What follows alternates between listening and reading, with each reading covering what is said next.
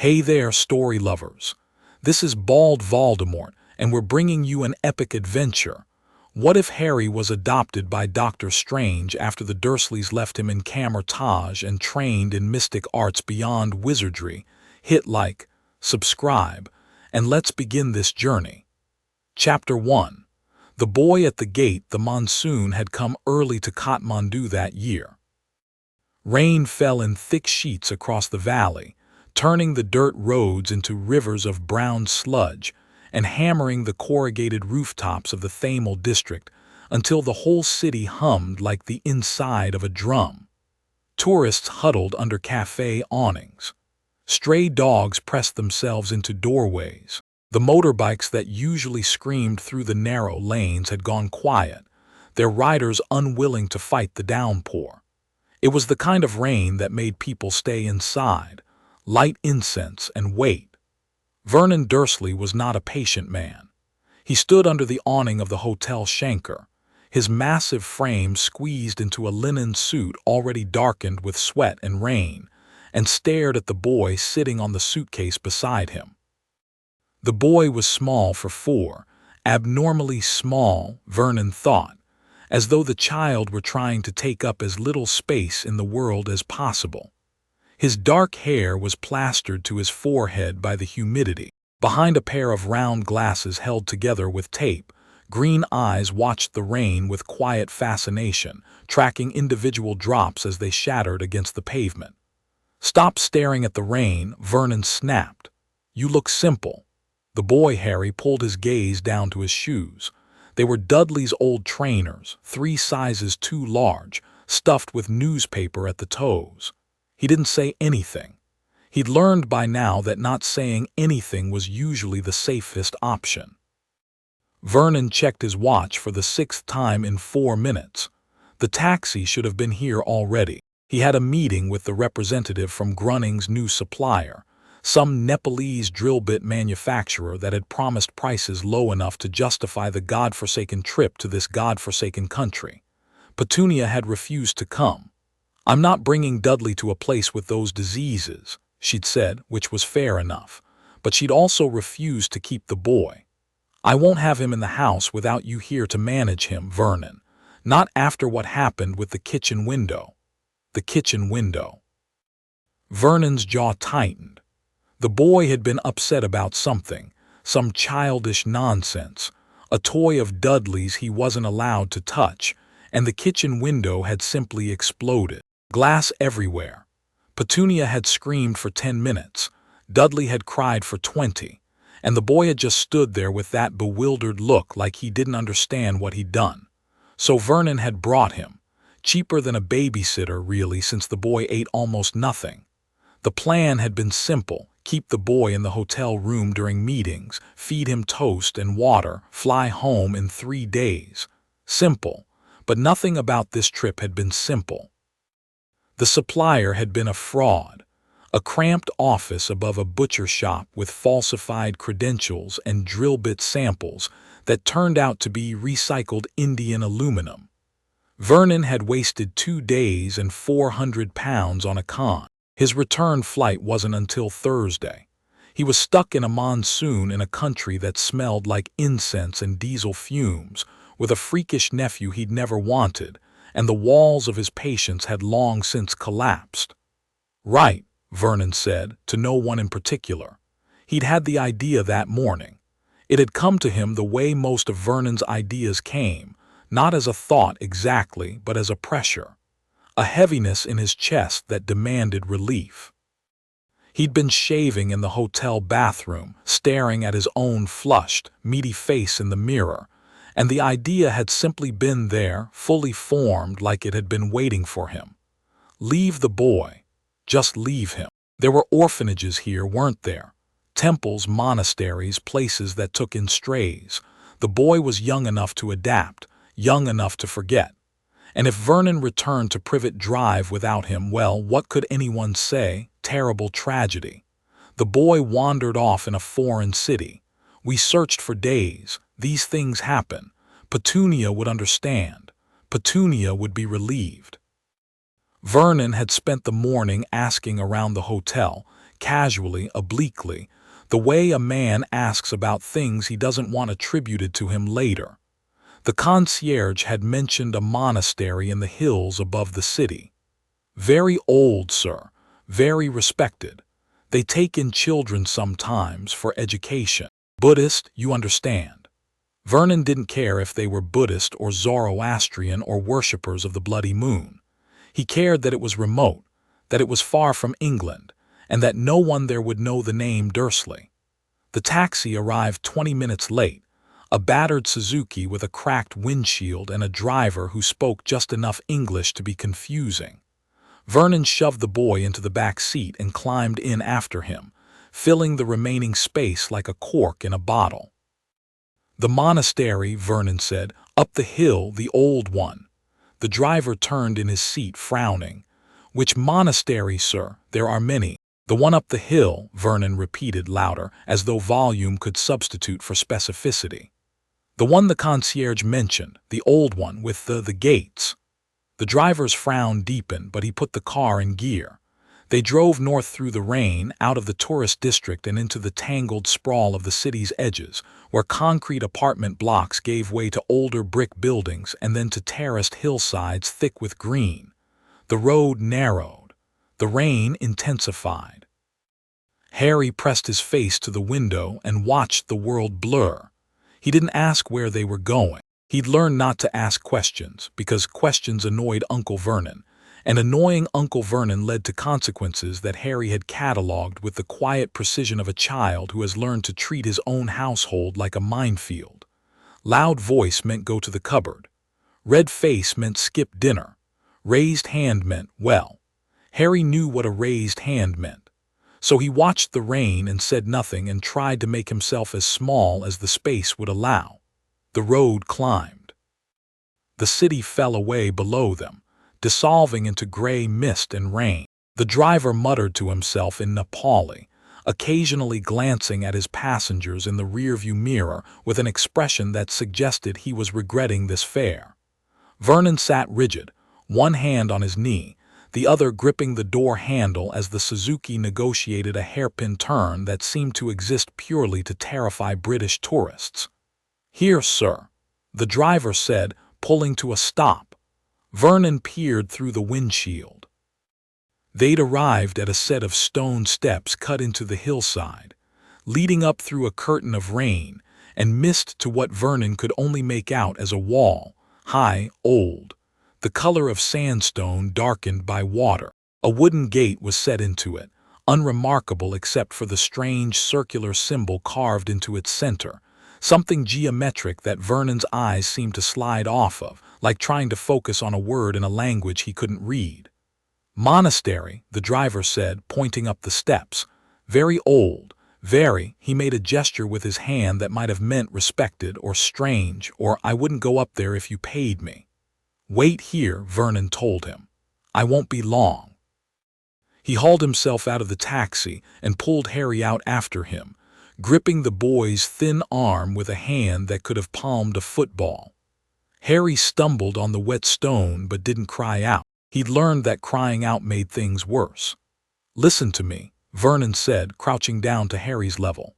The rain was soaking through his suit jacket, plastering his thin hair to his scalp, and his face had taken on the particular shade of purple that Harry associated with maximum danger. But his voice was controlled, almost gentle in a way that frightened Harry more than shouting ever had. "You're going to go up those steps and knock on that gate. Tell them you haven't got any parents. Tell them you need a place to stay." Harry stared at him.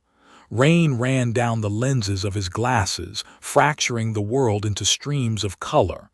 "Uncle Vernon, don't argue with me, boy." The gentleness cracked just slightly and the familiar Vernon surfaced beneath it, the Vernon of slammed doors and skipped meals and dark cupboards. "This is what's happening. You'll be better off here. They'll teach you things, monk things, whatever it is they do." He straightened up, and Harry could see the relief already settling into the man's features, smoothing out the lines of his face like plaster over a crack. Vernon wasn't conflicted.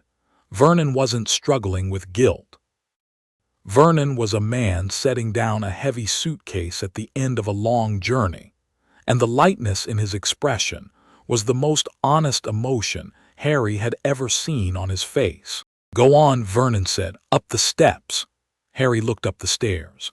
The rain made them look endless, a gray staircase ascending into cloud, the gate at the top barely visible through the mist. He looked back at Vernon. He wanted to say something. He wanted to ask why.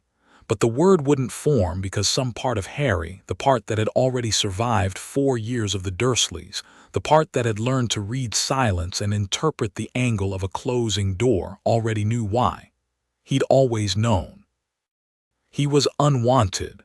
He had been unwanted since the moment he'd arrived on their doorstep, and this was simply the logical end of that equation. He picked up the small rucksack Vernon had packed for him, a change of clothes, a toothbrush, nothing else, and started up the steps.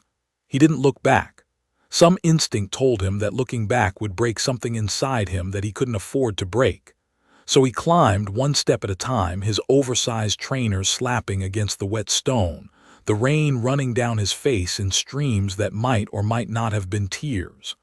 Behind him, he heard the taxi door slam. The engine coughed to life. Tires hissed on wet road, and then there was only the rain. Harry climbed for what felt like a very long time, though the staircase was probably no more than 50 steps. The mist thickened around him, warm and wet, smelling of earth and something else, something sharp and clean that he couldn't name, something that made the air feel different, like the space before a thunderclap. By the time he reached the gate, he was soaked through to the skin and shivering, his glasses fogged, his rucksack hanging heavy on his narrow shoulders. The gate was larger than it had looked from below. The wood was old, incredibly old, the kind of old that Harry could somehow feel, a deep ancient patience radiating from the grain. The circular symbol carved into its center was about the size of a dinner plate, and now that Harry was close enough to see it properly, he realized it wasn't a single symbol but many symbols nested inside each other, geometric patterns spiraling inward with a complexity that made his eyes water if he tried to follow them all the way to the center. He raised his fist to knock. The gate opened before he touched it. A woman stood in the doorway. She was bald, which was the first thing Harry noticed, and she was wearing robes of a deep saffron yellow that seemed untouched by the rain despite the fact that she was standing in it. Her face was calm in a way Harry had never seen a face be calm, not blank, not empty, but still like the surface of a lake so deep that no wind could disturb it. Her eyes moved to Harry's face, and then very slightly, so slightly that Harry almost missed it, she smiled. "You're early," she said. Harry blinked. What? I expected you'd be a bit older." She tilted her head, studying him with an expression of mild curiosity, as though he were an interesting passage in a book she was reading. "But time is less linear than people assume. Come in, you'll catch your death." She stepped aside. Beyond the gate, Harry could see a courtyard, flagstones, a large tree with broad leaves shedding rain in silver streams, and beyond that, buildings arranged in a rough square around the courtyard's edges. People moved between the buildings, some in robes like the woman's, some in simpler clothes, all of them seemingly unbothered by the monsoon. The air on the other side of the gate felt different, warmer, drier, as though the rain were a suggestion rather than a fact. Harry stepped through. The moment he crossed the threshold, the sound of the rain changed. It was still there, he could see it falling, could see it striking the flagstones of the courtyard, but it sounded distant now, muffled, like hearing music through a wall. The shivering stopped. The cold stopped. Harry stood in the courtyard of Kamar-Taj and felt, for the first time in his memory, something that he didn't have a word for yet. Safe. The word was safe. "My name is the Ancient One," the woman said, walking past him into the courtyard with the unhurried grace of someone who had never needed to rush anywhere. "And this is Kamar-Taj. You may think of it as a school, though it is also a fortress, a library, and occasionally a hospital. What is your name?" "Harry. Harry Potter." "Harry Potter." She said it carefully, tasting the syllables. Something flickered behind her eyes, recognition or foreknowledge or some blend of the two that Harry was far too young to parse. "And the man who brought you here?" "My uncle, Harry stopped. The words tangled in his throat. "He left me." 2 words, simple words. But saying them would make them real in a way that Harry wasn't ready for, so he just stood there with his mouth slightly open and his rucksack dripping on the flagstones. The Ancient One didn't press.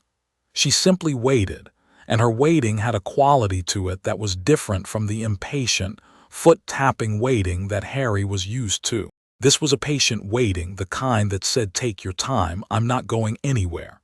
"He didn't want me," Harry said finally. "He's never wanted me." "No," the Ancient One agreed. "He hasn't." She said it without pity, without outrage, without any of the reactions that Harry might have expected from an adult hearing that a 4-year-old had been abandoned on a mountaintop in a foreign country. She said it as a fact, the way one might say the rain is falling or the earth turns. And somehow that was better.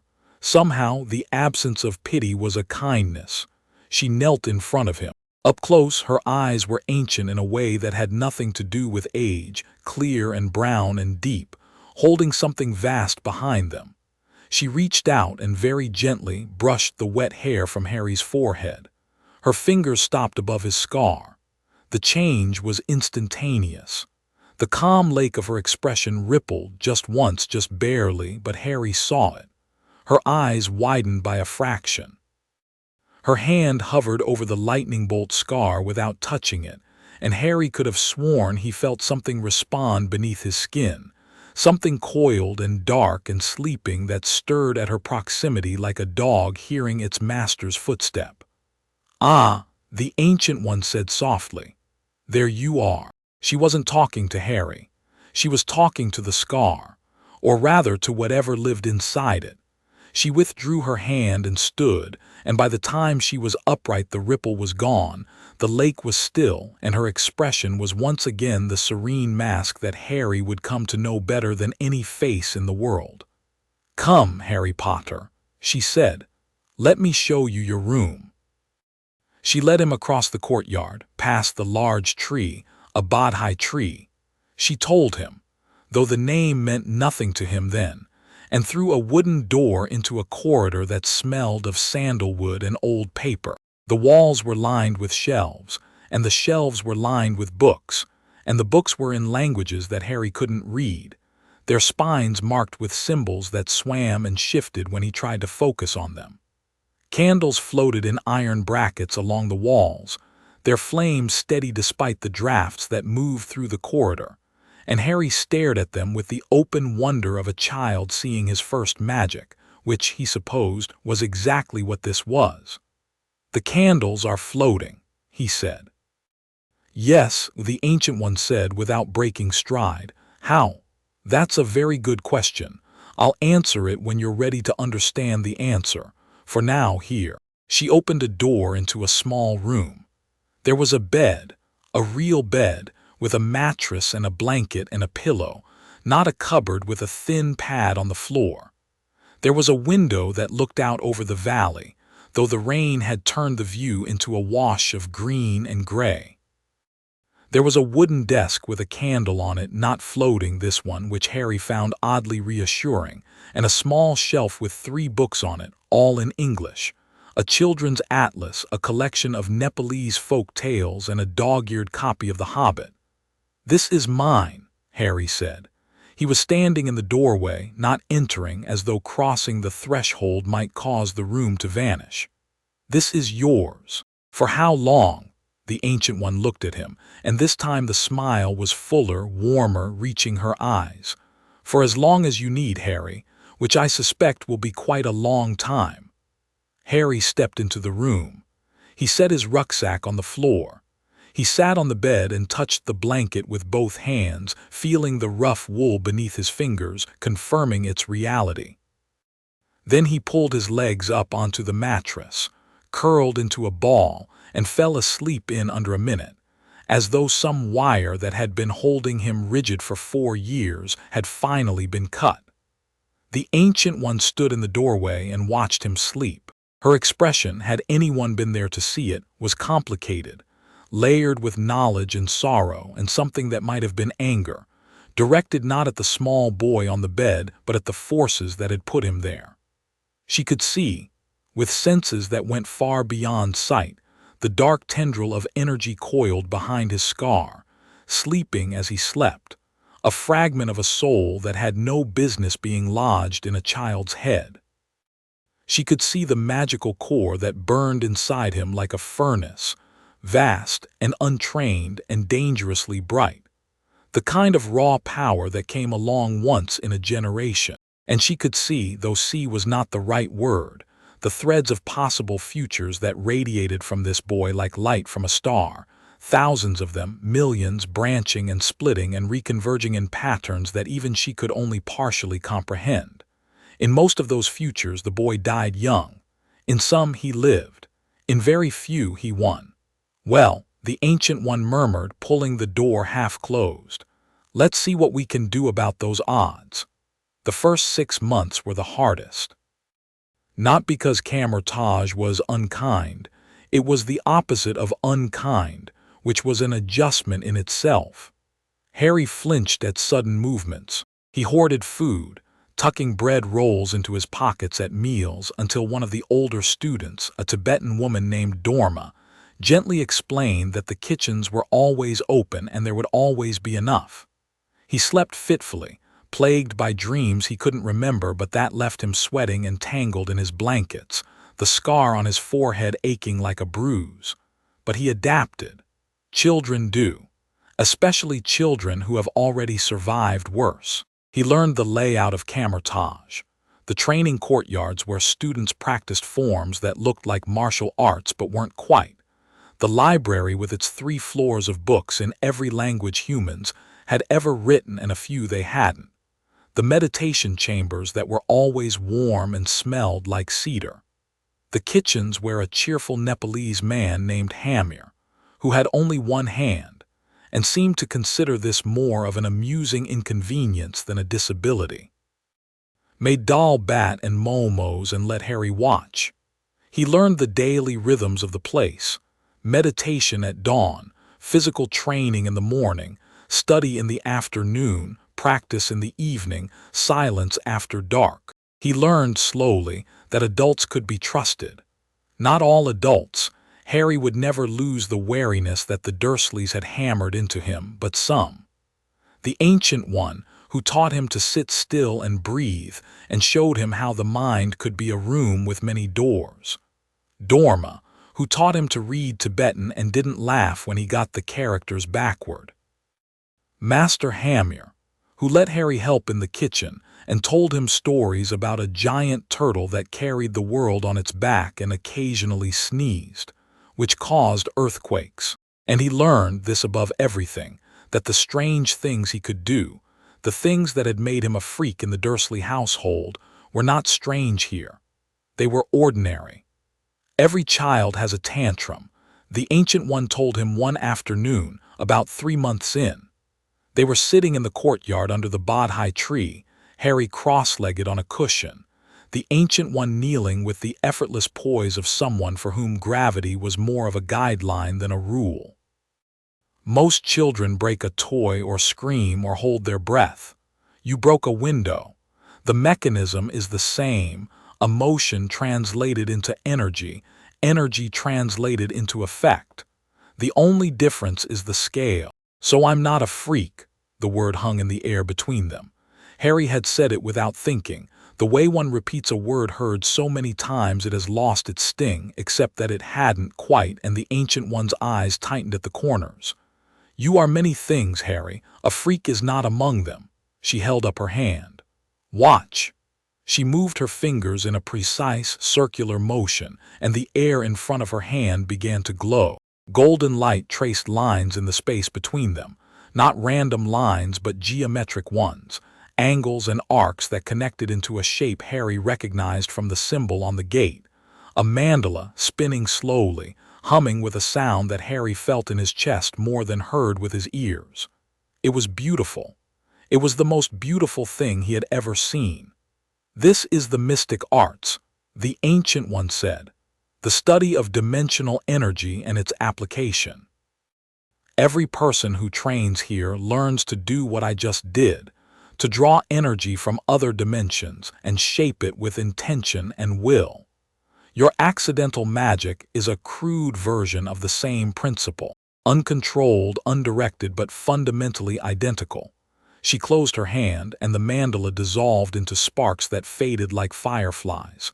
You are not a freak, Harry. You are gifted, and gifts with discipline become tools. Can you teach me? In time, first you learn to still your mind, then you learn to see, then only then you learn to act. Harry had grown because he was 4.5 and patience was not yet in his vocabulary.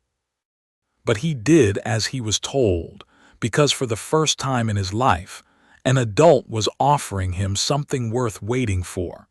The training began slowly. Meditation first, endless, excruciating hours of sitting still and breathing, which Harry was terrible at in the beginning. His mind raced. His legs cramped. He fidgeted and squirmed, and once fell asleep sitting up and toppled sideways off his cushion with a thump that made 2 older students break their concentration and laugh.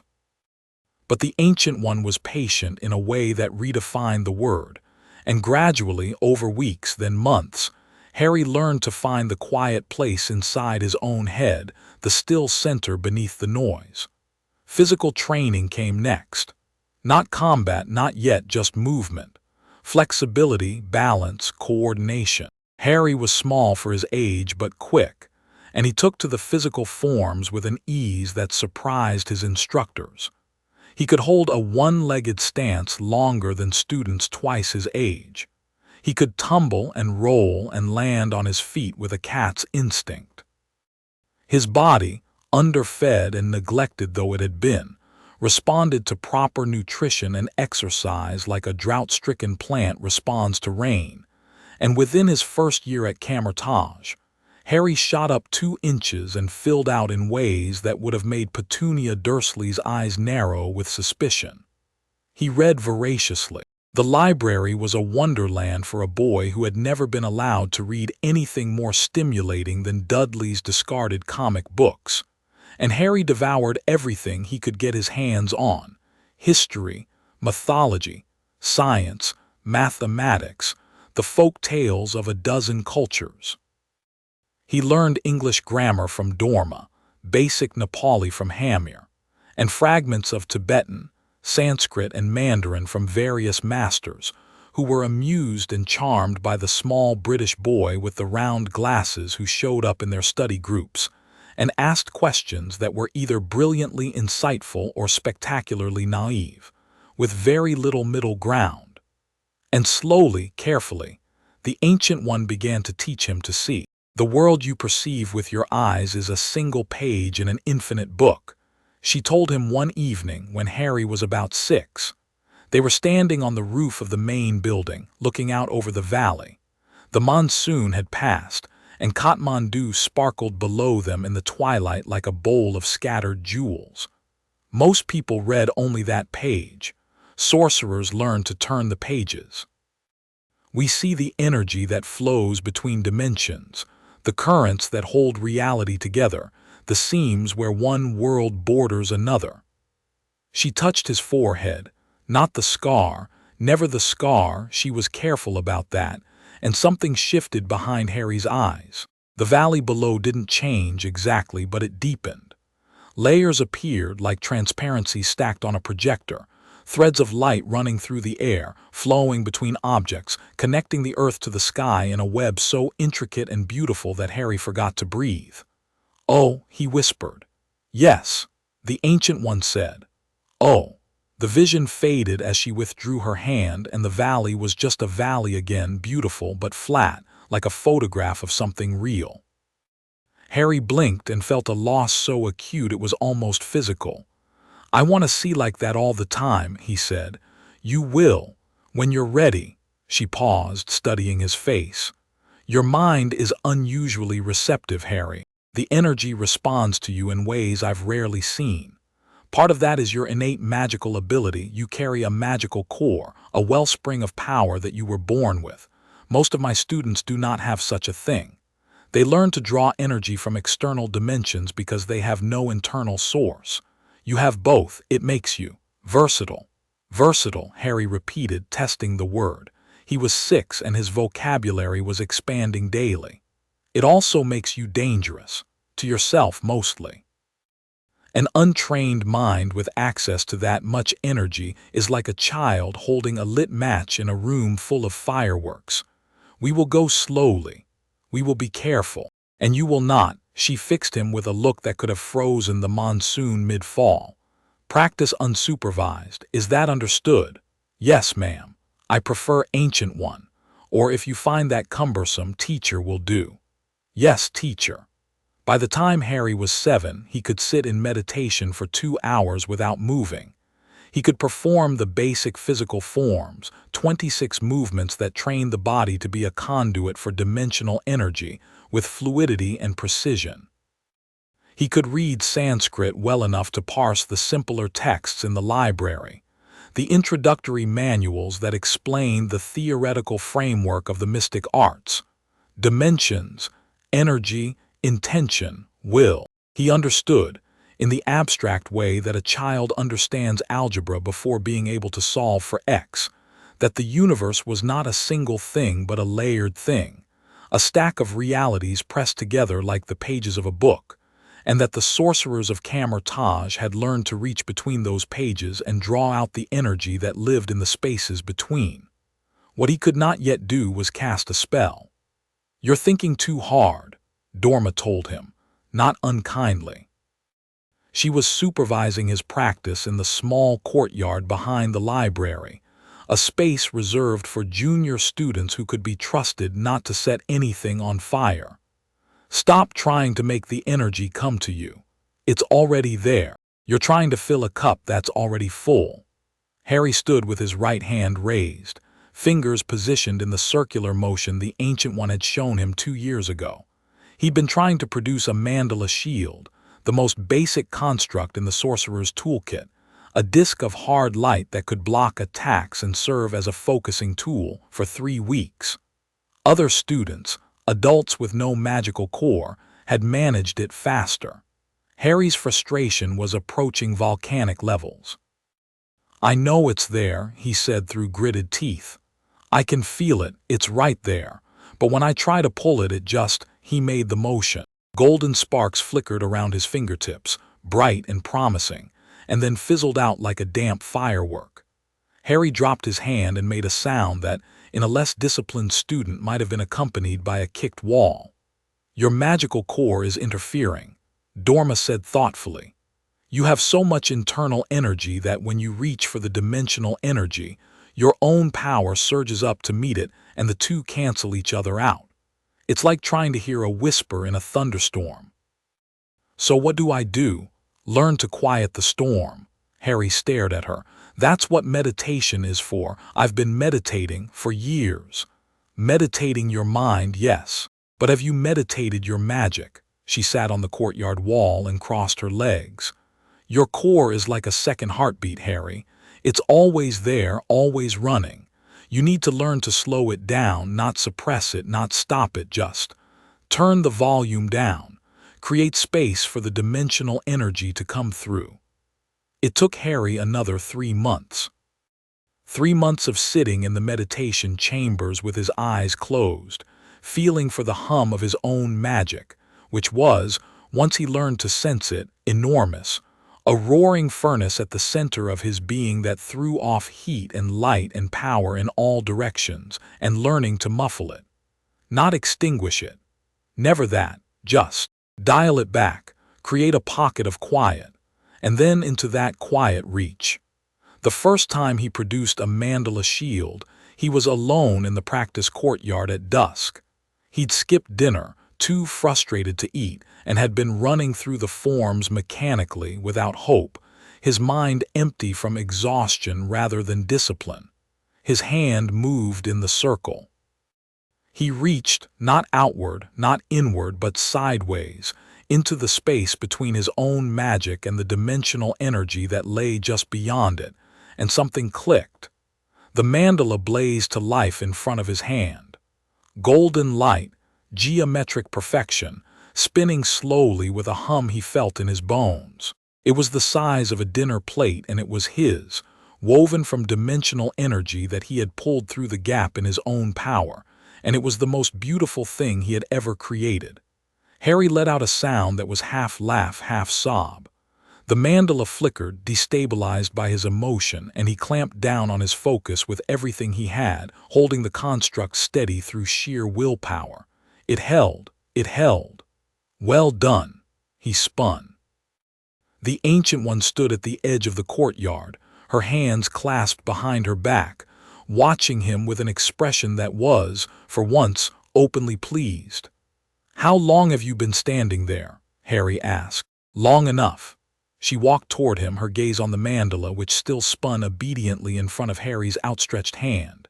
"You found the gap. Dorma told me about it, the space between my core and the dimensional energy. Dorma is wise, and you are stubborn, which in this case is a virtue." She reached out and touched the edge of the mandala with one finger. It rang like a bell, a clear, high note that echoed off the courtyard walls. "Strong, too. This is excellent work for a first construct. Most students produce something the size of a saucer." Harry looked at his mandala, dinner plate-sized, blazing gold, spinning with a confidence that he didn't entirely feel. "Is it good enough?" The Ancient One regarded him. "It is a beginning," she said, "and beginnings, in my experience, are the most important part." The years turned. Harry grew. Kamar-Taj shaped him the way water shapes stone, slowly, ceaselessly, with a patience that no human institution could match. By 8, he could cast mandala shields with both hands simultaneously and hold them under sustained assault during sparring practice. By 9, he could open a portal, small, unstable, barely large enough to pass a book through, but a portal nonetheless. A window between 2 points in space that he tore open with his sling ring, and held open with gritted teeth and streaming sweat. By 10, he could enter the astral plane. The astral plane changed everything. He'd been prepared for it, years of meditation, years of theory, years of the Ancient One's careful, incremental lessons about the nature of consciousness and its relationship to the body. But no amount of preparation could have readied him for the reality of stepping out of his own skin and seeing the world as a sorcerer truly sees it. The first time, the Ancient One pushed him. Literally. They were sitting face to face in the meditation chamber, and she reached out and pressed 2 fingers to his forehead, not the scar, to the left of it, and Harry felt his consciousness rip free of his body like a page torn from a book. He tumbled backward, disoriented, panicking, and then he was floating above his own seated form, looking down at himself, at the skinny 10-year-old with the messy black hair and the round glasses, sitting cross-legged with his eyes closed and his mouth slightly open, looking very small and very still. The world in the astral plane was luminous. Every surface glowed with its own light. The walls of the meditation chamber, the floor, the cushions, the Ancient One's physical form. But the Ancient One herself was somewhere else. He could feel her presence beside him, above him, around him, vast and calm and ancient in a way that her physical body only hinted at. "Welcome," her voice said from everywhere and nowhere, "to the real world." Harry looked at his own astral hands. They were translucent, faintly golden, outlined in light. He flexed his fingers and felt the dimensional energy, not reached for it, not pulled it, felt it, flowing through him like blood, like breath, like something that had always been there and that he was only now noticing for the first time. And then he looked at his own body and he saw the scar. In the physical world, the scar was just a scar, a thin, lightning bolt-shaped line of white tissue on his forehead, unusual in its shape but otherwise unremarkable. In the astral plane, it was a wound, a gash in the fabric of his being, ragged-edged and dark, leaking something that wasn't blood but felt worse, a slow seep of energy that was wrong, fundamentally wrong, like a color that shouldn't exist or a note that didn't belong in any scale. And inside the wound, coiled like a parasite in a host, something moved. Harry recoiled. His astral form jerked backward, and he would have slammed back into his body if the Ancient One hadn't caught him, a steadying pressure on his consciousness, firm and warm. "Don't look at it," she said. "Not yet, you're not ready." "What is that?" A pause. The Ancient One's presence shifted, and Harry could feel her weighing her words with the care of a jeweler weighing diamonds. "A remnant," she said. "A piece of something that was placed in you against your will a long time ago. It is dark and it is dangerous, and we will deal with it, but not today. Today you learn to walk in the astral plane without losing yourself, the scar and what it contains. That is a lesson for another day." "But another day, Harry." Her tone brooked no argument. Harry filed the question away, not forgotten, never forgotten, but shelved with the patience that Kamar-Taj had spent 6 years teaching him, and turned his attention to the luminous world around him. He had nightmares about it, though, the dark thing in his scar. He dreamed of a room he'd never seen, cold and empty, with a high ceiling and a mirror on the wall, and in the mirror a face that wasn't his. Red eyes, a mouth like a wound. The face smiled at him, and Harry woke up screaming. The Ancient One came to his room those nights. She didn't speak. She just sat beside his bed and placed her hand on his forehead, not on the scar, to the left of it, and the nightmares receded, pushed back by a wave of calm that felt like sinking into warm water. Harry would fall back asleep with her hand on his brow, and in the morning she would be gone, and neither of them would mention it. He was 10 years old, and he was already carrying a weight that would have crushed most adults. But he was not most adults. He was not most anything. He was Harry Potter, and he was a student of Kamar-Taj, and the weight, while heavy, was not yet more than he could bear. It was on a Tuesday in late autumn, with the Himalayan air sharp and cold and the sky above Kamar-Taj a blue so deep it looked almost violet, that the man arrived.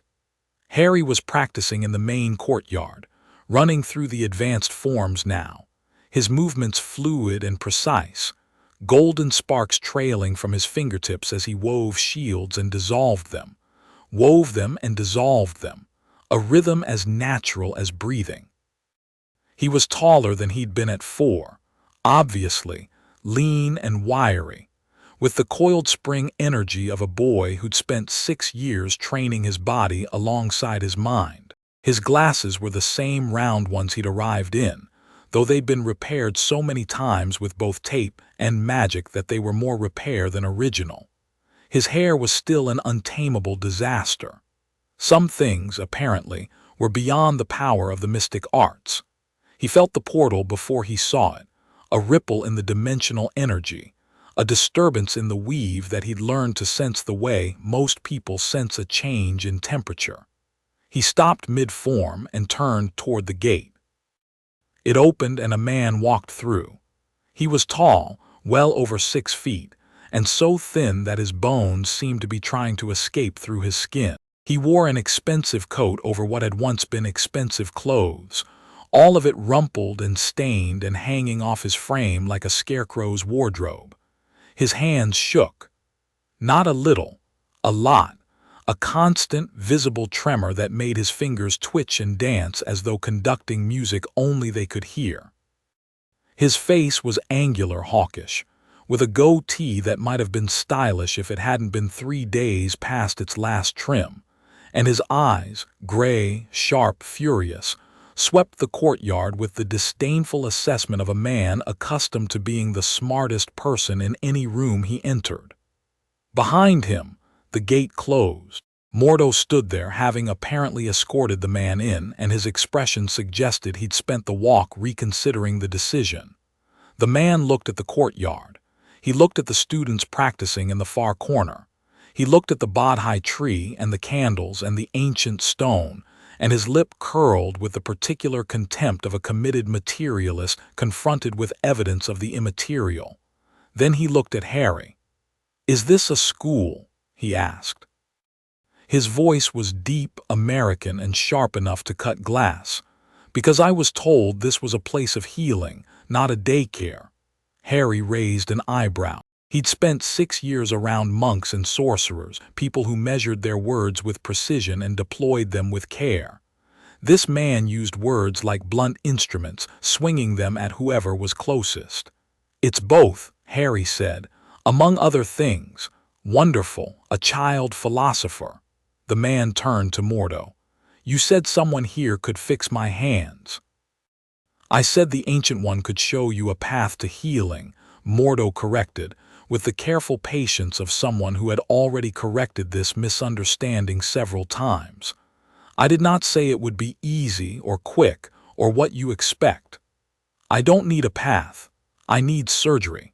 I need the nerve damage in my hands reversed. I was the best neurosurgeon in the world, and now I can't." He broke off, and for a single unguarded moment the contempt dropped away and something raw showed through: fear, grief, desperation, the barely contained panic of a man watching his identity dissolve.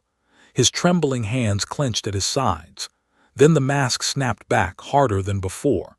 "Just take me to whoever's in charge." "That would be the Ancient One," Harry said. "And she's behind you," said the Ancient One. Harry didn't jump. He'd given up being surprised by her entrances years ago. She seemed to materialize from the air itself. Or perhaps she'd been there all along and had simply decided to become visible, which was the kind of thing she found amusing and Harry found mildly irritating. She stood at the edge of the courtyard, hands clasped, her expression serene and faintly curious, the way she looked at everything as though the universe were a fascinating puzzle that she was in no hurry to solve. "Dr. Stephen Strange," she said. "Welcome to Kamar-Taj." The man, Strange, blinked. "How do you know my name?" "I know a great many names. Yours has been on my mind for some time." She walked toward him, her bare feet silent on the flagstones. "You were a neurosurgeon. You were brilliant. Then you had an accident and your hands were destroyed, and you spent your fortune on 7 failed surgeries before following a rumor halfway around the world to find me. Is that accurate?" Strange's jaw worked. "How? Come inside, Doctor. We have much to discuss." She glanced at Harry. "Harry, please continue your practice. We'll speak later." Harry nodded. He watched the Ancient One lead Strange toward the main building, Mordo falling into step behind them. At the doorway, Strange paused and looked back, not at Harry specifically, but at the courtyard, the students, the whole impossible tableau of a hidden monastery where people wove light with their hands and a 10-year-old practiced combat forms that involved dimensional energy. His expression was caught between contempt and a desperate, terrified hope. Then he went inside, and the door closed behind him. Harry stood in the courtyard for a long moment, turning the encounter over in his mind. There had been something about the man, something familiar, though Harry couldn't place it. Not in his face or his voice, but in the desperation, the way he'd held himself rigid against the pain, the way the mask had cracked for just one moment before snapping back into place. Harry recognized that architecture. He'd built a version of it himself once in a cupboard under the stairs in a house on Privet Drive. He's broken, Harry thought, and he's come here to be fixed, just like me. He turned back to his forms, and the golden sparks resumed their dance around his fingers, and the Himalayan sky arched overhead like a promise. Ready for Stephen Strange lasted exactly 4 hours before his first crisis of faith. Harry heard it from across the compound, not the words, but the tone, that particular frequency of outrage that educated men produce when the universe refuses to conform to their expectations. It came from the training room on the 2nd floor, a high-ceilinged space with wooden floors and tall windows that let in the Himalayan light, and it was loud enough to make 2 students in the courtyard below glance up with expressions of weary recognition. They'd seen new arrivals before. The loud ones always cracked first. Harry was supposed to be reading. He had a Sanskrit translation exercise due for Master Avani by morning, a passage from the Vishanti Codex about dimensional anchoring that was giving him fits, because the author had apparently believed that clarity was a weakness, and that every sentence should contain at least 3 subordinate clauses and a metaphor involving water. But the shouting was more interesting than Sanskrit, and Harry was 10, and 10-year-olds are not built for scholarly restraint. He closed his book, left his room, and padded barefoot down the corridor toward the noise. The training room door was ajar. Harry pressed himself against the wall beside it, not hiding exactly, just observing from a tactically advantageous position, and listened. Absolute nonsense. You're talking about chakras and energy fields and dimensional boundaries, and I'm a doctor. I spent 12 years in medical school and surgical residency. I know how the body works. I know how the brain works. And nothing you're describing has any basis in observable, measurable, peer-reviewed reality. That was strange. His voice had the clipped, controlled fury of a man who was very used to being right and very unaccustomed to being challenged. Harry could picture him, tall, rigid, his ruined hands trembling at his sides, every line of his body radiating the particular arrogance of someone who had built his entire identity on his intellect and was now watching the foundations crack. Observable reality is a smaller room than you imagine, Doctor. The Ancient One's voice was calm, almost gentle, which Harry knew from experience was when she was at her most dangerous. You stand inside it and declare that nothing exists beyond the walls. But the walls are your own construction. Don't patronize me. I'm not patronizing you. I'm disagreeing with you. There is a difference, though I suspect no one has disagreed with you in quite some time. A silence. Harry could feel the tension through the wall, a taut, vibrating wire stretched between two immovable objects. "Fix my hands," Strange said. The fury had drained out, leaving something rawer underneath. "That's all I'm asking. I don't need philosophy. I don't need enlightenment. I need my hands to stop shaking so I can go back to the operating room and save lives. That's what I do. That's who I am." "Who you were," the Ancient One corrected softly. "Who you are is something you have not yet discovered." And your hands, another pause, longer this time, waited with consideration. Your hands can be helped, not by surgery, not by medicine, but by learning to channel energy through your body in ways that modern science has not yet described. I can teach you this, but it requires you to accept that your understanding of reality is incomplete. My understanding of reality is based on evidence and reason. Then let me provide you with evidence. What happened next, Harry didn't see, he felt it. A massive displacement of dimensional energy, a surge so powerful that it pushed against his senses like a wave breaking against a seawall. The floor vibrated. The candles in the corridor guttered, and from behind the door came a sound that Harry had never heard Stephen Strange make before and would rarely hear again, a gasp. Not of pain, but of wonder, the involuntary, stripped-bare sound of a man whose entire worldview has just been dismantled in a single moment. Then silence. Then very quietly Strange's voice. What did you just? I pushed your astral form from your physical body. For approximately half a second, long enough for you to see." The Ancient One sounded neither triumphant nor smug. She sounded patient. "Do you still believe nothing exists beyond your observable reality?" Another silence. When Strange spoke again, his voice had changed. The arrogance was still there. It was load-bearing, Harry suspected, and removing it entirely would cause the whole structure to collapse, but something else had joined it, something hungry. "Teach me," Strange said. "That is why you're here." Harry slipped away from the door and padded back to his room, a small smile on his face. He'd seen it before, the moment when a new student's resistance broke, when the walls of their certainty crumbled and the vastness of the real world came flooding in. It was always violent. It was always beautiful. And it always started with the Ancient One doing something impossible with the casual ease of a woman pouring tea. He went back to his Sanskrit and thought no more about Dr. Strange that night. But Strange thought about him. It happened 3 days later at breakfast. Kamar-Taj dining hall was a long, low-ceilinged room with wooden benches and a row of windows that caught the morning sun and turned the whole space amber. Meals were communal, served in large bowls at the center of each table, and the etiquette was simple. Take what you need, leave what you don't, wash your own dishes.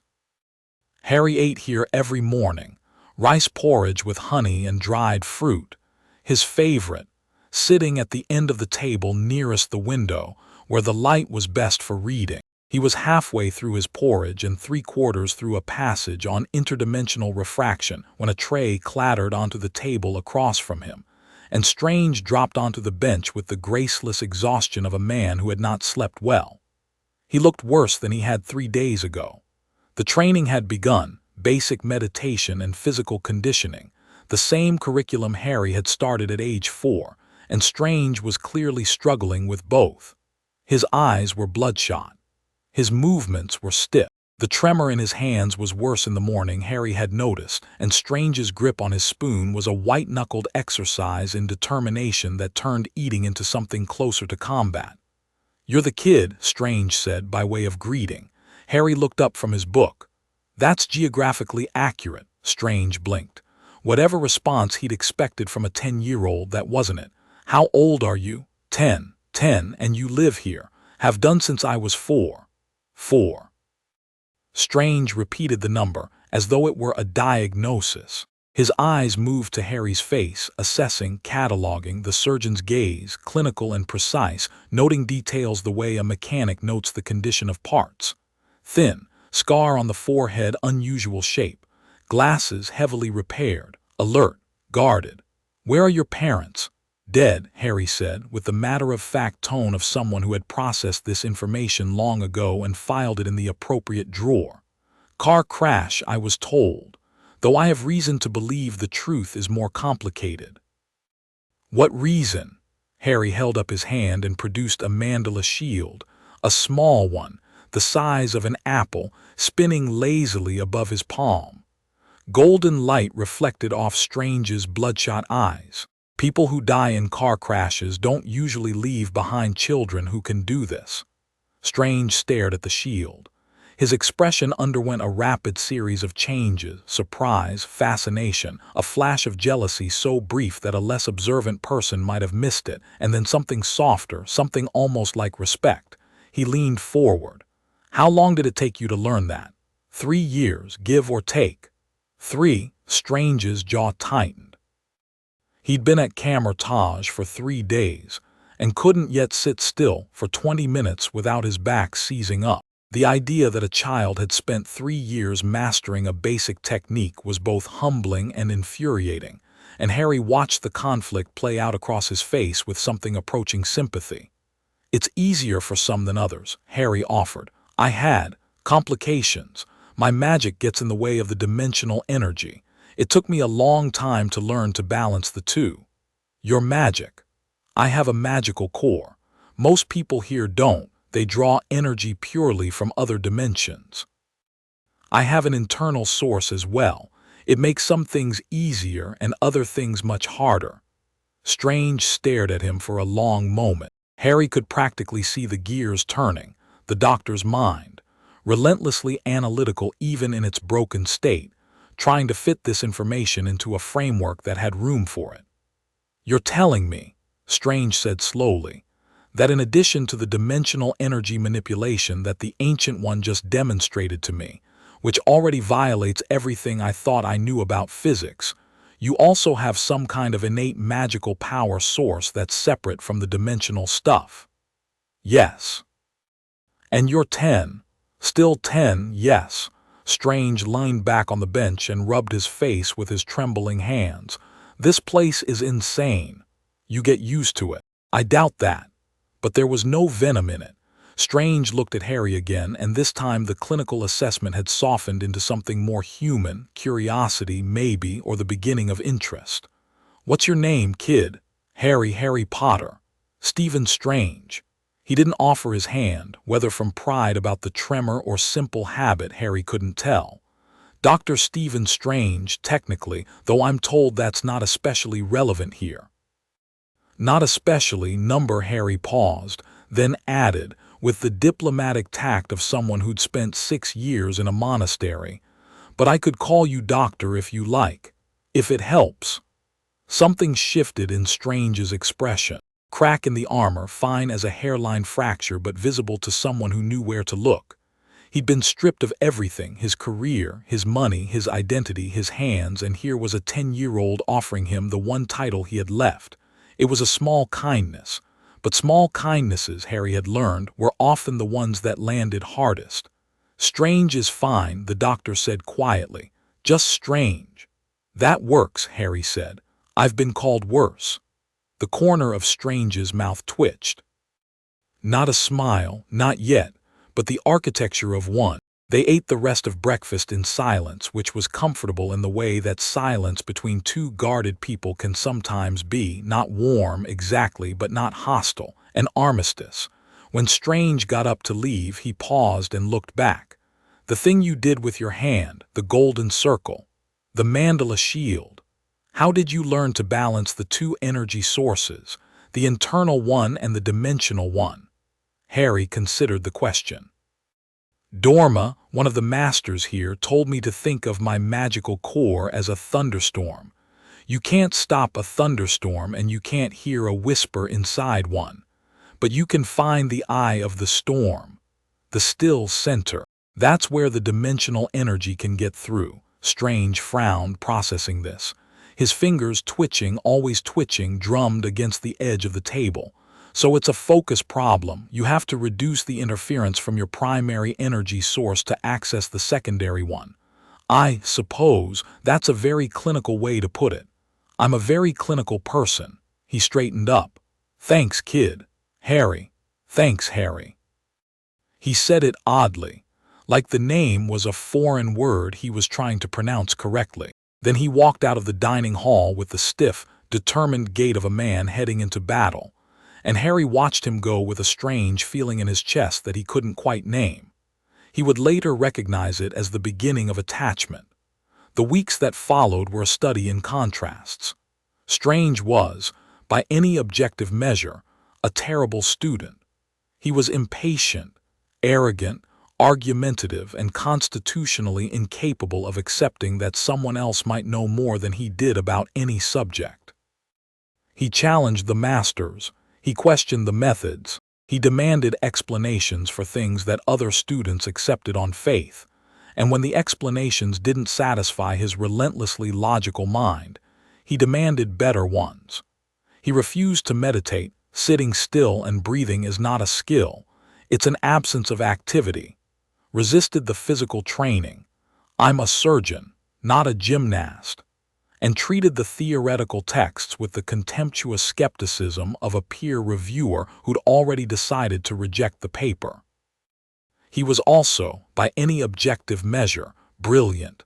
Harry had never met anyone whose mind moved like Strange's. The doctor consumed information with the voracious efficiency of a machine, reading 3 books simultaneously, cross-referencing between them, drawing connections that the original authors hadn't seen.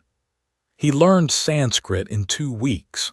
Not fluently, not perfectly, but well enough to read the primary texts, which was a feat that had taken Harry over a year.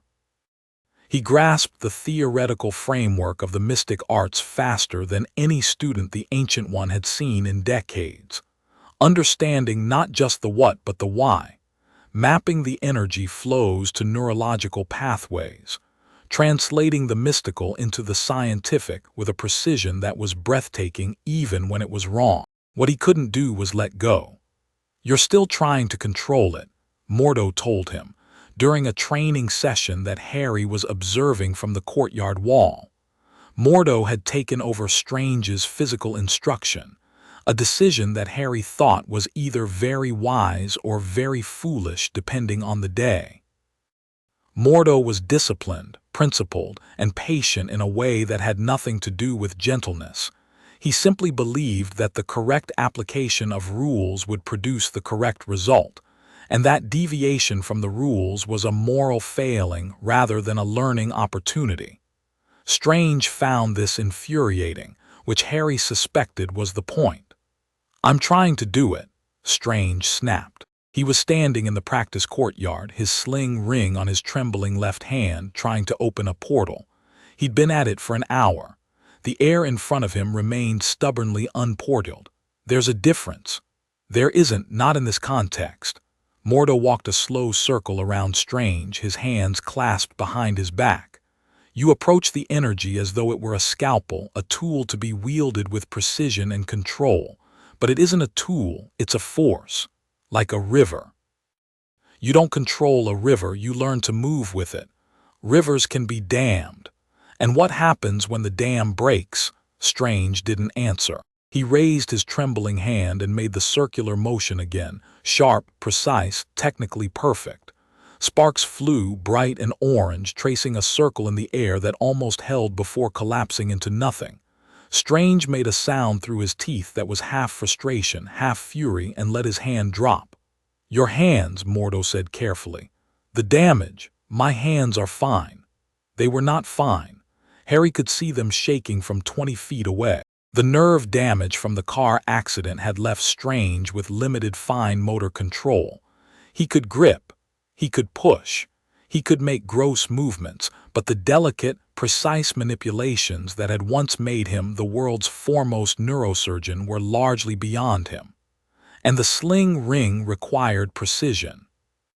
Not surgical precision. Harry had seen students with far clumsier hands produce portals, but it required a fluidity, a surrender to the motion that Strange's damaged nerves and rigid control made almost impossible.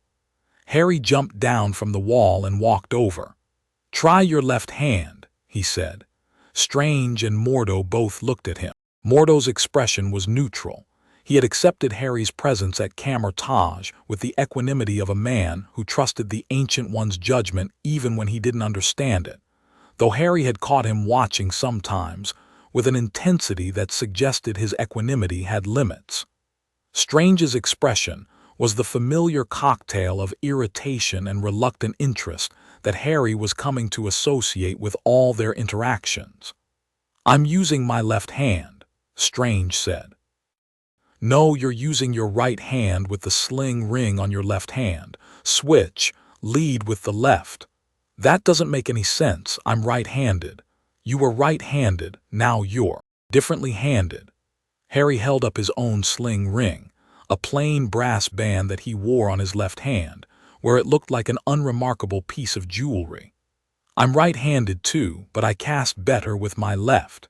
The Ancient One says it's because the left hand is closer to the heart, which is sentimental nonsense, but it works.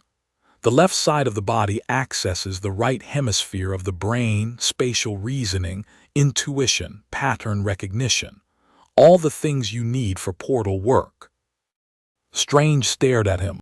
Harry could see the doctor in him reacting, the neurosurgeon who knew that the left brain-right brain dichotomy was a gross oversimplification, that hemispheric specialization was far more nuanced than pop psychology suggested.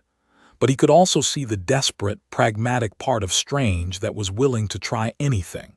Without a word, Strange transferred the sling ring to his right hand and raised his left. "Don't think about your fingers," Harry said. "I know they're shaking. Let them shake. The portal doesn't care about steadiness, it cares about intention. What are you trying to open a portal to?" "The other side of the courtyard," Strange said, through gritted teeth. "Why?" "Because that's where Mordo told me to." Why do you want to be on the other side of the courtyard? What's there? Give me a reason that matters." Strange hesitated. His eyes flicked to the far side of the courtyard where a stone bench sat against the wall in a patch of late afternoon sunlight. Then unexpectedly his expression softened. "There was a bench like that at Metro General," he said quietly. "Outside the surgical wing. I used to sit there between operations. Drink terrible coffee and feel the sun on my face and just know that I was exactly where I was supposed to be." His voice cracked very slightly on the last word. He cleared his throat. "I'd like to sit on that bench." "Then open a portal to that bench," Harry said. "Not because Mordo told you to, because you want to sit in the sun." Strange raised his left hand. His fingers were shaking, they were always shaking, but this time he didn't fight the tremor. He let it be. He made the circular motion, and his wrist was looser than before, his arm more fluid. The desperation translated not into rigid control but into something that looked almost like yearning. The sparks came, not orange this time, but gold, bright and hot, trailing from his fingers like a comet's tail. They traced a circle in the air, and the circle held. Inside it, the air shimmered, distorted, and then tore open like a curtain being pulled aside, revealing the stone bench on the far side of the courtyard, close enough to touch, bathed in sunlight. Strange stared at the portal. The golden light reflected in his eyes, and for a moment all the armor dropped, the arrogance, the bitterness, the carefully constructed walls, and he was just a man looking at the impossible and finding it beautiful. "I did it," he whispered. "You did it," Harry confirmed. Strange looked at him, really looked at him, for the first time, not with the clinical surgeon's gaze or the irritated adult's dismissal, but with something genuine, something raw and startled and new. "How did you know that would work?" Strange asked. Harry shrugged. "I didn't, but I know what it's like to want something badly enough that the magic listens." The portal collapsed a moment later, Strange's focus broken by the emotion of the moment, but the damage was done. Not damage, the opposite of damage. The first thread of connection between a broken surgeon and a lonely boy, thin as spider silk and just as strong. Mordo watched from the edge of the courtyard. His expression was unreadable. After that, things changed. Not dramatically, there was no single moment when Strange went from stranger to family. It was gradual, accumulative, built from 100 small interactions that individually meant little but together formed something structural. Strange started sitting with Harry at meals. Not every meal, but most. They'd eat in companionable silence, or Strange would pepper Harry with questions about the mystic arts that Harry answered with the earnest thoroughness of someone who'd never had an adult genuinely interested in what he knew. In return, Strange told Harry about medicine, about the human brain, about neurology, about the elegant machine of the body and how it could break and sometimes be fixed. "The nervous system is basically a wiring harness," Strange said one evening over rice and vegetables. "Electrical signals running along insulated cables from the brain to the extremities. When the insulation gets damaged, myelin sheath, it's called, the signals degrade. That's what happened to my hands. The wiring's intact, but the insulation's shot." "Could you fix the insulation with dimensional energy?" Harry asked. "You'd basically be creating a new myelin sheath out of hard light." Strange paused, a forkful of rice halfway to his mouth. "That's not the worst idea I've ever heard." High praise. "It would require incredibly precise energy manipulation at a cellular level, and the constructs would have to be self-sustaining. I can't maintain a spell on my own nerve endings 24 hours a day." "What about enchantment? Some of the advanced texts talk about permanent energy structures, constructs that sustain themselves by drawing passively from dimensional energy. Like the candles in the corridors." Strange put down his fork and stared at Harry with an intensity that was almost uncomfortable. "Show me those texts." Harry showed him. And Strange read them, not just read, devoured, and then he read the texts that those texts referenced, and then the texts that those texts referenced, following the chain of knowledge backward through centuries of accumulated wisdom with the single-minded obsession of a man who had found a path back to himself. It didn't happen overnight. It took months. But slowly, painstakingly, Strange began to heal his own hands. Not completely. The damage was too extensive for a complete repair, and the tremor would never entirely disappear. But with a combination of dimensional energy work, meditation techniques that he adapted from the training curriculum with his own neurological expertise, and a stubbornness that rivaled Harry's own, he reduced the shaking to a manageable level. Not steady enough for surgery, but steady enough to cast. And cast he did. Strange's progress, once he stopped fighting the learning process, was extraordinary. Harry had seen talented students before. Kamar-Taj attracted the exceptional by definition, but Strange was something else entirely. He didn't just learn the techniques, he improved them. He saw patterns that others missed, drew connections between the mystical and the scientific that produced innovations that made even the Ancient One raise an eyebrow.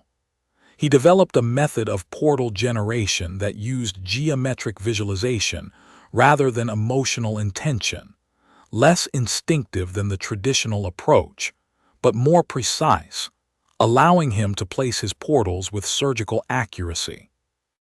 He reinvented the mandala shield, incorporating principles of structural engineering that made his shield stronger and more energy efficient than the standard form. He was, in short, exactly what he'd always been, a genius applied to a new domain. Harry loved watching him work, not because it was impressive, though it was, but because Strange's face changed when he was deep in the mystic arts. The bitterness smoothed out. The arrogance became confidence, still present but purposeful rather than defensive. And every now and then, when he cracked a particularly difficult problem or mastered a technique that had been eluding him, Strange would look up and find Harry watching, and the corner of his mouth would twitch in that not-quite smile that Harry had come to treasure. "Stop staring at me, kid, it's creepy." "I'm not staring, I'm observing, there's a difference. Observing is staring with better PR. That's fair." They sparred for the first time on a Thursday afternoon about 4 months after Strange's arrival. It was Mordo's idea. He'd been working with both of them separately and decided, with his characteristic faith in the educational value of combat, that they could learn from each other. Harry suspected there was another motive, too. Mordo wanted to see what Harry could do against a genuinely gifted opponent, and he wanted Strange to experience what a trained sorcerer looked like in practice rather than theory. They faced each other in the main courtyard. Mordo stood at the edge, arms crossed, expression neutral.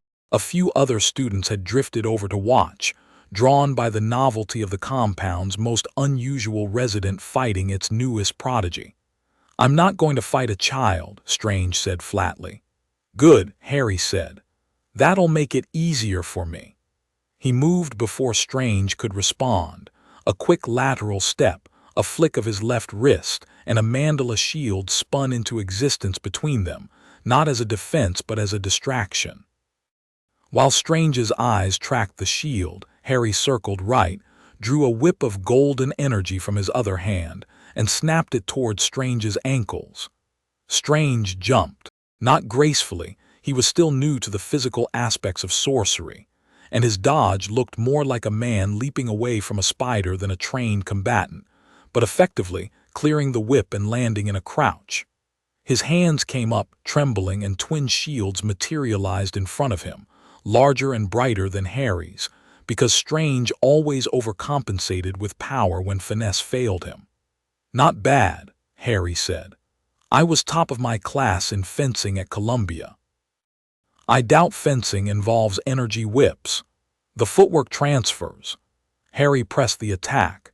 He was faster than Strange, more fluid, his 6 years of physical training giving him an agility that the doctor couldn't match. He closed the distance between them with a burst of speed, dissolved his shield, and reformed it as a blade of golden light that he swept toward Strange's midsection in a controlled arc, fast enough to test, slow enough not to injure.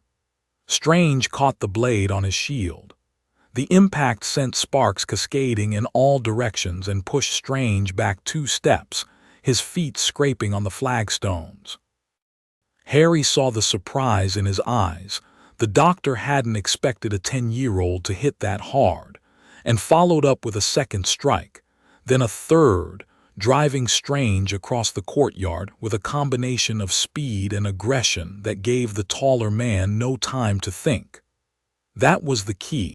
Harry had learned early that the most dangerous thing about Stephen Strange was his mind. Give him time to analyze, to strategize, to see the pattern, and he would find the optimal counter every time. The only way to beat him was to deny him that time, to keep the pressure relentless, to force him into reaction rather than action, to make him fight on instinct rather than intellect. It worked for about 30 seconds. Then Strange stopped retreating. His jaw set, his eyes narrowed, and Harry saw the moment when the analytical engine in the doctor's head caught up with the combat and began issuing instructions. Strange's left hand dropped, and a portal opened beneath Harry's feet. Harry fell through. He came out 3 feet above the courtyard on the other side and had just enough time to twist in midair, form a platform of hard light beneath his feet, and push off it in a controlled flip that landed him in a crouch 10 feet from Strange. His heart was hammering. His face was split in a grin. "That was dirty," Harry said.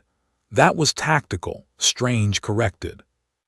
He was breathing hard, sweat on his brow, but he was grinning too, the first full, unreserved grin Harry had ever seen on his face. "You're fast, kid, but you telegraph your left strikes. Shoulder drops before the arm moves. And you overcommit to your shields. You pour too much energy into them and leave nothing for offense." Noted. They stared at each other across the courtyard, both grinning, both breathing hard, and something passed between them, not a decision exactly, but an acknowledgement, a recognition. "We are the same kind of creature, you and I, broken and rebuilt, brilliant and guarded, alone by circumstance, together by choice." Mordo cleared his throat. "If you're both quite finished complimenting each other, we have 2 hours of training left." They were not finished. But they resumed, and for the rest of the afternoon they fought and learned and taught each other, and by the time the Himalayan dusk turned the sky to purple and gold, something had changed between them that neither of them needed to name. Strange began teaching Harry in the evenings. Not magic, the Ancient One handled that, and Strange, for all his rapid progress, was still a student himself. But Strange taught Harry other things: science, mathematics, history. The subjects that a 10-year-old in England would have been learning in school, but that Kamar-Taj curriculum didn't cover, because Kamar-Taj was a school for sorcerers, not a comprehensive secondary education. "You need to understand the world you're going to protect," Strange said, when Harry asked why a sorcerer needed to know about cellular biology. "The mystic arts give you the tools. Science gives you the context. A surgeon who doesn't understand anatomy is just a man with a knife." They sat in the library most evenings, books spread across the table between them, Strange explaining concepts with the rapid, no-nonsense clarity of a man accustomed to lecturing medical students who were too intimidated to ask him to slow down. Harry, who was not intimidated, asked him to slow down constantly, and Strange, who would have eviscerated an adult for the same request, actually did. He'd pause, reconsider, find a different angle, try again. Teaching Harry made him patient in a way that nothing else did, and Harry, watching this transformation, understood something that the Ancient One had perhaps known all along, that Strange needed him as much as he needed Strange. Not just as a student, as a reason, a person to be better for. "You're good at this," Harry told him one evening, after Strange had spent 20 minutes explaining the structure of DNA using twisted bits of paper and an enthusiasm that verged on the evangelical. "At what? Genetics. At teaching. At explaining things so they make sense." Strange looked uncomfortable, the specific discomfort of a man being complimented on something he considers a weakness. "I'm a surgeon. I fix things. Teaching is just fixing ignorance." "That's the most you thing you've ever said. Shut up and finish the double helix." Harry grinned and went back to his paper model, and the evening settled around them like a blanket, warm and quiet and good. It was around this time, 6 months after Strange's arrival, with Harry approaching his 11th birthday, that the nightmares got worse. They'd never fully stopped. Even 6 years of meditation and the Ancient One's gentle interventions couldn't completely silence the dark thing behind Harry's scar. But it had been manageable occasional bad nights, a headache upon waking, a fleeting sense of wrongness that dissolved in the morning light. Now, though, something was changing. The dreams were becoming sharper, more specific. The cold room, the mirror, the red eyes, and new elements, a forest dark and vast, a unicorn, silver in the moonlight with something crouched over it.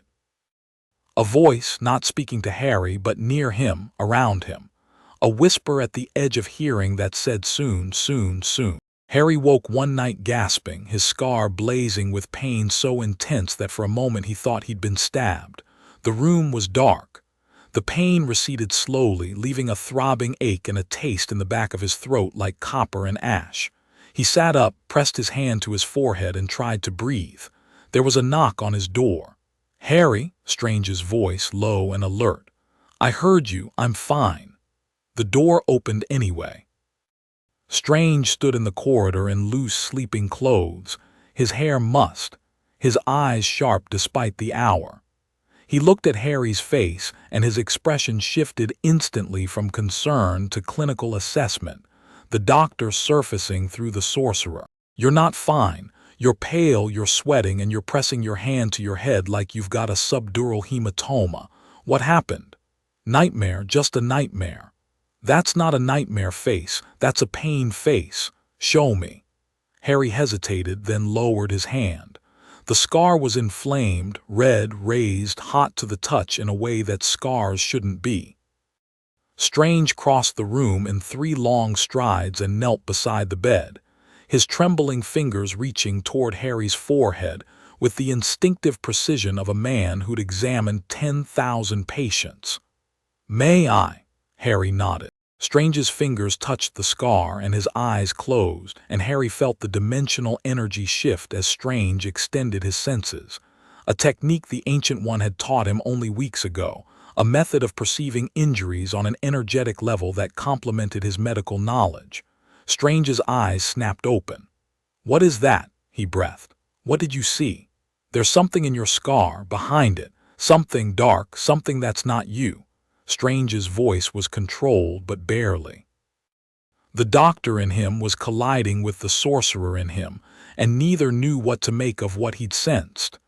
It felt like a parasite, a piece of something alive lodged in your tissue, feeding off your energy. "Harry, how long has this been there?" "Since before I can remember. The Ancient One knows about it." "She knows?" Strange's face hardened. "She knows there's a parasitic entity in a child's head and she hasn't removed it. She says it's not that simple." "It's exactly that simple. You identify the foreign body, you excise it, you repair the damage. Surgery 101. "It's not surgery, Strange. She said it's a piece of a soul."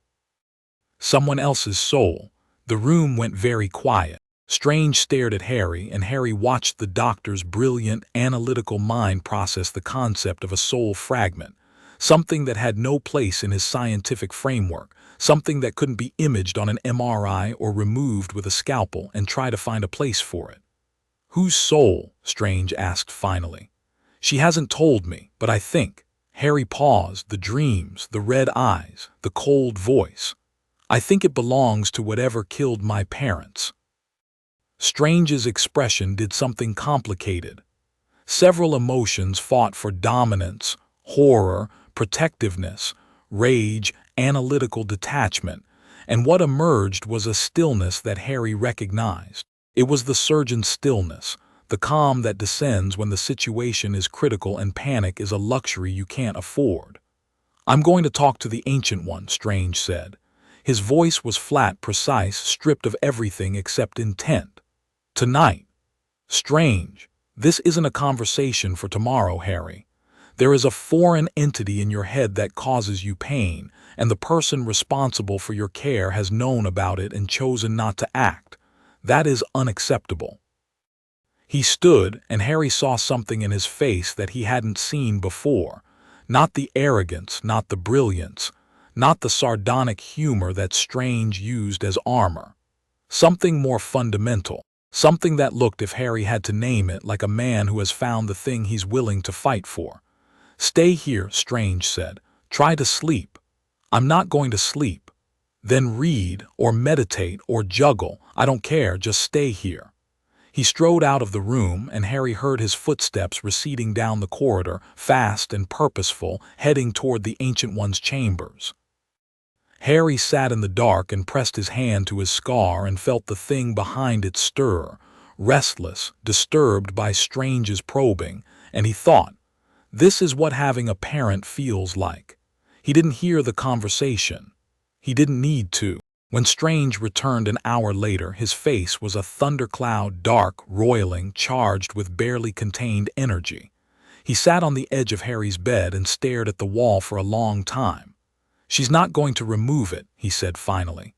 "She says she can't, that removing it would kill you or worse, that the soul fragment is entangled with your own soul and separating them with current methods would destroy both." He paused. "She also told me what it is, whose soul it is. And a wizard named Voldemort. She says he killed your parents. He tried to kill you and the curse rebounded, destroying his body but not his soul. A fragment lodged in you." Strange's voice was clinical, controlled, each word placed with surgical precision. "She says there's a prophecy. She says you're the only one who can ultimately destroy him. She says that's why she's been training you, not just because you showed up on her doorstep, but because she saw this coming. She chose this." Harry absorbed this. It should have been a shock, would have been maybe, if he'd been an ordinary 10-year-old with an ordinary life. But Harry had been carrying the weight of the scar for as long as he could remember, and having a name and a story attached to it was almost a relief. An unnamed dread is always worse than a named one. "Are you angry?" Harry asked. "Furious," Strange said, "at her, at this Voldemort, at the entire situation." He turned to look at Harry. "Not at you, never at you. I know. She wants to send you to a school, a wizarding school in Scotland. She says it's where your parents went and that you need to go there to learn their kind of magic to prepare for what's coming. She says the Hogwarts letter will arrive on your 11th birthday." "Hogwarts," Harry repeated. The name felt strange on his tongue, whimsical, almost silly, incongruous with the weight of the conversation. "I told her it was a terrible idea," Strange said. "I told her that sending a child into a world where the man who murdered his parents still has followers and influence was irresponsible at best and criminal at worst. I told her that you belong here, where you're protected, where you're known." "What did she say?" Strange's jaw worked. "She said the safest place for you is the place where you learn to fight, and that I can't protect you from a destiny I don't understand." He paused again. "I told her I'd damn well try." Harry looked at him, at this brilliant, broken, arrogant, furious man who had walked into Kamar-Taj 6 months ago unable to hold a teacup, and was now sitting on a child's bed at 2 in the morning, declaring war on destiny because a 10-year-old had a bad dream. "You sound like a dad," Harry said. The words hung in the air. Strange's face did something extraordinary, a cascade of micro-expressions that tracked from shock to vulnerability to something perilously close to tenderness before being hauled back under control by sheer force of will. He opened his mouth, closed it, opened it again. "I sound like a concerned adult," he corrected stiffly. "Sure. I'm serious. Absolutely. Stop smirking." "I'm not smirking, this is my regular face." "Your regular face is insufferable. Must be genetic." Strange stared at him. Then slowly, reluctantly, like a fortress surrendering one brick at a time, he smiled. A real smile, full and warm and complicated, carrying within it every loss and every second chance and every small, stubborn refusal to let the world win. "Go to sleep, Harry," he said softly. "Are you going to be here in the morning?" "I'm going to be here every morning." Harry lay down. Strange stayed on the edge of the bed, and Harry could feel him there, a warm, solid, trembling presence in the dark, and the scar throbbed gently beneath his skin, and the dark thing behind it whispered soon, and Harry closed his eyes and slept, and the nightmares did not come. Outside, the Himalayan night turned slowly toward dawn. Stars burned above Kamar-Taj in their ancient patterns, indifferent to prophecies and soul fragments and the small dramas of human connection. The Ancient One stood on the roof of the main building and watched the sky and saw, in the branching futures that radiated from this night, a shift. A new thread, bright and strong, woven between the surgeon and the boy. In the futures where that thread held, Harry's odds improved. Not certain, never certain, but better. "Well, Stephen," she murmured to the stars, "let's see what you make of fatherhood."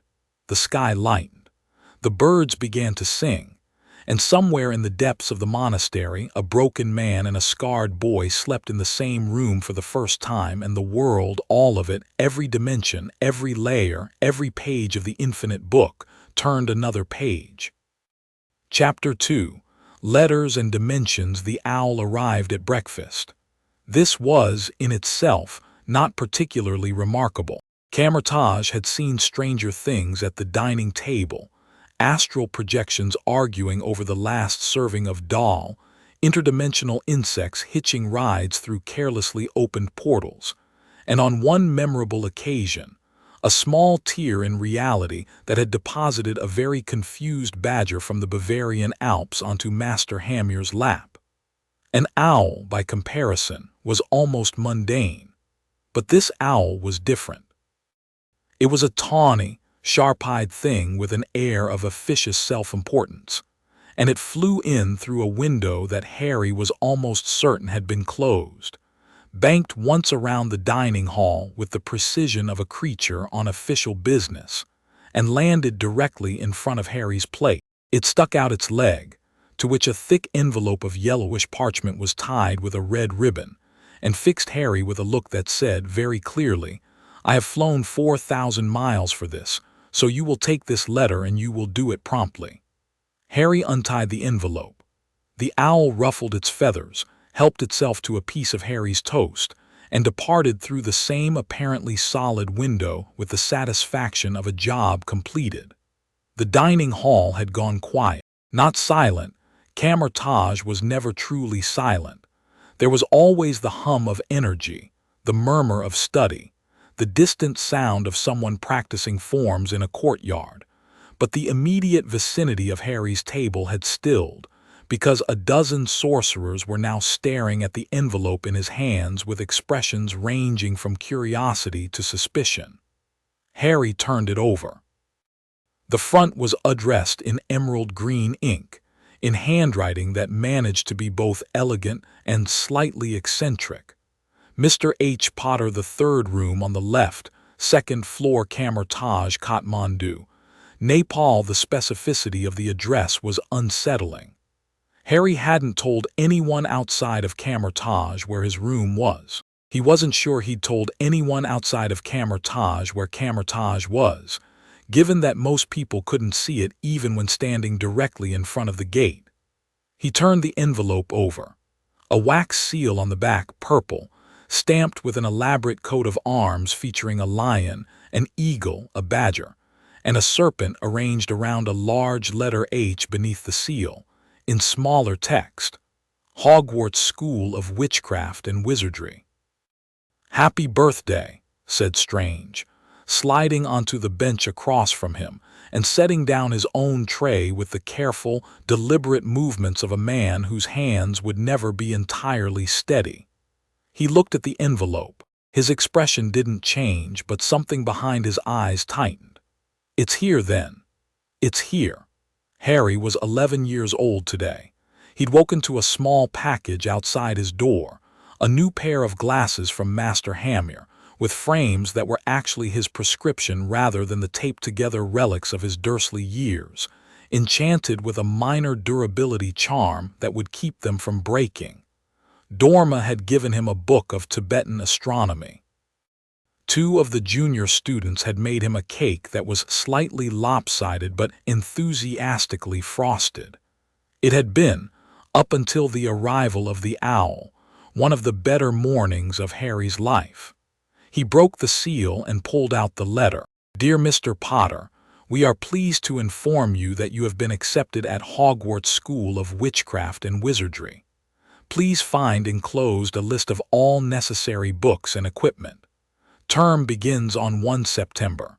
We await your owl by no later than 31 July. Yours sincerely, Minerva McGonagall, Deputy Headmistress." A second sheet listed the required supplies. Harry scanned it with the practiced efficiency of someone who'd spent years parsing Sanskrit texts. Uniform, books, cauldron, telescope, wand. The list was oddly specific in some areas: pewter cauldron, standard size 2, and maddeningly vague in others: 1 wand, as though wands were available in bulk at a corner shop. A wand, Harry said aloud. Strange, who had been reading the letter upside down with the shameless curiosity of a man who considered other people's privacy a suggestion rather than a rule, raised an eyebrow. You've never used a wand. Number, you can open portals across continents, enter the astral plane, and produce energy constructs that would make most masters here break a sweat. And they want you to buy a stick. It's not just a stick, it's a focusing tool. Like a sling ring, but for their kind of magic, wizard magic. The core channels the user's innate magical energy and shapes it into specific spell effects. Harry paused. At least, that's what the texts in the library say. The Ancient One has a whole section on comparative magical traditions. Of course she does. She's been planning this for a while. Of course she has. Strange's voice carried the particular edge it always carried when discussing the Ancient One's long-term machinations. Their relationship had settled over the past months into something that functioned: mutual respect, professional cooperation, occasional genuine warmth. But Strange had never entirely forgiven her for what he considered her calculated approach to Harry's welfare. She saw the big picture. Strange saw the boy.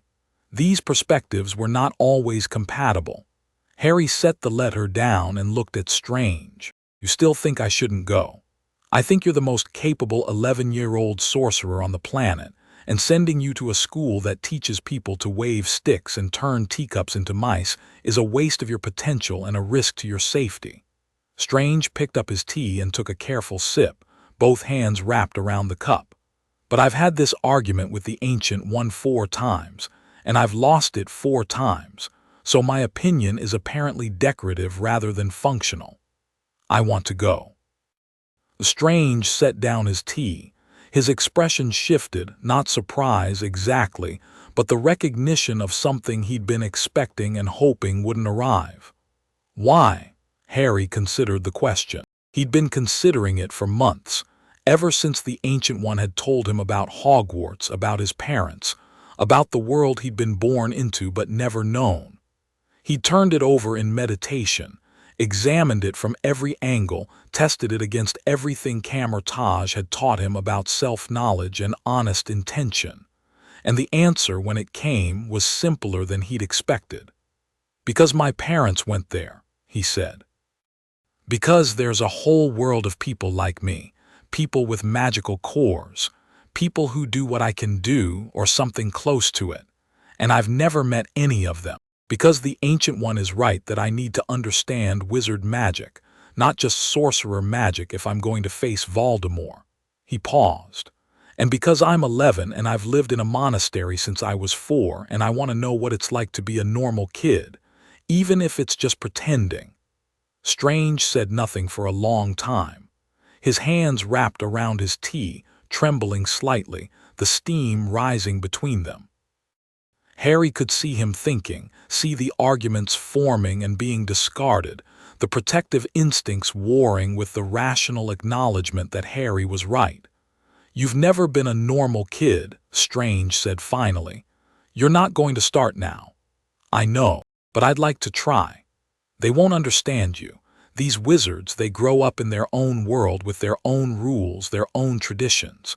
You're going to walk in there knowing things they can't even conceptualize, seeing magic on a level they've never imagined, and you're going to have to pretend to be a first year who doesn't know which end of a wand to hold. That's not going to be easy. You pretended to be a beginner when you arrived here. No, I was a beginner. A spectacularly arrogant one, but a beginner. Fine.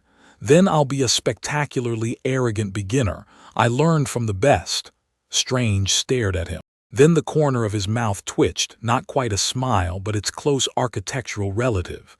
When did you get this mouthy? somewhere between the Sanskrit lessons and the interdimensional combat training, hard to pin down exactly. It was a rhetorical question.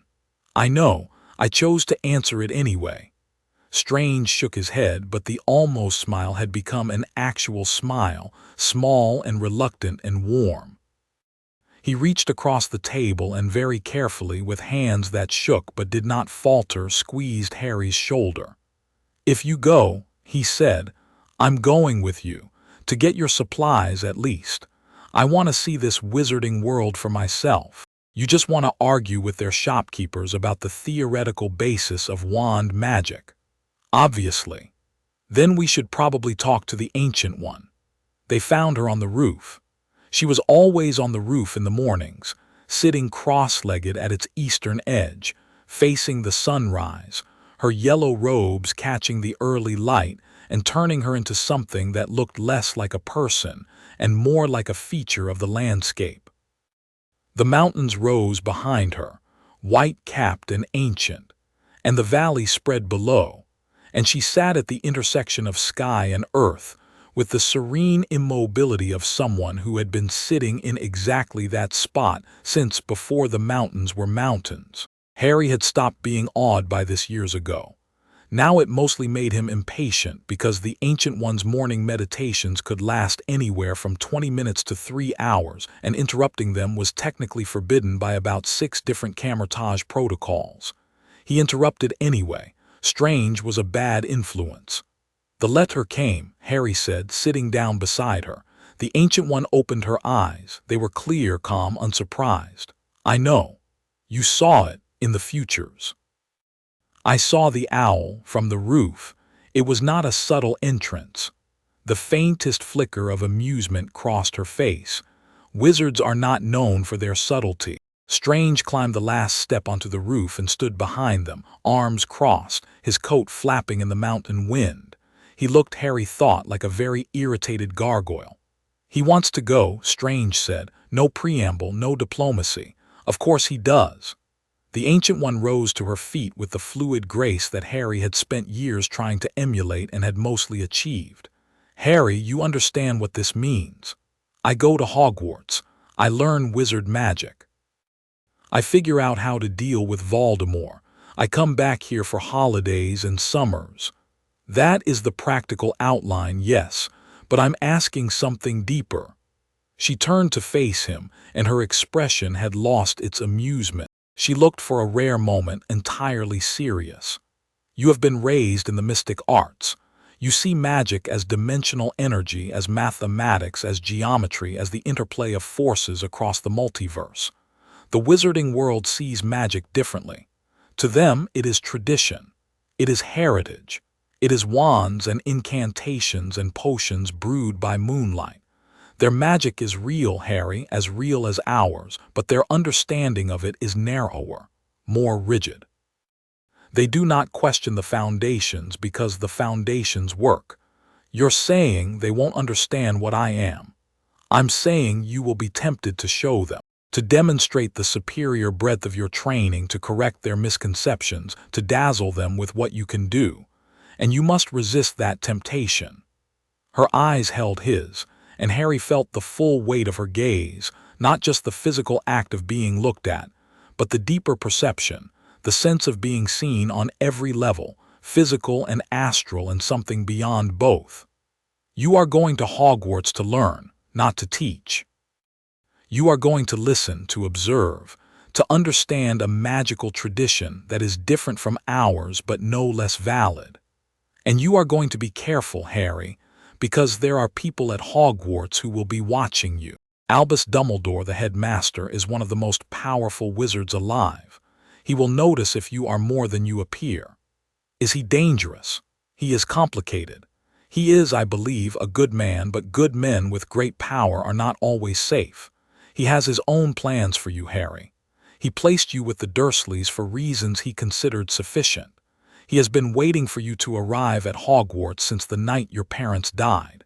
He will want to shape you, guide you, control the narrative of your life." She paused. "I have no intention of letting him. So what do I do? Be a student, be an 11-year-old, use your wand, attend your classes, make friends, play their games. And when you are alone, when no one is watching, continue your real training. I will give you texts to study. Strange will be a portal away if you need him. She glanced at Strange, which I suspect he will remind you of frequently. Daily, Strange confirmed, possibly hourly. Do not reveal the extent of your abilities unless there is no alternative. Do not enter the astral plane where you might be observed. Do not open portals on school grounds. The wizarding world has its own methods of detecting unusual magic, and Hogwarts itself is one of the most heavily enchanted locations in the world. You will need to be subtle. I can be subtle. You are the apprentice of Stephen Strange. Subtlety is not your strong suit. Hey, Strange said, mildly offended. The Ancient One turned to him. You will take Harry to acquire his supplies. The Wizarding Shopping District is in London, Diagon Alley, accessed through a pub called the Leaky Cauldron. You will behave. I always behave. You will behave appropriately. You are entering a world that does not know you, does not trust you, and will not understand you. Do not antagonize the locals. Do not critique their magic. Do not open a portal in the middle of their high street. Yes, I understand. I'm not a child. But you are frequently childish. She said this without heat, almost fondly, and Strange's indignation deflated into something more like grudging amusement. The Ancient One turned back to Harry. Your parents left you a vault at a wizarding bank called Gringotts. I have taken the liberty of obtaining your key. She produced from somewhere within her robes a small golden key on a thin chain. The goblins who run the bank are shrewd, formal, and easily offended. Address them with respect. Goblins, Strange said flatly.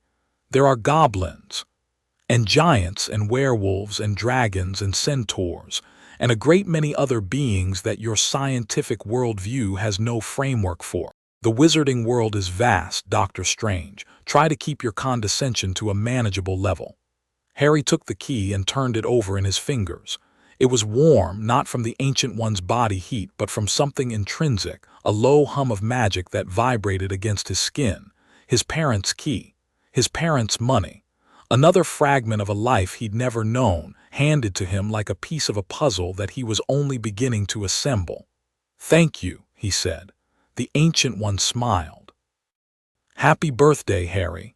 She reached into her robes again and produced a second object, a ring. Not a sling ring, those were brass and utilitarian, designed for function rather than form. This was smaller, more delicate, made of a dark metal that seemed to absorb light rather than reflect it. Its surface was inscribed with microscopic geometric patterns that Harry recognized as stabilization glyphs, the same patterns used in permanent enchantments, the kind that sustain themselves indefinitely without external energy input. Your sling ring will draw attention at Hogwarts, the Ancient One said. It is too obviously a magical tool. This, she held up the dark ring, is the same thing, disguised. It will read as an ordinary ring to any magical detection spell the wizards use, but it will allow you to open portals if you need to, and it contains a secondary function, a distress beacon. Turn it 3 times clockwise and both Strange and I will know you need help. We will come. Harry slipped the ring onto his right hand. It resized itself to fit his finger, a smooth, cool pressure that settled against his skin like it belonged there. He flexed his hand experimentally and felt the dimensional energy respond, flowing through the ring as easily as through his brass sling ring. One more thing, the Ancient One said. She reached out and placed her hand on Harry's head, a gesture she'd made 1,000 times, warm, grounding, the closest thing to a maternal touch that Harry had ever known. The scar, the fragment, Hogwarts protections are strong and they may interact with the piece of Voldemort's soul in ways I cannot predict. If the nightmares worsen, if you feel the fragment growing stronger, you must tell Strange immediately. Do not try to manage it alone. I won't. Promise me. I promise. She held his gaze for a moment longer, and Harry saw, behind the serenity, something he rarely saw in the Ancient One's eyes: fear. Not for herself, for him. It was there and gone in a heartbeat, replaced by the calm mask, but Harry had seen it and it settled into his chest like a stone. Then she released him and the moment passed and the morning resumed its ordinary shape. London then, Strange said. When? Today, Harry said. The letter says they need a response by July 31st. That's today. Of course it is. Nothing like a deadline to keep things exciting. Strange cracked his neck, rolled his shoulders, and raised his left hand. The dark ring on Harry's finger hummed in sympathetic resonance as Strange's sling ring began to glow. I assume we're not taking a plane. Don't open the portal on the roof, yes, I know. He opened it in the courtyard instead, which was only marginally better. The swirling circle of golden light materialized in the air between the Bodhi tree and the training area, and through it Harry could see gray sky, brick walls, the unmistakable damp chill of an English summer. Strange had targeted an alley in central London, narrow and unremarkable and empty of witnesses. Harry looked back at Kamar-Taj, at the courtyard he'd grown up in, the tree he'd meditated under, the walls that had been his world for 7 years. Then he picked up his bag, slung it over his shoulder, and stepped through the portal. London hit him like a wall of sound. After 7 years in a Himalayan monastery, the sensory assault of a major city was almost physical. Cars, buses, voices, construction noise, the wail of a distant siren, the rumble of the underground beneath his feet. It all crashed over him in a wave that made him stagger. The air tasted different, damp, heavy, laced with exhaust fumes and the ghost of rain. The sky was a uniform gray that seemed to press down on the rooftops like a lid. Everything was close, loud, crowded, alive in a chaotic, unstructured way that was the polar opposite of Kamar-Taj's measured calm.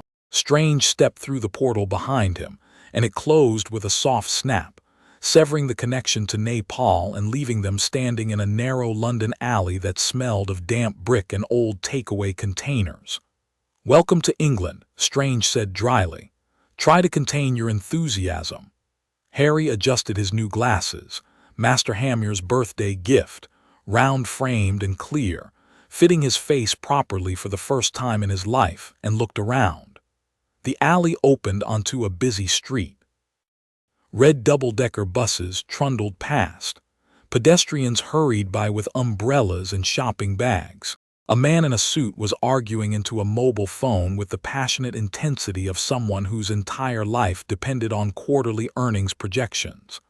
I was born here, Harry said. Somewhere in England anyway. Godric's Hollow, Strange said. He'd done his research, of course he had. He was Stephen Strange, and research was his default state. Small village in the West Country. Your parents' house is still standing. Partially destroyed, never rebuilt. The wizards apparently left it as a memorial. You looked it up. I looked everything up. I've spent the last 2 months reading every text in Kamar-Taj library that mentions the British wizarding world. Do you know they have their own government? A ministry of magic, with departments and bureaucrats and filing systems. They have their own currency. Gold coins called galleons, silver sickles, bronze nuts. The exchange rate is obscene. You're nervous, Harry observed. I'm prepared. There's a difference. That's what I said when you caught me reading the advanced combat texts at age 8. That was different. You were 8, and the texts involved manipulating the forces that hold atoms together. I'm a grown man visiting a shopping district. A magical shopping district full of wizards and goblins. Details. Strange tugged his coat straight. He was wearing civilian clothes rather than his Kamar-Taj robes, a calculated decision that made him look like what he'd once been, a wealthy, slightly disheveled New Yorker with excellent cheekbones and an air of faintly dangerous intelligence. He'd left the cloak of levitation at Kamar-Taj, which Harry suspected it was unhappy about. The leaky cauldron should be on Charing Cross Road. This way. They walked. Harry kept close to Strange, not out of fear, but out of the disorientation of being in a city after years of mountain air and open sky. The crowds jostled around them, and Harry found himself instinctively mapping escape routes, sightlines, and energy flows, habits drilled into him by years of training that he couldn't turn off even if he'd wanted to. Charing Cross Road was a long street lined with bookshops and record stores, and the particular kind of London restaurant that has been serving the same menu since 1973 and sees no reason to change. Strange walked its length with purpose, his eyes scanning the shop fronts, and Harry kept pace beside him, reaching out with his senses for anything that felt different, any ripple in the dimensional energy that might indicate a concealed magical location. He felt it before he saw it, a fold in the fabric of reality, subtle but distinct, not the clean geometric tier of a sorcerer's portal, but something older, softer, like a crease in a well-worn page. It was centered on a small, dark-fronted pub squeezed between a bookshop and a record store, a building that Harry's eyes wanted to slide past, that seemed to exist in a blind spot of ordinary perception. "There," Harry said, pointing. Strange squinted. "I don't see, wait." His eyes, trained in the mystic arts, adjusted. The building came into focus like a photograph developing. Perception filter, clever, low energy, self-sustaining, woven into the structure of the building itself. Muggles, that's what wizards call non-magical people, apparently walk right past without noticing. "It's not like our concealment spells," Harry said, studying the energy signature with fascination. Kamar-Taj uses dimensional displacement. It literally exists in a slightly different spatial frequency than the surrounding area. This is more like a suggestion. It doesn't hide the building, it just makes people not want to look at it. Psychic influence on a passive, area-wide scale, embedded in architecture. Strange's voice had taken on the tone it always took when he encountered something intellectually interesting, a kind of focused hunger that made him temporarily forget to be condescending. "That's sophisticated. Don't sound so surprised." "I'm not surprised, I'm impressed. There's a difference." "Is there?" "Marginally." They pushed open the door of the leaky cauldron and stepped inside. The pub was dim, smoky, and populated by the most eclectic collection of human beings Harry had ever seen outside of a Kamar-Taj feast day. An old woman in the corner was drinking something that smoked and occasionally sparked. A man at the bar had a large, live toad sitting on his shoulder, and neither the man nor the toad seemed to find this arrangement unusual. The bartender was a stooped, bald man with a friendly face and the professionally welcoming manner of someone who'd spent decades pouring drinks for people who could turn him into a newt. "Welcome, welcome," the bartender said, beaming at them from behind the bar. "What can I get you gents? Butterbeer, fire whiskey. We've got a lovely elf-made wine that just came in. We're here to access Diagon Alley," Strange said, with the crisp, minimal communication style of a man who had never engaged in small talk voluntarily and wasn't about to start.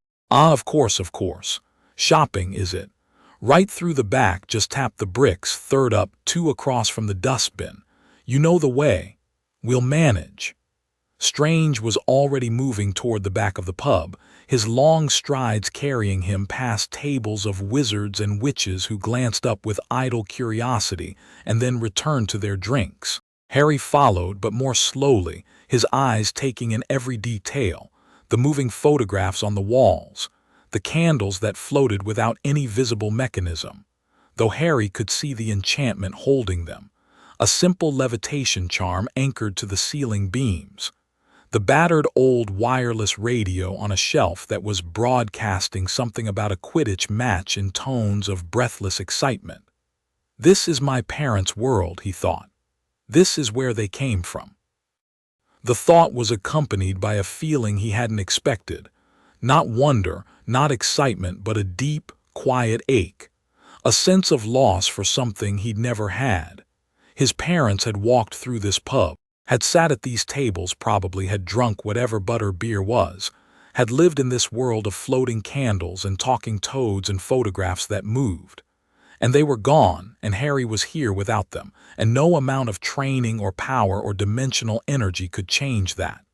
He touched the ring on his right hand, the Ancient One's gift, cool and steady against his skin, and the ache receded to a manageable level. Not gone, just shelved. He was good at shelving things. The back of the pub opened onto a small, enclosed courtyard containing nothing but a dustbin and a brick wall. Strange stood before the wall, studying it with the intensity of a man confronting a puzzle. "Third up, two across," he muttered and tapped the brick with his index finger. Nothing happened. Strange tapped again, harder, still nothing. The wall remained resolutely, mockingly solid. "I think you need a wand," Harry said. "I don't have a wand." "I know, that's the problem." Strange stared at the wall as though it had personally offended him. Harry could see the calculations running behind his eyes, the sorcerer's mind analyzing the enchantment, probing its structure, looking for a way in that didn't require the specific magical frequency of a wizard's wand. "It's a lock," Strange said slowly. "A crude one. The brick is a trigger. It responds to a specific type of magical energy. Wand magic, the incantation and intention type." He held up his hand, and the air around his fingers shimmered as he adjusted the energy output, trying to match the frequency he was sensing in the wall's enchantment. "If I can modulate my dimensional energy to mimic." The brick quivered. Then the wall began to move. Bricks shuffled and rearranged, folding back on themselves like a stone accordion, opening a widening archway that revealed, beyond it, a sight that stopped Harry's breath. Diagon Alley. It was chaos, beautiful, bewildering, glorious chaos. A cobblestone street stretched ahead, winding and narrow, lined on both sides with shops so eccentric that they seemed to have been designed by a committee of enthusiastic madmen. Cauldrons were stacked outside one shop in gleaming towers of copper and pewter and gold. An owl emporium occupied the next, its windows alive with dozens of birds hooting and ruffling and regarding passers-by with expressions of imperious judgment. A shop called Flourish and Blots had books in its window that were physically fighting each other. Two heavy tomes grappling in the display like miniature wrestlers, while a third refereed from a safe distance. Witches and wizards crowded the street, robes of every color, hats of every shape, children pressing their faces against windows, parents hauling shopping bags, a goblin in a pinstripe suit striding through the crowd with the purposeful air of someone who had places to be and no patience for anyone in his way. Harry stood in the archway and stared. "Huh," Strange said. "Yeah," Harry agreed. "It's very colorful. It's amazing." "I was going to say disorganized, but sure, amazing works too." They stepped into the street, and the wall closed behind them. Harry was immediately swallowed by the crowd. He was small for 11, and the street was packed with families doing their back-to-school shopping, children dragging parents toward the broomstick shop, parents dragging children toward the bookstore. The noise was extraordinary. Voices haggling, owls hooting, the distant bang of something exploding in a shop that had a sign reading "Gamble and Japes Wizarding Jokes," and a plume of purple smoke drifting from its chimney. Strange navigated the crowd with the long-legged efficiency of a New Yorker who had spent years walking Manhattan at rush hour. Harry followed in his wake, dodging elbows and shopping bags, his senses working overtime. The magical energy in Diagon Alley was thick, not the clean, structured energy of Kamar-Taj, but something wilder, richer, a soup of overlapping enchantments and ambient magical radiation that hummed and buzzed and occasionally sparked. Every shop was enchanted. Every sign was charmed. The cobblestones themselves thrummed with centuries of accumulated magical residue, and Harry could feel it through the soles of his shoes, a deep vibration that resonated with his own magical core. "Gringotts first," Strange said, nodding toward a building at the far end of the alley that was impossible to miss. It was a towering white marble edifice, crooked and imposing, with burnished bronze doors flanked by two goblins in uniform. It looked like a building designed by someone who wanted to communicate two things simultaneously. We have a lot of money and don't even think about it. They climbed the marble steps, passed between the goblin guards, who eyed them with professional suspicion but said nothing, and pushed through the bronze doors into the main hall. Harry had seen impressive spaces. The meditation chamber at Kamar-Taj, with its vaulted ceiling and floating candles. The library, with its 3 floors of accumulated knowledge. The mirror dimension, which was impressive by definition since it contained a reflected version of all of reality. But Gringotts' main hall was impressive in a different way, the way a cathedral is impressive, or a mountain. It was vast, marble-floored, lit by enormous crystal chandeliers, and absolutely packed with goblins. They were everywhere, sitting on high stools behind long counters, weighing gold coins on brass scales, examining gemstones through jewelers' loupes, scratching figures into enormous leather-bound ledgers with quills that were longer than their arms. They were small, sharp-faced creatures with long fingers and pointed ears and dark, intelligent eyes that missed nothing. The air smelled of metal and ink, and the particular dry mineral scent of very large quantities of gold stored in very deep vaults. Strange approached the nearest counter.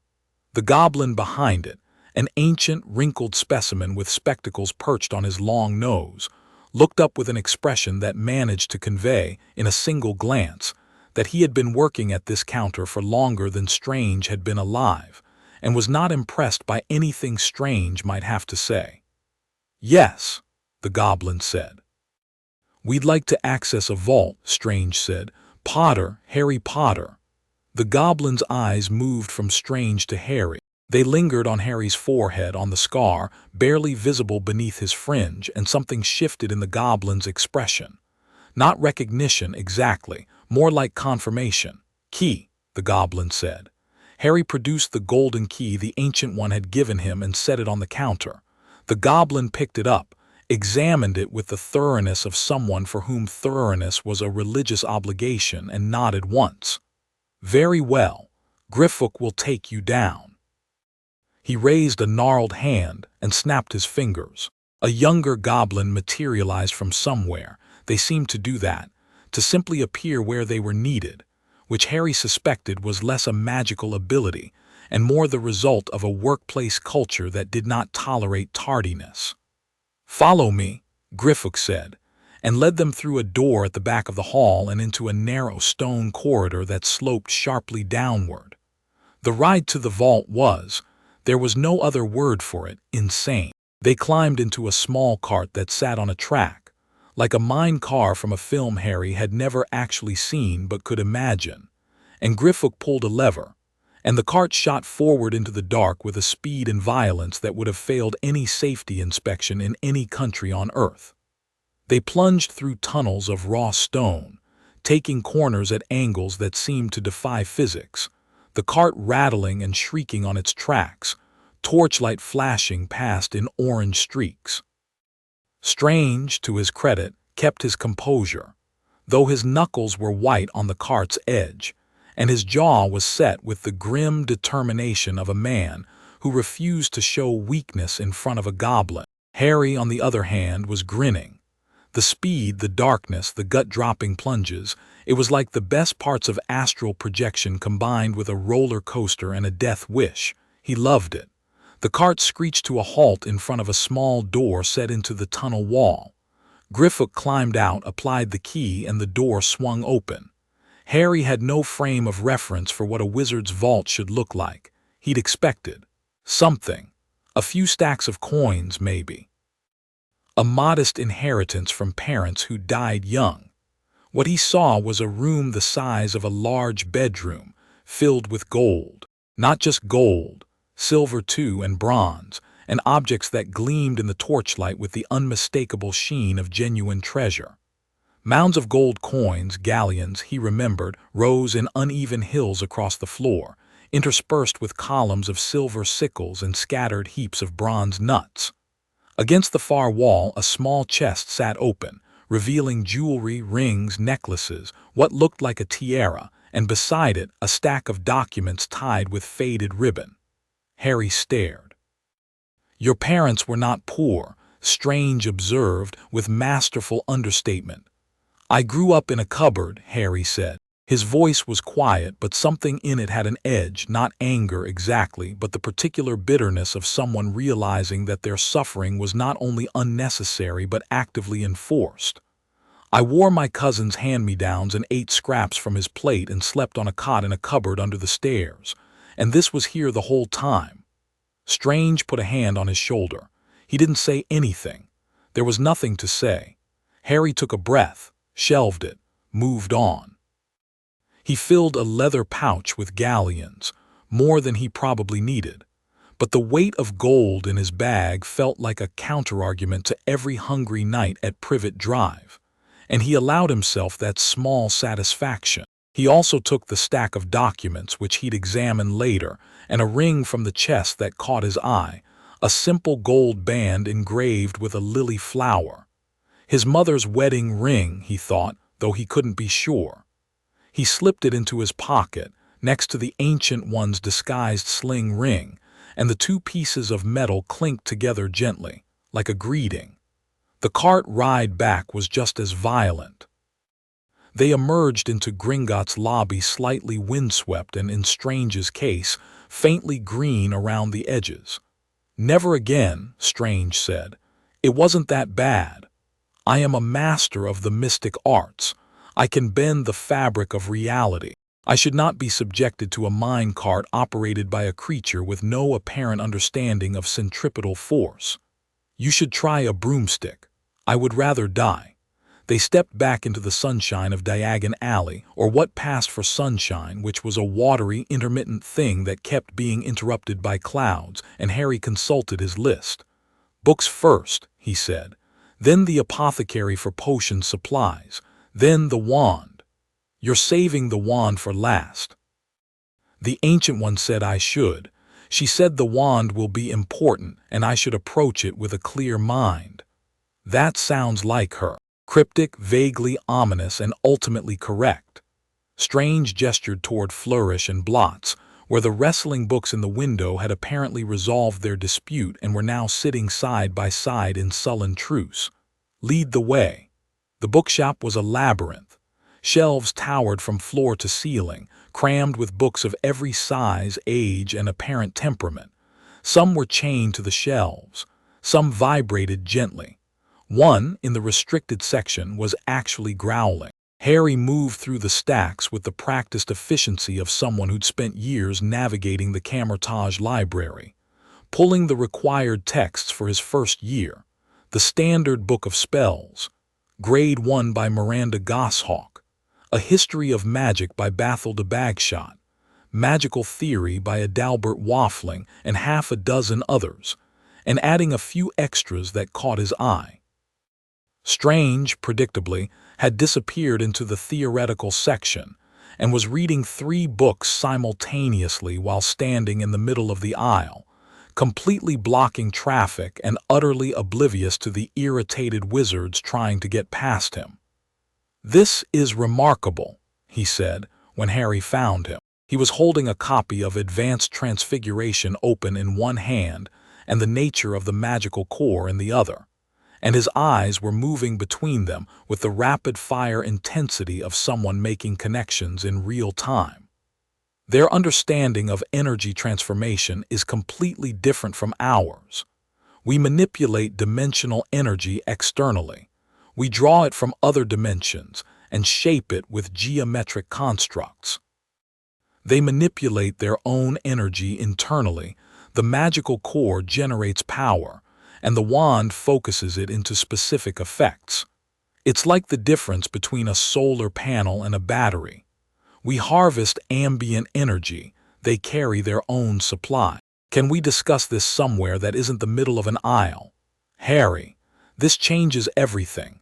If I can integrate their understanding of internal magical resonance with our dimensional framework. Strange, aisle, people, moving. Strange looked up, noticed the queue of increasingly impatient shoppers behind him, and relocated to a reading nook near the window without a trace of embarrassment. Harry paid for the books.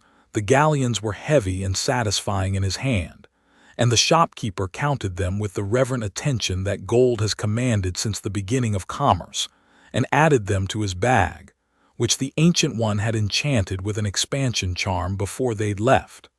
Another overlap between the two magical traditions.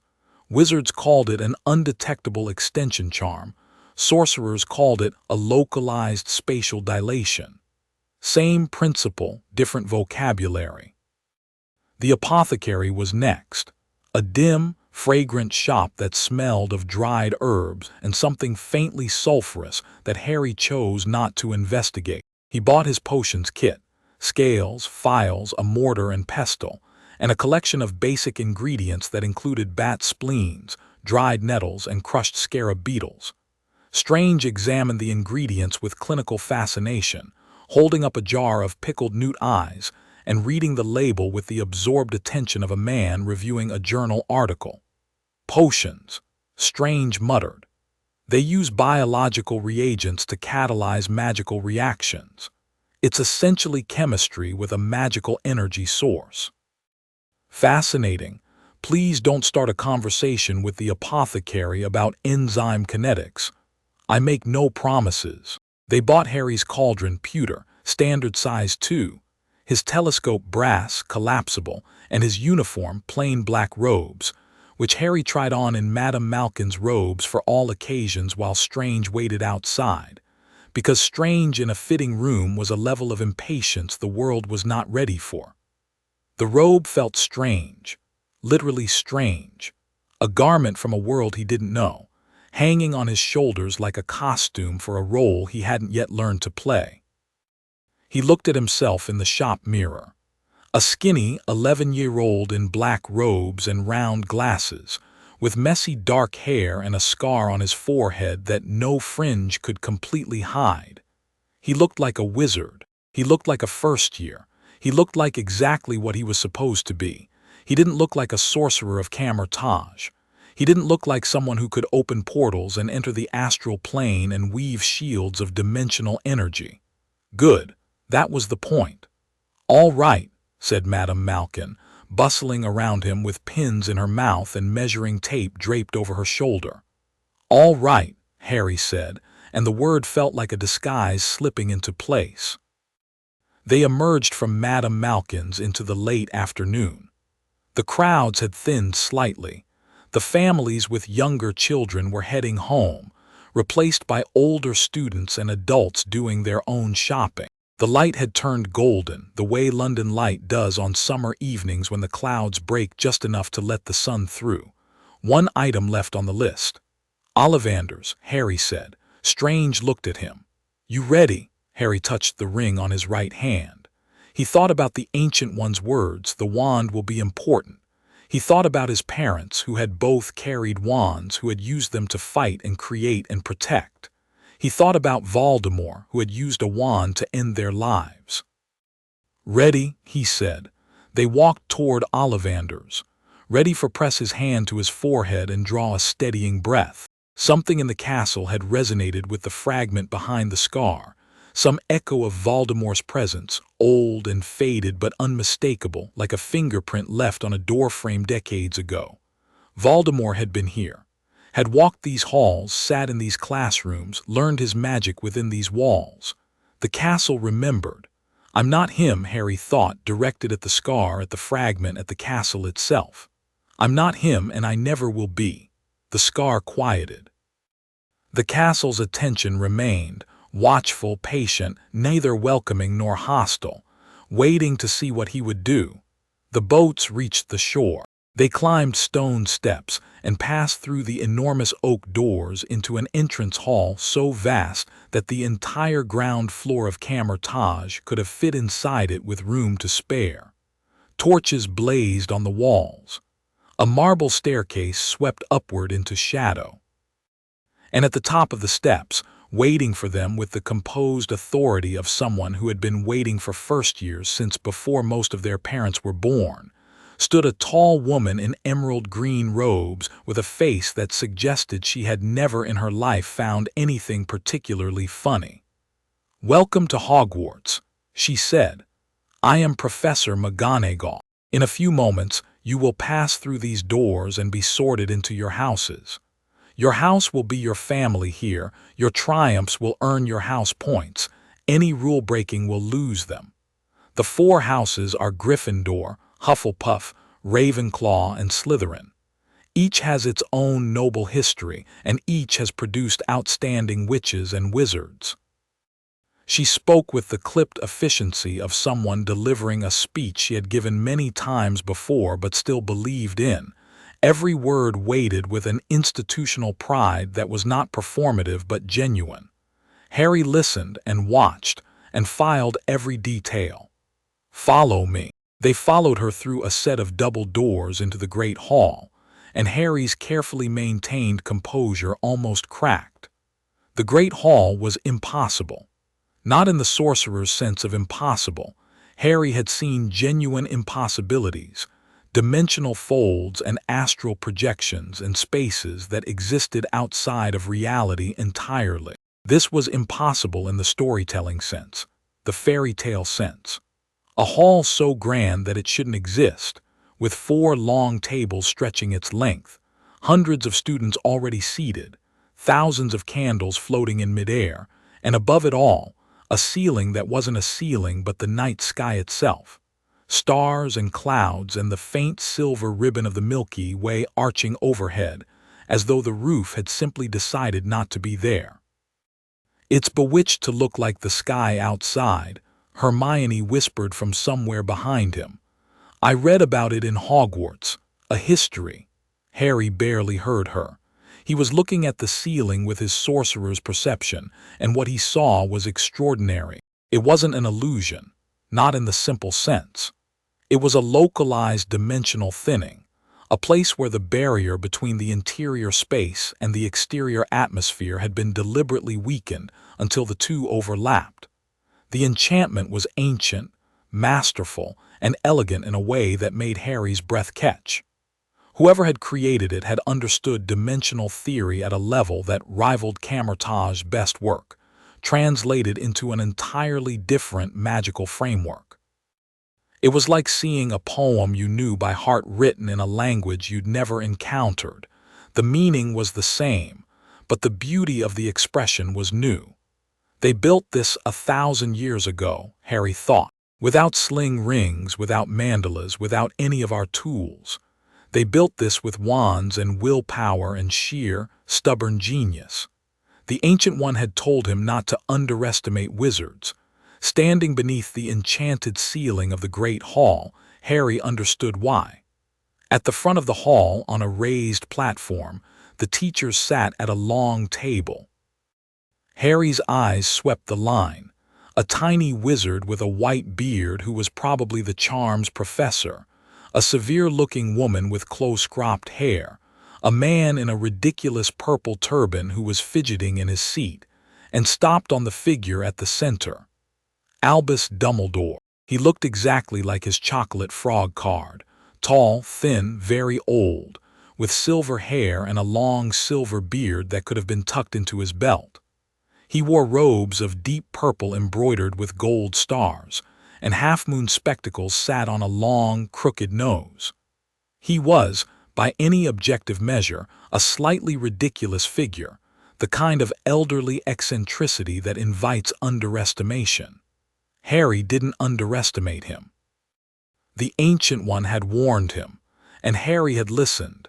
And now, looking at Dumbledore with his trained perception, he understood the warning, because beneath the twinkling eyes and the grandfatherly smile, Dumbledore's magical signature was enormous, a blazing sun of power that dwarfed every other person in the room, controlled with such exquisite precision that it was nearly invisible to anyone who wasn't looking for it.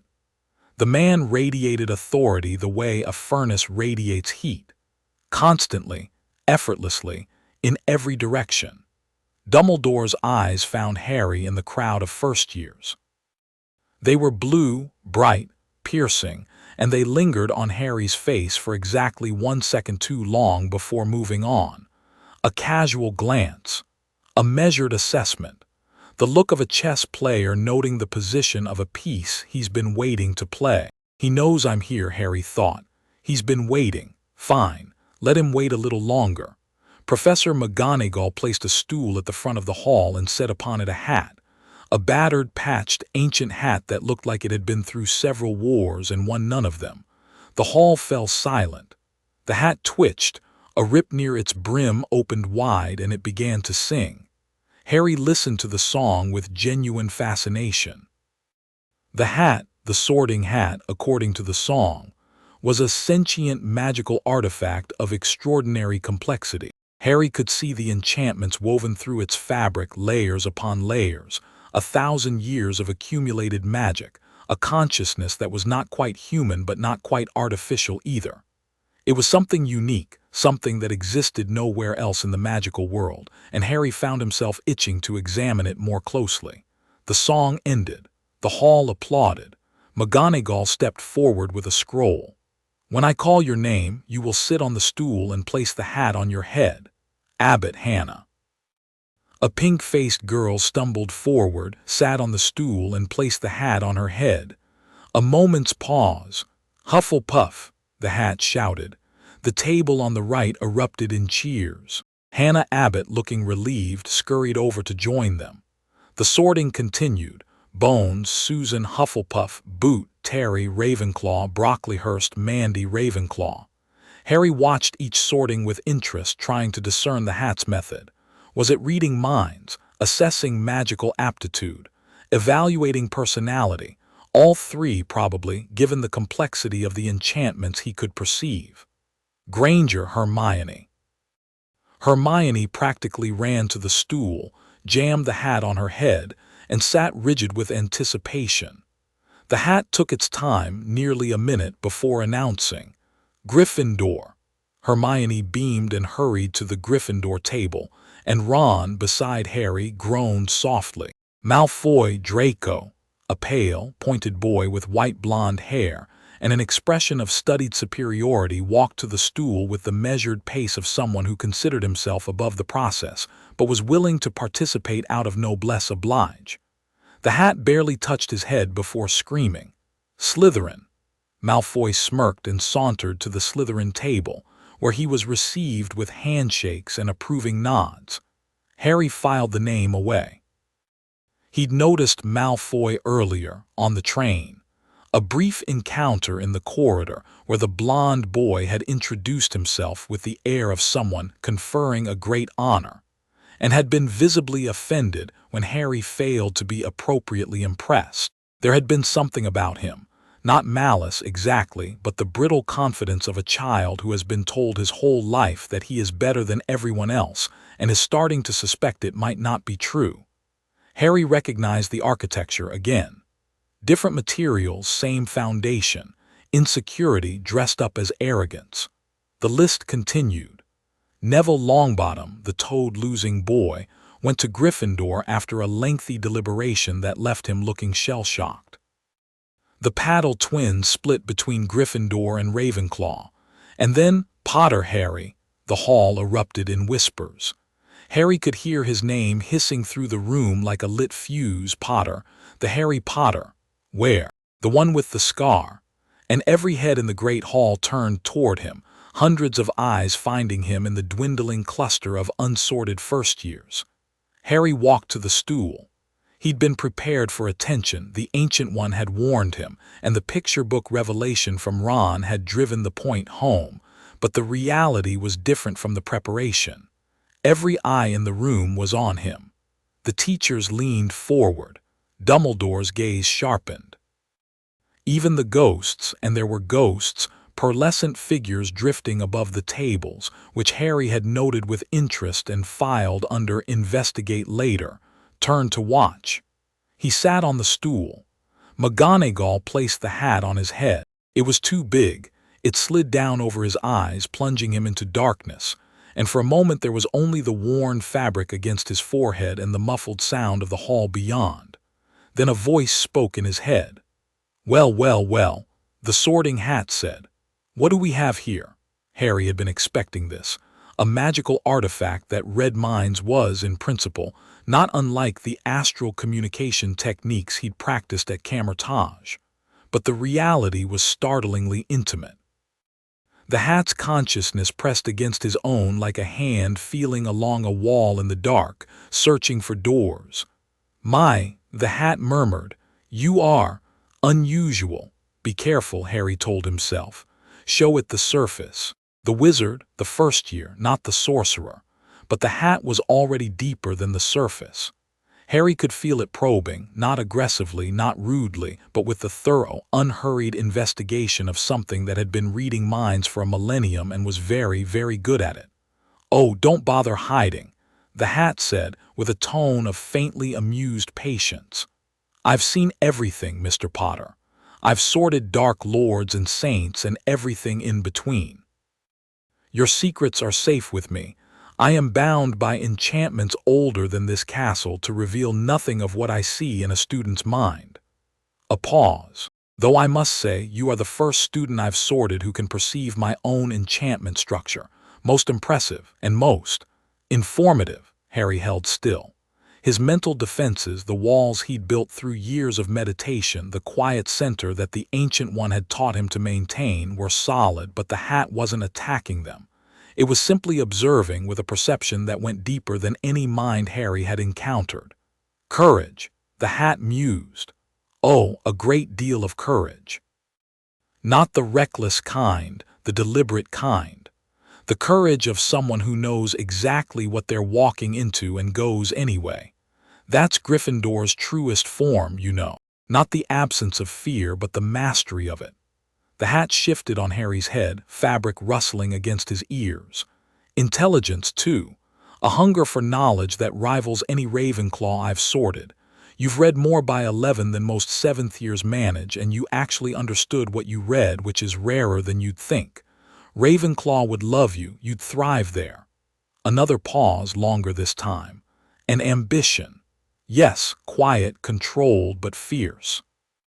You want to be more than what the world expects of you. You want to matter.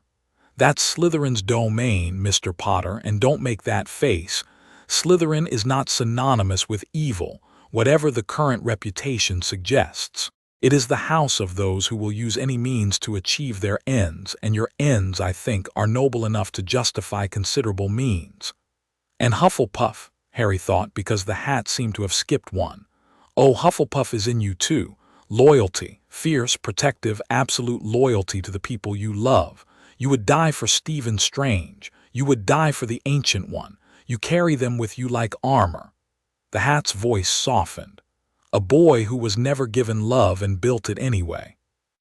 Helga Hufflepuff would have claimed you in a heartbeat." Harry sat on the stool in the silence of the Hat's consideration, and for the first time since entering the Great Hall, he didn't feel like he was playing a role.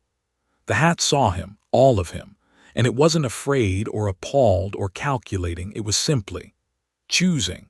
"So," the Hat said, "4 houses, all of them valid. The question is not where you belong everywhere.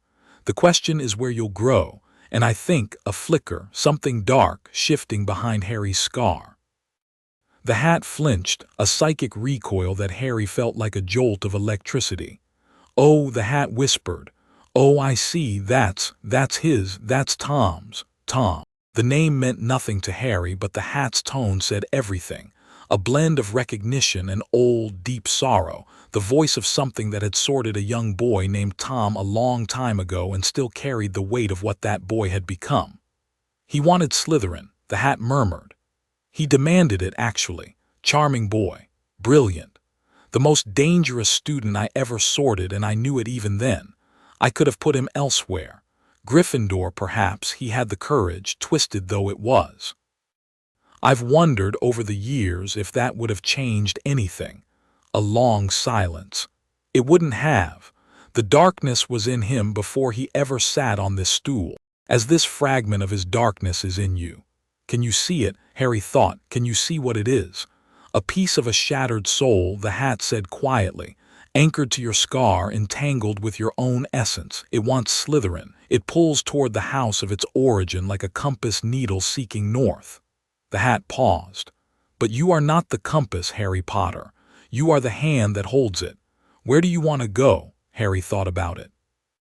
Not for long. He'd been thinking about it since the Ancient One first told him about the 4 houses, turning the question over in meditation, examining it from every angle. He thought about Ravenclaw, where his intellect would be valued. He thought about Slytherin, where his ambition would be honed. He thought about Hufflepuff, where his loyalty would be honored.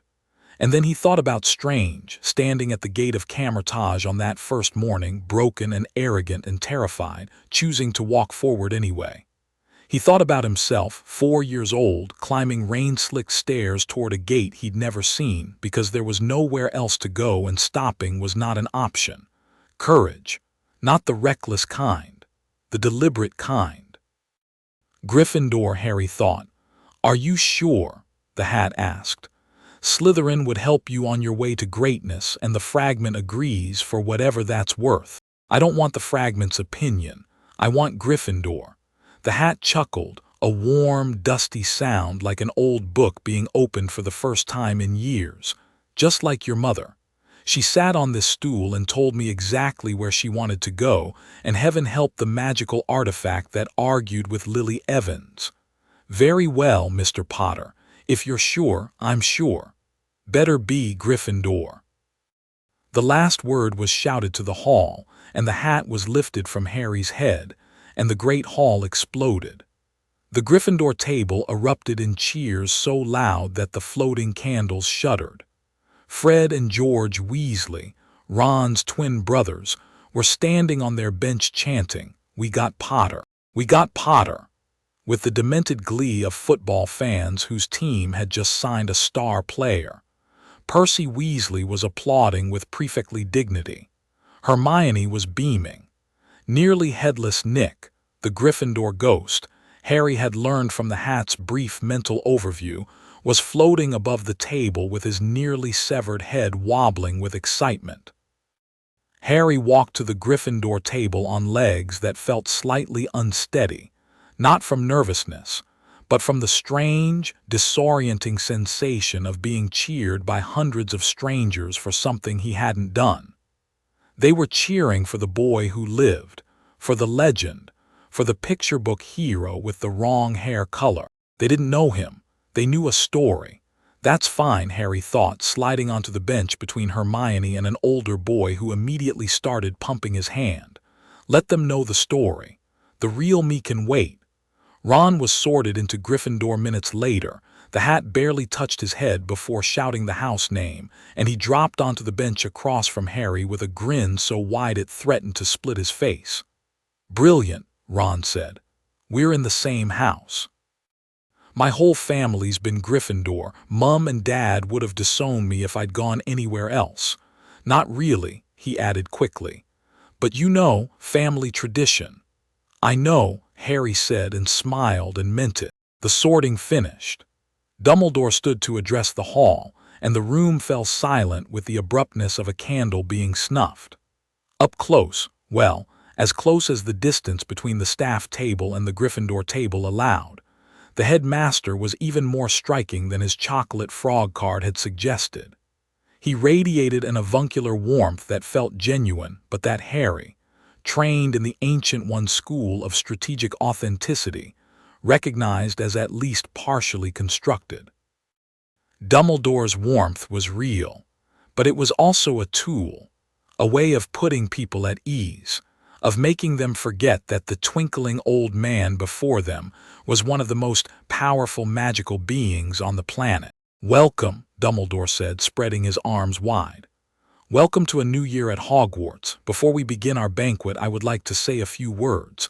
And here they are, nitwit, blubber, oddment, tweak, thank you. He sat down. The hall burst into applause. Harry stared.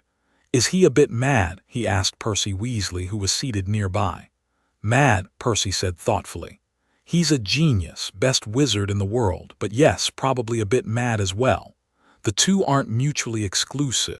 Harry thought of Strange, who was inarguably a genius, probably a bit mad, and would have approved of Dumbledore's speech on the grounds that it was efficient, 4 words, no wasted content, even while disapproving of it on the grounds that it was nonsensical. Food appeared on the golden plates, mountains of it, roast beef and chicken and pork chops and lamb, potatoes in every conceivable form, vegetables, gravies, sauces, and the particular abundance of a meal designed to impress 11-year-olds, which it did, spectacularly. Ron attacked the food with the single-minded focus of a boy with 5 brothers and a lifetime's experience of competitive eating. Hermione ate more delicately but no less thoroughly, pausing between bites to quiz their neighbors about the curriculum. Harry ate and listened and observed. He observed the Gryffindors, loud, warm, boisterous, a house that wore its heart on its sleeve and considered this a virtue. He observed the Slytherins across the hall, quieter, more measured, watching the other tables with the evaluative attention of people who considered information a resource. Draco Malfoy was holding court at the center of the Slytherin table, flanked by 2 large boys who appeared to function as decorative bookends. He observed the Ravenclaws' animated, argumentative, 3 separate debates visible from where Harry sat, and the Hufflepuffs' relaxed, inclusive, the table where no one sat alone. He observed the staff table, McGonagall eating with precision and watching the hall with the hawk-eyed attention of someone responsible for several hundred children. The tiny charms Professor Flitwick, someone said, perched on a stack of cushions. A sallow-faced man with greasy black hair and a hooked nose who was staring at Harry with an intensity that bordered on hostile, and the man in the purple turban who was not eating, who was not talking, who was sitting very still with his hands folded in his lap and his eyes fixed on his plate with the rigid concentration of someone trying very hard not to look at something. Harry looked at the turbaned man and felt his scar pulse. Not painfully, not like the nightmares, not like the night Strange had probed the fragment. A gentle pulse, a throb, like a distant drum beat. The fragment was responding to something. To someone. Harry's sorcerer's training kicked in, not the flashy stuff, not the mandalas and portals, but the deeper skills, the perception, the awareness. He extended his senses toward the man in the turban, carefully, delicately, the way one might extend a hand toward a sleeping animal. What he found made his blood go cold. The man's aura, his magical signature, was wrong. Not unusual, not eccentric, wrong. It was doubled. 2 signatures occupying the same body, overlapping like 2 radio stations broadcasting on the same frequency. The surface layer was weak, trembling, frightened, the magical signature of a timid, unremarkable wizard. But beneath it, coiled and dark and vast, was something else entirely. Something that felt like the dark thing behind Harry's scar. Something that felt like the red eyes in his nightmares. Harry pulled his senses back, carefully, slowly, like withdrawing his hand from a fire. He's here, Harry thought. The realization was calm, clinical, the product of years of training that had taught him to process fear without being consumed by it. Voldemort is here, in that man, in the castle. The scar pulsed again, and Harry pressed his thumb against the ring on his right hand, the Ancient One's ring, cool and steady against his skin. 3 turns clockwise and Strange would come. 3 turns and he wouldn't be alone. He didn't turn it. Not yet. The Ancient One had sent him here to learn, to observe, to understand. And the first thing he'd learned was that the enemy was closer than anyone had expected. Harry looked away from the turbaned man. He picked up his fork. He ate a roast potato and laughed at something Ron said, and let the noise and warmth of the Gryffindor table wash over him. And no one, not Ron, not Hermione, not Dumbledore with his twinkling eyes, could have guessed that the 11-year-old boy eating his dinner had just identified a parasitic dark wizard hiding in a teacher's body, and was already quietly beginning to plan. The feast ended. Dumbledore stood again, delivered a series of start-of-term announcements. The Forbidden Forest was forbidden. A list of banned items was available from the caretaker, and the third-floor corridor on the right-hand side was out of bounds to anyone who did not wish to die a very painful death, and Harry filed that last one away with particular interest. The Gryffindor first-years followed Percy Weasley up through the castle, along corridors that shifted and staircases that moved, past portraits that talked and suits of armor that creaked, and a poltergeist named Peeves who threw chalk at them and cackled when they ducked. The castle was alive. Harry had felt it from the lake, and now inside it the sensation was overwhelming. Every stone hummed. Every corridor whispered. The magic was layered so deep that it was indistinguishable from the architecture itself, a building that was simultaneously a structure and a spell, a place and a presence. The Gryffindor common room was in a tower, behind a portrait of a fat lady in a pink dress who demanded a password, Caput Draconis, before swinging open to reveal a circular room full of squashy armchairs, a roaring fire, and the particular lived-in warmth of a space that had been loved by generations of students. Harry's dormitory was at the top of a spiral staircase, a round room with 5 four-poster beds, each hung with deep red curtains. His trunk was already there, Hedwig's cage beside it, his bed by the window. Through the glass, the moon hung over the lake, silver and full, and the castle's grounds stretched below in shades of blue and black. Ron collapsed onto the next bed over, already half asleep. Neville Longbottom, who had found his toad, apparently, was arranging his belongings with nervous care. 2 other boys, Seamus Finnegan and Dean Thomas, were comparing wands and talking about Quidditch. Harry sat on his bed and drew the curtains. In the privacy of the enclosed space, he pulled out the Ancient One's journal and opened it to the first page. The enchantment activated at his touch, a soft warmth like the journal recognizing its owner, and words appeared on the blank page, written in the Ancient One's elegant hand. Trust your training, trust your instincts, trust the people who earn it. The path is yours, Harry, we are with you. Below it, in Strange's angular, impatient scrawl, if anyone gives you trouble, portal them into the lake. SPS don't actually do that. PPS unless they really deserve it. Harry smiled. He pressed his hand flat against the page, and for a moment he could feel them, not their presence, not through any mystical connection, but the echo of them. The memory of a hand on his shoulder, the warmth of a voice in the dark, the promise, I'm going to be here every morning. He picked up his quill, his actual quill, because the wizarding world apparently hadn't discovered pens, and wrote his first entry, September 1st. I'm at Hogwarts. The castle is extraordinary dimensional enchantments beyond anything in the primary Kamar-Taj texts. The Sorting Hat is a sentient artifact that reads minds. It saw the soul fragment and knew what it was. It called him Tom. Also, Voldemort is here, in the defense against the dark arts teacher, a man named Quirrell. I can see the parasitic attachment in the astral spectrum, 2 souls, 1 body like the fragment in my scar, but deliberate. Voldemort is using Quirrell as a host. The 3rd-floor corridor is forbidden. Dumbledore announced it at the feast. Something is hidden there, something important enough to warrant a death threat from the headmaster. I think the 2 are connected. I'm not going to turn the ring. Not yet. I need more information. I need to understand what Voldemort wants and why he's here before I act. Strange would tell me I'm being reckless. The Ancient One would tell me I'm being prudent. I think I'm being both. Tomorrow, classes begin. I'll write more then. Miss you both already. He closed the journal, slipped it under his pillow beside his wand, and lay back on the softest bed he'd ever slept in. Through the window, the moon painted silver lines across the lake. Somewhere in the castle, a clock struck midnight. The other boys were already asleep, Ron snoring, Neville murmuring in his dreams, the room filled with the particular peace of exhausted children at the end of an extraordinary day.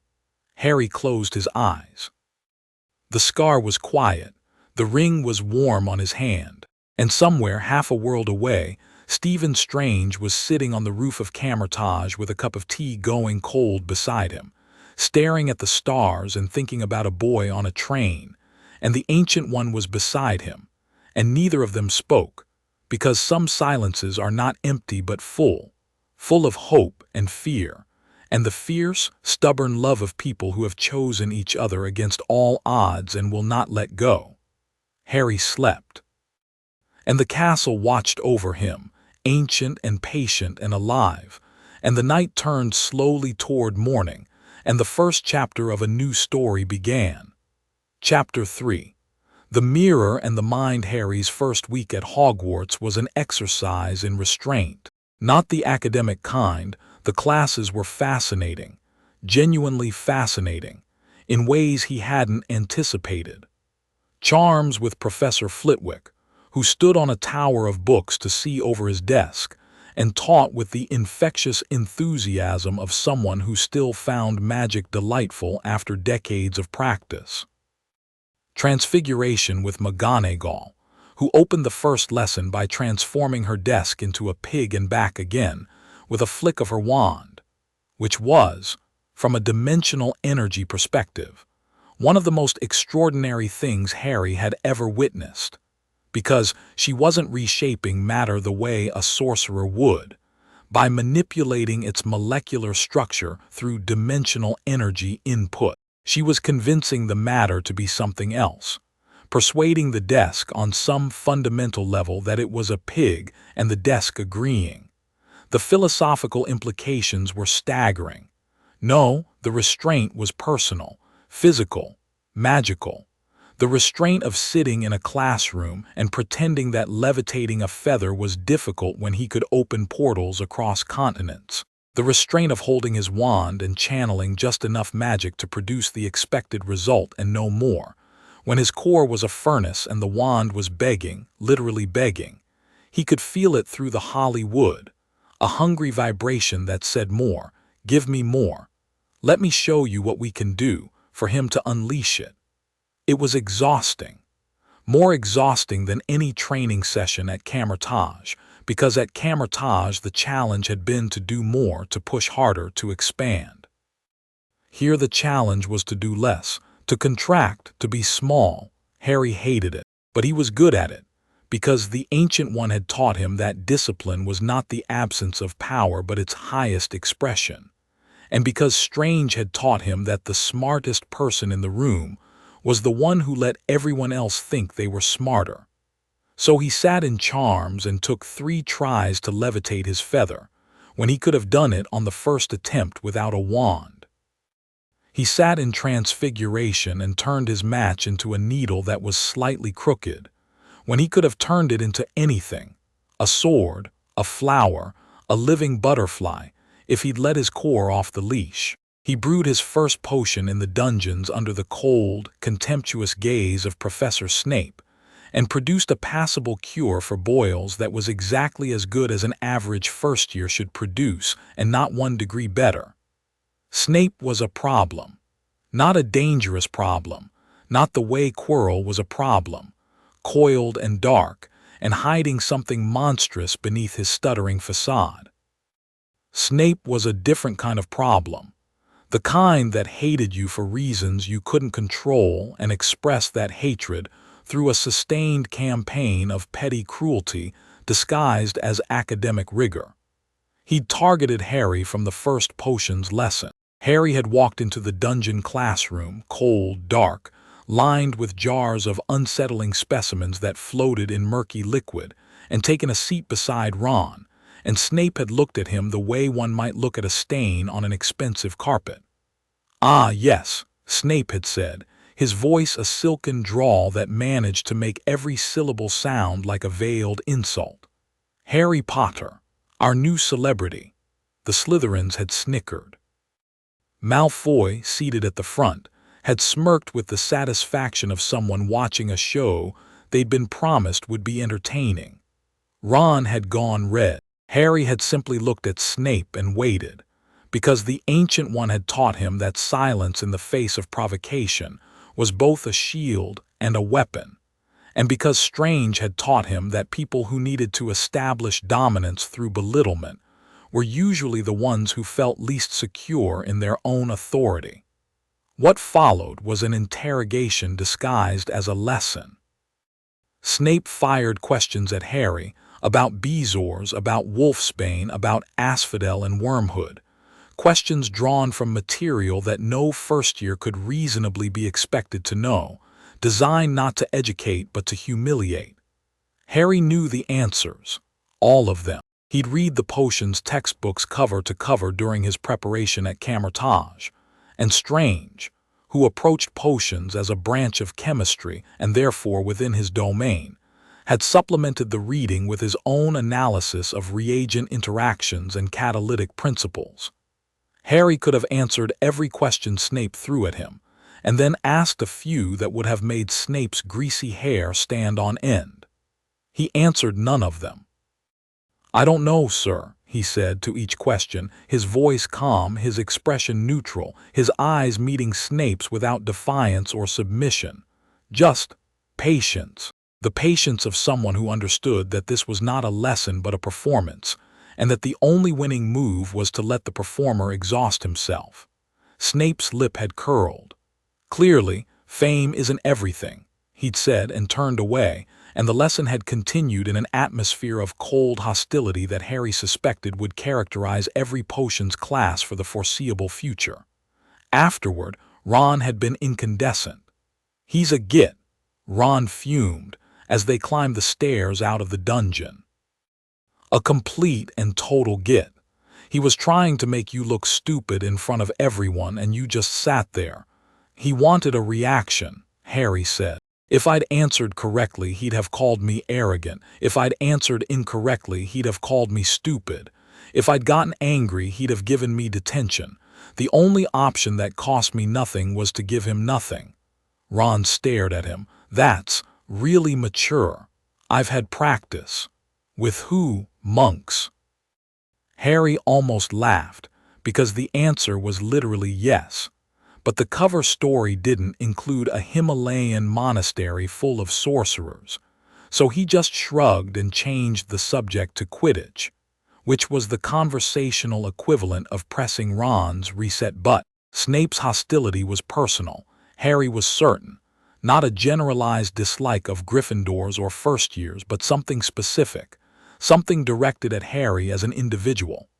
The man looked at Harry and saw something that enraged him, something that went beyond the superficial rivalry between houses or the petty jealousy of a teacher confronted with a famous student. There was history there. Pain. A wound that Harry's face, or his name, or his very existence kept tearing open. Harry filed it under Investigate and moved on. The other classes were less fraught. Herbology, taught by a cheerful, dirt-smudged woman named Professor Sprout, involved working with magical plants in the school's greenhouses, a discipline that Harry found surprisingly intuitive, since the interaction between living things and magical energy was a fundamental principle of the mystic arts. History of magic, taught by a ghost named Professor Binns who had apparently died and continued teaching without noticing, was monumentally boring but historically useful. Harry took detailed notes on the Goblin rebellions and the establishment of the Statute of Secrecy while the rest of the class slept. Astronomy involved charting star positions from the top of the tallest tower at midnight, which Harry enjoyed partly for the subject matter, and partly because the tower offered an unobstructed view of the dimensional energy flows around the castle, which were spectacular at night. Rivers of light visible only to his trained perception, flowing through the ancient stone like blood through veins. And then there was defense against the dark arts. Professor Quirrell's classroom smelled of garlic. Braids of it hung from the ceiling, clustered in the corners, draped across the back of his chair, an olfactory smokescreen that Quirrell claimed was to ward off a vampire he'd encountered in Albania, but that Harry suspected served a different purpose entirely. The garlic was pungent enough to mask other smells, other energies. The doubled aura that Harry had detected at the feast was harder to perceive through the garlic's overwhelming sensory interference, and Harry wondered if that was intentional, if Voldemort, parasitic and cunning, had instructed his host to surround himself with a natural magical deterrent that also happened to function as camouflage. Quirrell himself was a masterpiece of misdirection. He stuttered. He flinched at loud noises.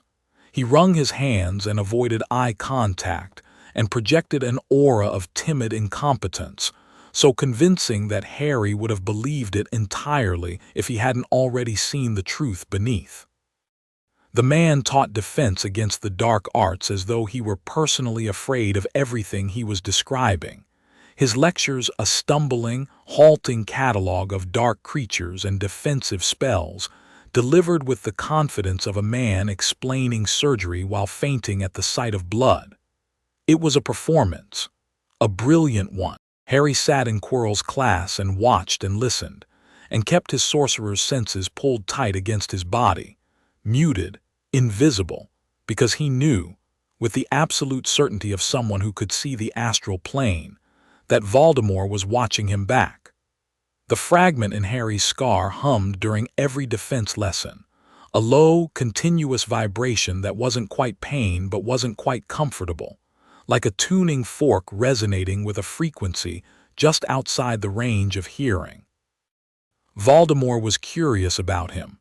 Harry could feel it, a probing attention, subtle and patient, reaching out from Quirrell's doubled aura like tendrils of smoke, not attacking, not invading, just looking, trying to understand why the boy who had survived his killing curse felt different from other wizards, why Harry's magical signature had a quality that Voldemort couldn't quite identify, an undertone that didn't belong to the wizarding tradition.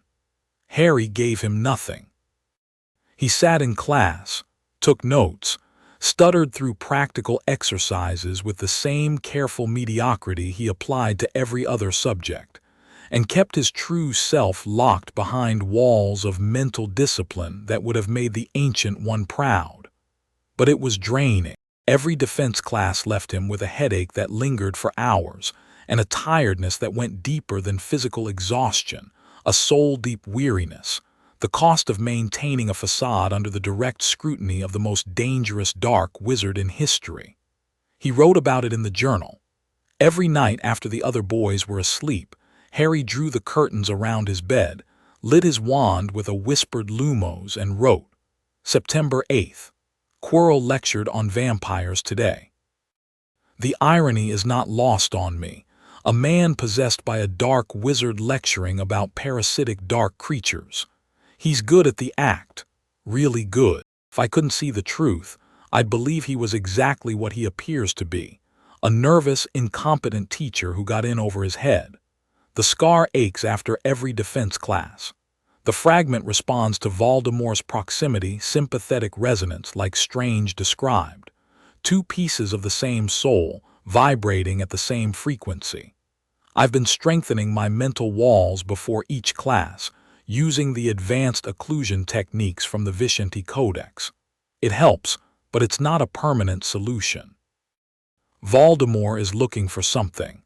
I don't know what yet, but he's in the castle for a reason, and it's not to teach first years about knockback jinxes. The third-floor corridor is still forbidden.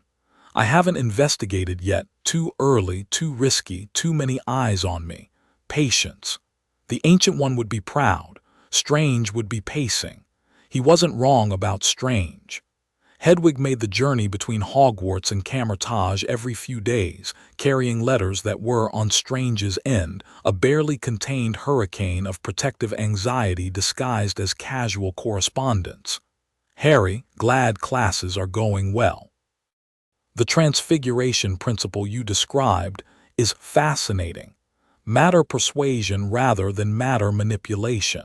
I've been cross-referencing with the Kamar-Taj text on consensual reality theory, and I think there's a bridge concept that could unify the two approaches. We'll send notes. More importantly, You mentioned headaches after defense class. Describe them precisely. Duration, intensity, location, associated symptoms. This is not a request, it's a medical order.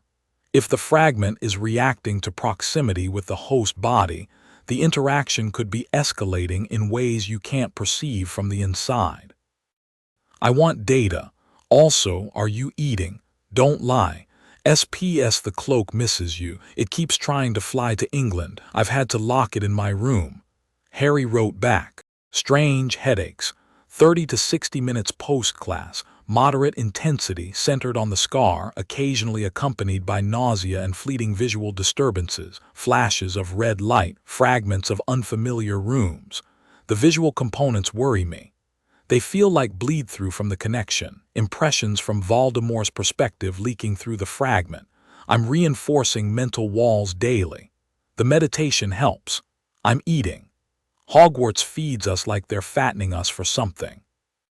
Ron eats enough for 3 people and the table magically refills. It's disconcerting. Tell the cloak I'm fine and I'll be home for Christmas. HPS, I've made friends. Real ones, I think. Ron Weasley and Hermione Granger. Ron is loyal, funny, and completely without guile. Hermione is the smartest person I've met who isn't you. They don't know about Kamar-Taj. They don't know about the mystic arts. They know the version of me that Hogwarts sees, a talented first year who's still figuring things out. Sometimes I wonder if that version is simpler, happier. Don't worry, I know who I am. The friendship with Ron had happened naturally, the way friendships do when 2 people are thrown together by circumstance and discover, to their mutual surprise, that they actually like each other. Ron was everything Harry wasn't. Loud where Harry was quiet, impulsive where Harry was strategic, open where Harry was guarded, and the contrast worked. Ron didn't probe. He didn't analyze. He accepted Harry at face value with a generosity of spirit that was either naivety or wisdom, and Harry, who had spent his whole life being assessed and evaluated, found the absence of scrutiny profoundly restful.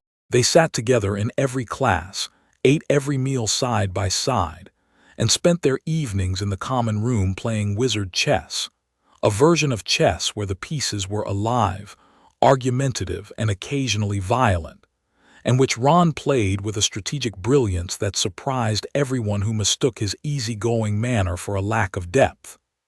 Harry was a good chess player.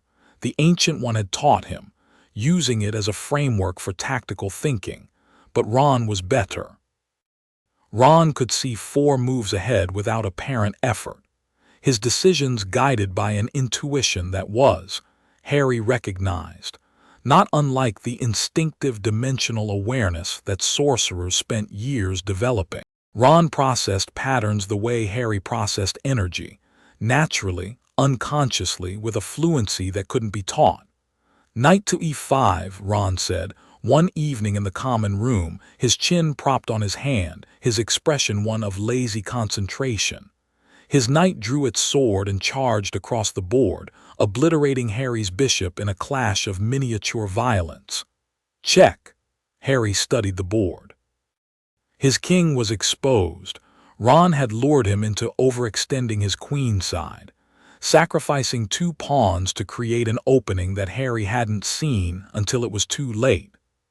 A classic trap, executed with a subtlety that belied Ron's reputation as a simple, straightforward thinker. You set that up 6 moves ago, Harry said. 7, actually, Ron grinned. You moved your bishop when I wanted you to move your bishop. The pawns were bait. You sacrificed your own pieces to manipulate my decisions. That's chess, mate. The pieces aren't the point. The position is the point. Harry looked at the board, then at Ron, and felt a flicker of something that was partly admiration and partly a quiet, professional respect. Ron Weasley, who thought he was ordinary, who believed he had nothing special to offer, had just demonstrated a level of strategic thinking that would have impressed Mordo. You're really good at this, Harry said. Ron's ears went pink. It's just chess. It's not just chess, it's how you think.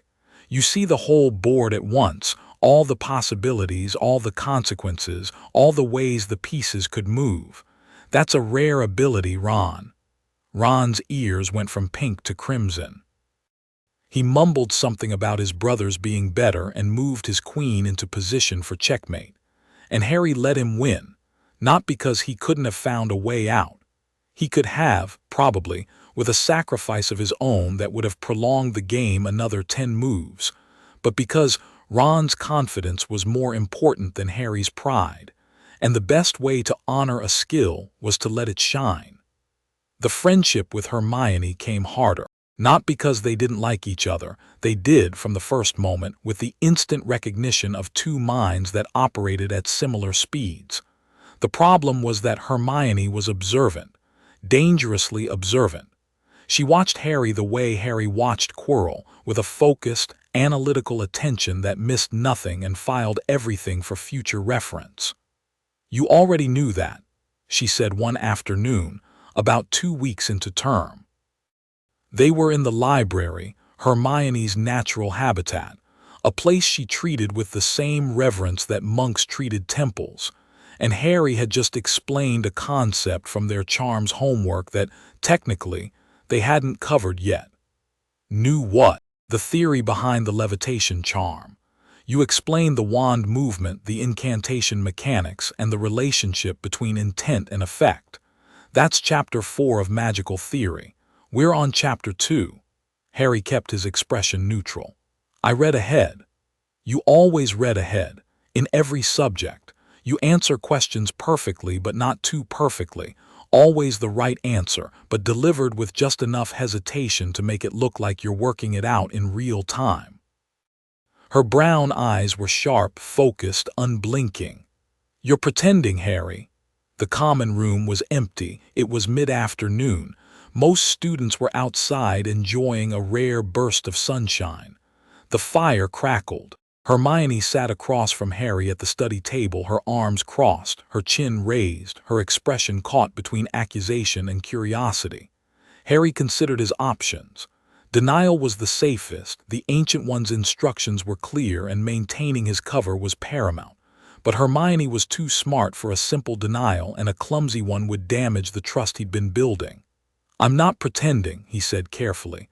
"I'm calibrating." "Calibrating what?" "How much I show." "I grew up differently from everyone here, Hermione. I learned things before Hogwarts, not wizarding things exactly, but related things.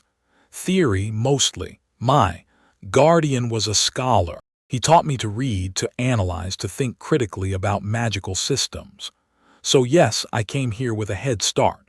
But I'm trying not to make that obvious, because being the boy who lived is already enough attention. I don't need to add suspiciously well-prepared first year to the list." It was a careful truth. Every word was accurate. None of them were complete. Hermione studied him for a long moment, her mind visibly processing, evaluating, deciding whether to push or to accept. "Your guardian," she said, "the one you grew up with abroad." "Yes." "Is he a wizard?" He practices a different magical tradition, not wizardry, something older." Hermione's eyes widened. "There are other magical traditions, besides wizardry."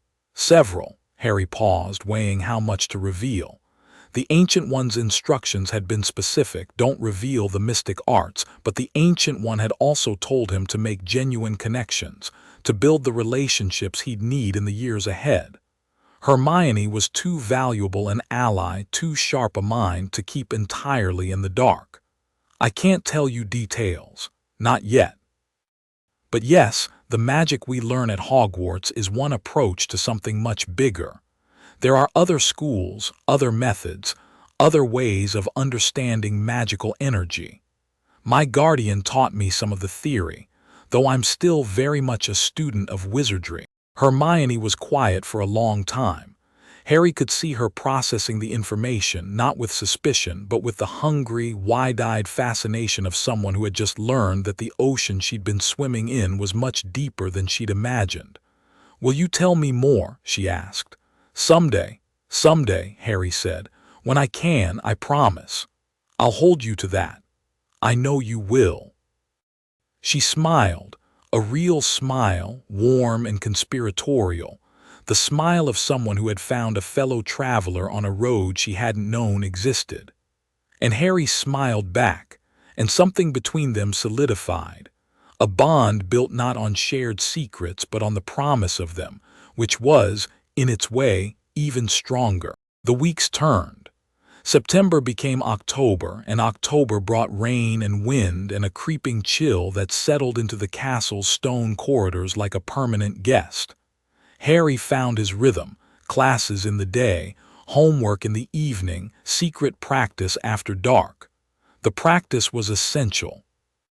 Every night after Ron's snoring reached its peak volume and Neville's whimpering subsided into steady breathing, Harry drew his curtains, cast a silencing charm, his first genuinely advanced piece of wizardry, learned from a sixth-year textbook he'd found in the library, and opened the Ancient One's journal.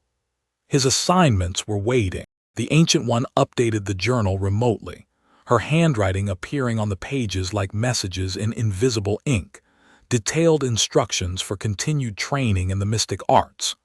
Week 4. Astral Perception Exercises. Without entering the astral plane, which I remind you is forbidden on Hogwarts grounds due to detection risk, practice extending your perception in the astral spectrum while remaining in your physical body. Think of it as looking through a window without opening it. You should be able to perceive the energy structures of the castle, the ambient magical fields, and the astral signatures of individuals within a limited radius. Do not perceive Professor Quirrell's astral signature. The entity within him may detect your attention. Observe passively from a distance, using peripheral awareness only. Harry practiced. In the dark of his curtained bed, he closed his eyes and reached, not outward, not into the astral plane, but along it, skimming the surface of the deeper reality without breaking through. It was a delicate technique, one the Ancient One had described as pressing your ear to a door without opening it, and it required the kind of sustained, fine-grained concentration that made advanced portal work feel like finger painting by comparison. But it worked. Gradually, night by night, Harry's perception of Hogwarts deepened. He could feel the castle's enchantments, not just see them, but feel them, the way one feels the bass note of a song through the floor. The wards that protected the school were immense, layered, ancient, a magical architecture of staggering complexity that made Gringotts' protections look like a padlock on a garden gate. Harry could feel the boundaries of the wards, where they began, where they ended, the points where they were strongest and the points where they were thin, worn by time and the accumulated strain of 1,000 years of magical activity. He could feel the people in the castle, too, not their thoughts. He wasn't a mind reader, and the astral perception technique didn't grant that level of access, but their signatures, their magical fingerprints. Each person in Hogwarts had a unique energy signature, as distinctive as a face or a voice, and Harry learned to recognize them, the way one learns to recognize footsteps in a hallway. Dumbledore's was the sun, vast, bright, controlled with an elegance that was almost musical. McGonagall's was a blade, sharp, precise, disciplined. Snape's was a labyrinth, dark, complex, folded in on itself, guarding something at its center that Harry couldn't identify. Quirrell's was the void. The doubled aura that Harry had perceived at the feast was even more disturbing up close, two signatures overlapping, one weak and human and the other vast and dark and hungry, a consciousness that pressed against the boundaries of its host like a predator testing the bars of a cage. Harry kept his perception away from it, as the Ancient One had instructed, observing only from the edges, the way one watches a dangerous animal from the safety of a high wall. And the third-floor corridor. Harry could feel it, a knot of magical energy, dense and tangled, concentrated in a specific location behind a locked door. Wards within wards, protections layered like the skins of an onion, each one different, each one bearing the magical signature of a different caster. Dumbledore's was there, McGonagall's, Flitwick's, Snape's, Sprout's, and Quirrell's, which meant that Quirrell knew what was hidden there, which meant that Voldemort knew, which meant that whatever was behind that door was what Voldemort had come to the castle to find. Harry didn't go to the third-floor corridor. Not yet. Not because he lacked the ability. He could have bypassed a locked door in his sleep, with or without magic, but because going there would require either stealth or confrontation, and he wasn't ready for either. He needed more information. He needed to understand the full picture before making a move that couldn't be taken back. Patience. Always patience. The Ancient One would be proud. Strange would be pacing. Halloween arrived on a Thursday, which seemed appropriate. Something about the day felt liminal, poised between states, the kind of day where boundaries thinned and things that were usually hidden became briefly visible. The castle was decorated with live bats and enormous floating pumpkins, and the great hall had been transformed into a spectacle of orange and black that would have been festive if Harry hadn't spent the entire day acutely aware that his scar was aching worse than it had since the first night. The feast was spectacular. Mountains of food, flocks of bats, a choir of enchanted skeletons singing something discordant in the corner. Harry sat between Ron and Hermione, who had, over the past weeks, settled into a dynamic that was equal parts affection and exasperation, like siblings who'd chosen each other, and tried to focus on the celebration rather than the low, persistent throb behind his scar. Something was wrong. He could feel it, not a specific threat, but a wrongness in the castle's energy, a disturbance in the magical field that was too subtle for anyone without astral perception to detect. Something had been let in, something that didn't belong. He didn't have to wait long to find out what. The doors of the great hall burst open, and Professor Quirrell sprinted in, his turban askew, his face white with terror, his arms pinwheeling with the uncoordinated panic of a man in the grip of genuine, or very convincingly performed, fear. "Troll!" Quirrell screamed. "Troll in the dungeons, thought you ought to know." He collapsed face first onto the floor in a dead faint, and the great hall erupted into chaos. Students screamed.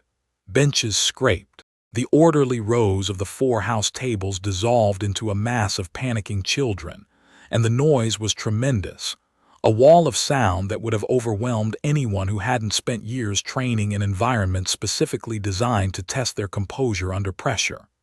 Harry didn't panic. He went still, perfectly, completely still, the way the Ancient One had taught him, the way a sorcerer stills himself before combat, and in that stillness he perceived. The castle's energy was churning. The troll was real. Harry could feel it. A massive, crude signature in the dungeons, all brute force and biological imperative, like a boulder rolling downhill. But the disturbance he'd sensed earlier wasn't the troll. The troll was a symptom. The cause was something else, something moving through the castle's energy field with purpose and precision, heading away from the great hall while everyone else was heading toward it. Quirrell. The feint was a performance. Harry had watched the man crumple and had seen, in the fraction of a second before Quirrell's face hit the floor, something that no one else in the hall could have caught. A flicker of calculation behind the terror, the quick, controlled adjustment of a man who knew exactly what he was doing and had planned the timing to the second. Voldemort was making his move. The troll was a distraction. While the school dealt with a rampaging monster in the dungeons, Quirrell, or rather, the thing wearing Quirrell like a suit, was heading for the third-floor corridor. "Silence!" Dumbledore's voice cut through the chaos like a blade, amplified to a volume that rattled the floating pumpkins and froze every student in place. "Prefects, lead your houses back to the dormitories immediately. Teachers, follow me to the dungeons." Percy Weasley was already on his feet, marshalling the Gryffindors with the officious authority of someone who had been waiting his entire life for a crisis that required organizational skills. Gryffindors this way. Stay together, don't panic, follow me. Students began filing out. Harry moved with them, his mind racing, his senses extended. The troll was in the dungeons. He could feel it more clearly now, a lumbering mass of hostile energy blundering through the stone corridors with the subtlety of a wrecking ball. The teachers were heading toward it. Quirrell was not with them. Harry tracked his doubled signature moving through the castle, climbing stairs, heading upward while everyone else went down. And then Harry felt something else.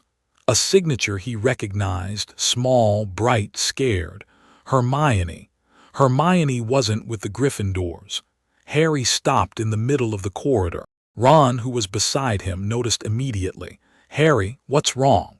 "Hermione. She wasn't at the feast. She's been in the bathroom since this afternoon."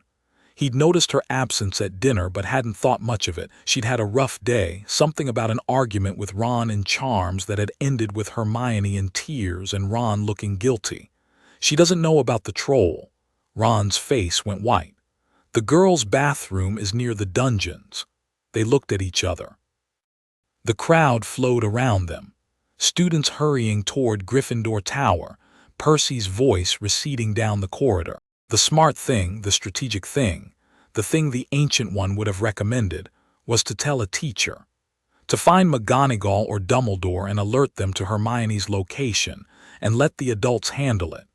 But the adults were heading to the dungeons, and the troll was already moving. Harry could feel it, changing direction, climbing, no longer in the dungeons but in the corridors above, drawn by some instinct or scent or the simple random wandering of a creature too stupid to stay where it was put. It was heading toward the first-floor corridor, toward the bathrooms, toward Hermione. "Come on," Harry said and ran.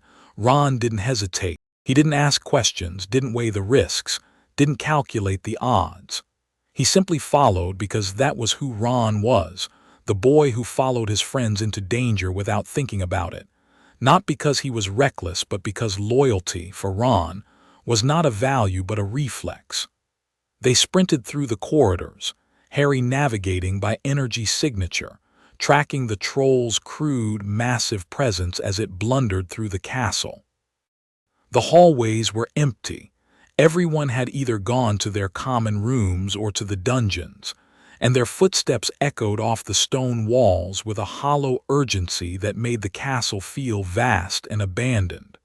The smell hit them first, a thick, foul reek, rotting meat, an unwashed animal, and something acrid, like the chemical stink of a body that processed food through methods that would have horrified a biologist. Ron gagged. Harry breathed through his mouth and kept moving. They rounded a corner and saw it. The troll was enormous. 12 feet tall, with gray, lumpy skin like poorly mixed concrete and arms that hung to its knees, thick as tree trunks.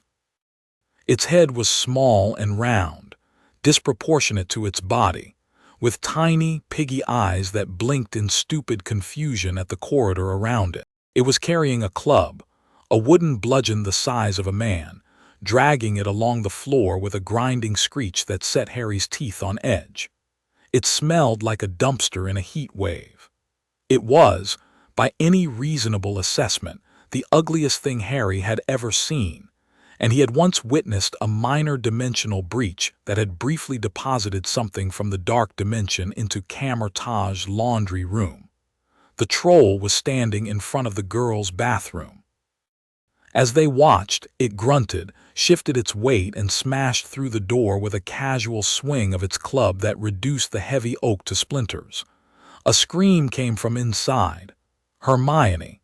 Harry moved. Later, Ron would describe what happened next to anyone who would listen, and his descriptions would grow more elaborate with each telling, but the core would remain the same. Harry Potter walked into a bathroom occupied by a 12-foot mountain troll, and what followed was the most terrifying and impressive thing Ron Weasley had ever seen. Harry didn't draw his wand. That was the first thing Ron noticed, and the thing that would keep him up at night for weeks afterward, turning the memory over and over like a stone in his hand. Harry didn't reach for his wand. He walked into the bathroom, his hands at his sides, his face utterly calm, not the forced calm of someone pretending not to be afraid, but the genuine, centered stillness of someone who had been trained since childhood to process threat without being paralyzed by it. The bathroom was destroyed. Sinks had been ripped from the wall. Water sprayed from broken pipes, flooding the floor. Hermione was crouched beneath the last intact sink at the far end of the room, soaked, shaking, her face white with terror, her mouth open in a scream that had gone silent. The troll stood between Harry and Hermione, its back to the door, its club raised. It turned at the sound of Harry's entrance, its small eyes blinking stupidly, and Harry met its gaze and felt nothing. No fear. No hesitation. The creature was large, strong, and dangerous in the way that a rock slide is dangerous, powerful but mindless, a threat that could be navigated with precision and timing. The Ancient One had taught him to fight creatures. Not trolls specifically, but the principle was universal. Assess, adapt, act. Mordo had drilled combat scenarios into him since age 7. Strange had taught him to see every fight as a problem with a solution that could be calculated in real time. Harry calculated. The troll was strong but slow. Its club was devastating but required a wind-up. The bathroom was confined, which limited the troll's mobility but also limited Harry's. The water on the floor was both a hazard and an opportunity. Hermione was behind the troll, which meant Harry needed to draw its attention forward, away from her, and then neutralize it without revealing abilities that a first-year wizard shouldn't possess. That last constraint was the hardest. Because the fastest, cleanest solution, a mandala shield to block the club, a binding construct to pin the troll's limbs, a portal beneath its feet to drop it into the lake, would expose everything. One first-year performing dimensional magic in front of 2 witnesses would destroy his cover, reach Dumbledore within the hour, and unravel 7 years of careful preparation. So Harry did it the wizard way. "Hey," he shouted. "Over here." The troll turned. It blinked at him, processing slowly, laboriously, the wheels of its minimal cognition grinding through the novel stimulus of a very small human shouting at it. Then it swung. The club came down like a falling tree. Harry threw himself sideways, rolling across the wet floor, the club smashing into the tiles where he'd been standing with a force that cracked the stone and sent shrapnel flying. He came up in a crouch, his wand now in his hand, not because he needed it, but because it was what a wizard would do and he was playing a wizard. "Ron," he shouted. "Get Hermione out." Ron, who had been standing in the doorway in a state of frozen horror, snapped back to life. He scrambled along the wall, ducking under the troll's arm, heading for Hermione. The troll didn't notice. Its attention was on Harry now, its tiny brain locked onto the target that was moving and making noise. It swung again. Harry dodged again, faster this time, using the combat footwork that Mordo had drilled into his muscle memory, the precise, economical movements of a trained fighter that looked, to an untrained eye, like the lucky reflexes of an athletic child. The club whistled past his ear. Close. Too close. The troll was stupid but fast, faster than its size suggested, and the bathroom was shrinking around them, the broken sinks and flooding water turning the floor into an obstacle course. Harry needed to end this. Quickly, before the troll got lucky, and cleanly, without revealing anything he shouldn't. He pointed his wand at the club. Wingardium Leviosa, the levitation charm, the first spell they'd learned in charms, the simplest piece of magic in the first-year curriculum. Child's play. Literally. But Harry didn't cast it the way a first-year would. He cast it with the full, focused intention of a sorcerer trained in energy manipulation, channeling his magical core through the holly wand with a precision that Flitwick would have wept to see. The spell hit the club and gripped, not the tentative, wobbling grip of a student's first levitation, but a solid, unshakable hold that locked the club in place in midair as though it had been nailed to the sky. The troll tugged. The club didn't move. The troll tugged harder, confused, its tiny brain unable to process why the heavy thing in its hand was no longer responding to gravity. Harry held the spell, his wand steady, his face calm, and with a flick of his wrist he twisted the charm, rotating the club in the troll's grip and wrenching it free. The club hung in the air above the troll's head. The troll looked up at it, blinking. Harry released the charm. 12 feet of hardwood club dropped straight down and hit the troll squarely on top of its small, round head with a sound like a coconut being struck with a mallet. The troll's eyes crossed. Its knees buckled. It swayed, teetered, and crashed to the bathroom floor like a felled oak, sending a tidal wave of water across the tiles that soaked Harry to the knees. The bathroom was suddenly very quiet. Harry stood in the wreckage, broken sinks, smashed tiles, unconscious troll, rising water, and let out a slow breath. His heart was hammering, but his hands were steady. The wand hummed in his grip, satisfied, the hollywood warm against his palm. Ron was staring at him from across the room, one arm around Hermione, both of them soaked and wide-eyed. Hermione's mouth was open, but no sound was coming out. Ron's freckles stood out against his white face like paint splatters. "Is it?" Ron began. "Unconscious," Harry said. "Not dead. Trolls have thick skulls. It'll have a headache when it wakes up, but it'll live." "You just—" Ron gestured vaguely at the troll, the club, the general devastation. "You just with a first-year spell. It's not about the spell," Harry said, tucking his wand back into his pocket. "It's about the application." Mate, that's not normal. That's not first-years can't." Footsteps in the corridor, voices. The teachers, finally, arriving at the scene that Harry had desperately hoped they wouldn't witness but had known, on some level, they would. McGonagall appeared in the shattered doorway first, her face white, her wand drawn. Snape was behind her, his dark eyes sweeping the room with the rapid, clinical assessment of someone who expected the worst. Quirrell brought up the rear, taking one look at the troll and sitting down heavily against the wall with a whimper that was, Harry had to admit, excellently performed. "What on earth?" McGonagall began, and then her eyes found the 3 students, and her expression underwent a transformation that was fascinating to watch. Relief that they were alive, fury that they were here, and a dawning comprehension of what had happened that produced a look of such conflicted emotion that Harry almost felt sorry for her.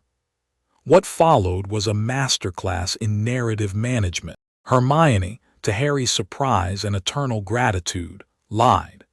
Smoothly, convincingly, with a composure that belied the fact that she'd been screaming under a sink 30 seconds ago.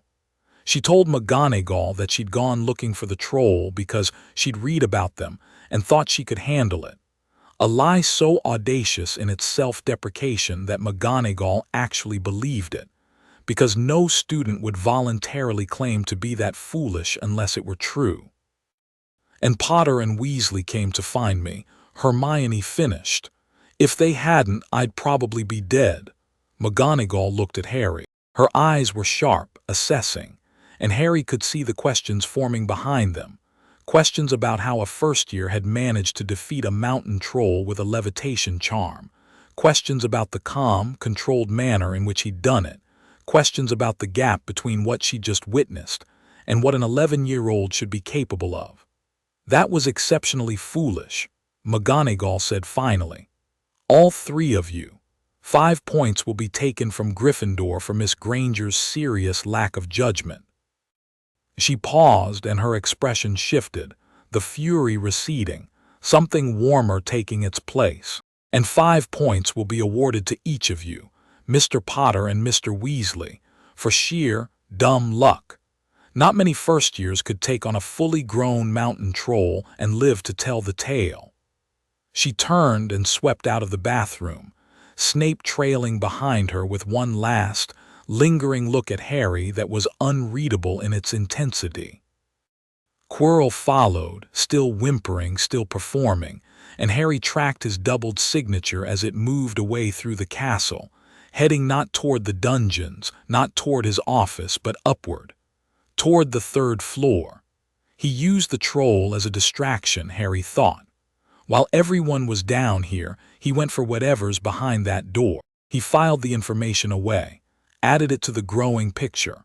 The puzzle was taking shape: Voldemort, Quirrell, the third-floor corridor, the hidden object, the troll as a diversion, pieces of a plan that was careful, patient, and dangerously intelligent.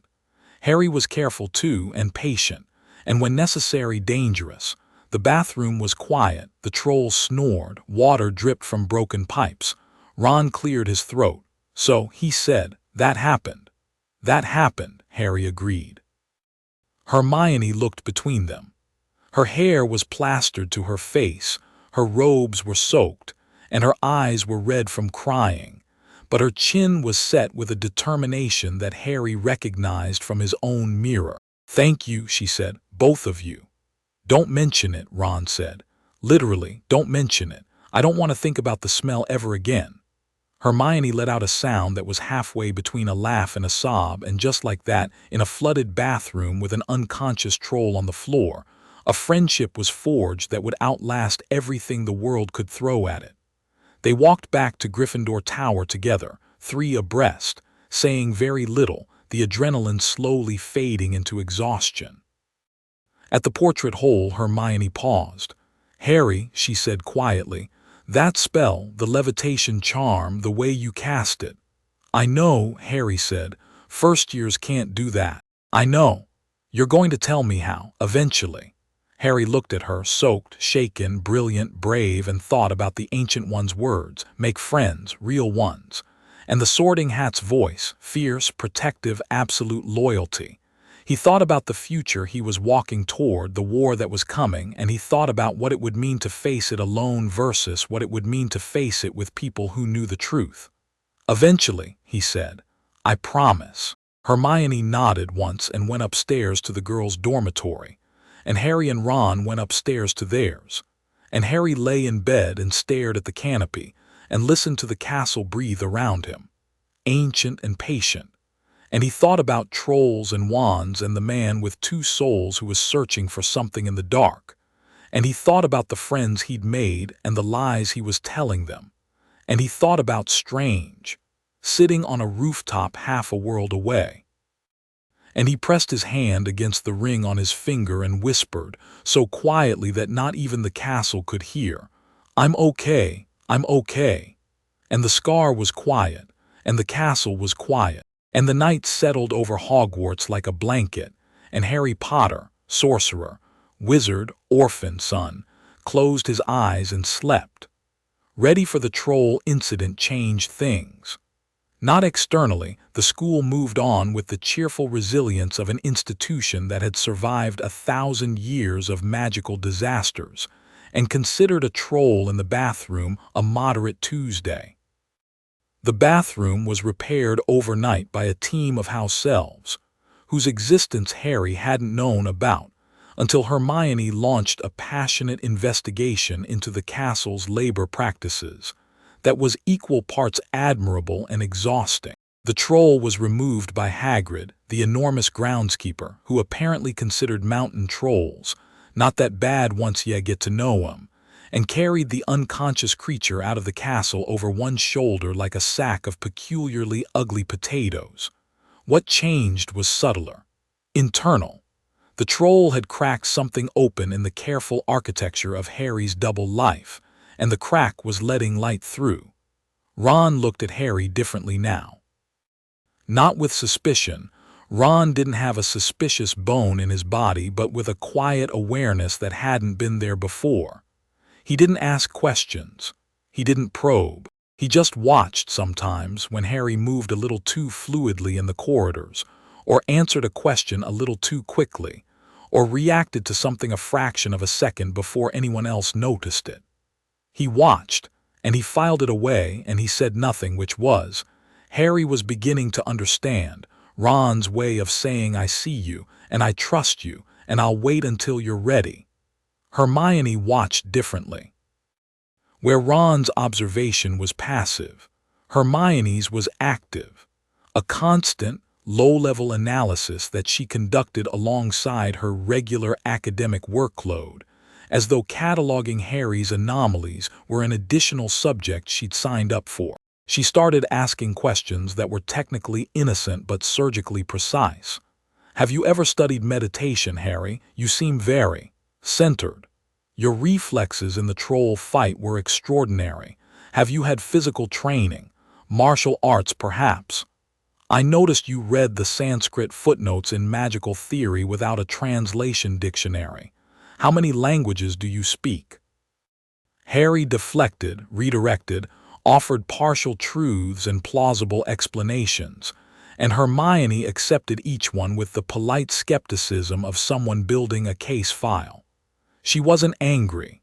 She wasn't hurt. She was patient, which was worse, because patience implied confidence that the truth would eventually emerge, and that confidence was almost certainly justified. But the troll had changed something else too, something more dangerous. It had drawn attention from above. Harry felt Dumbledore's gaze on him during meals now.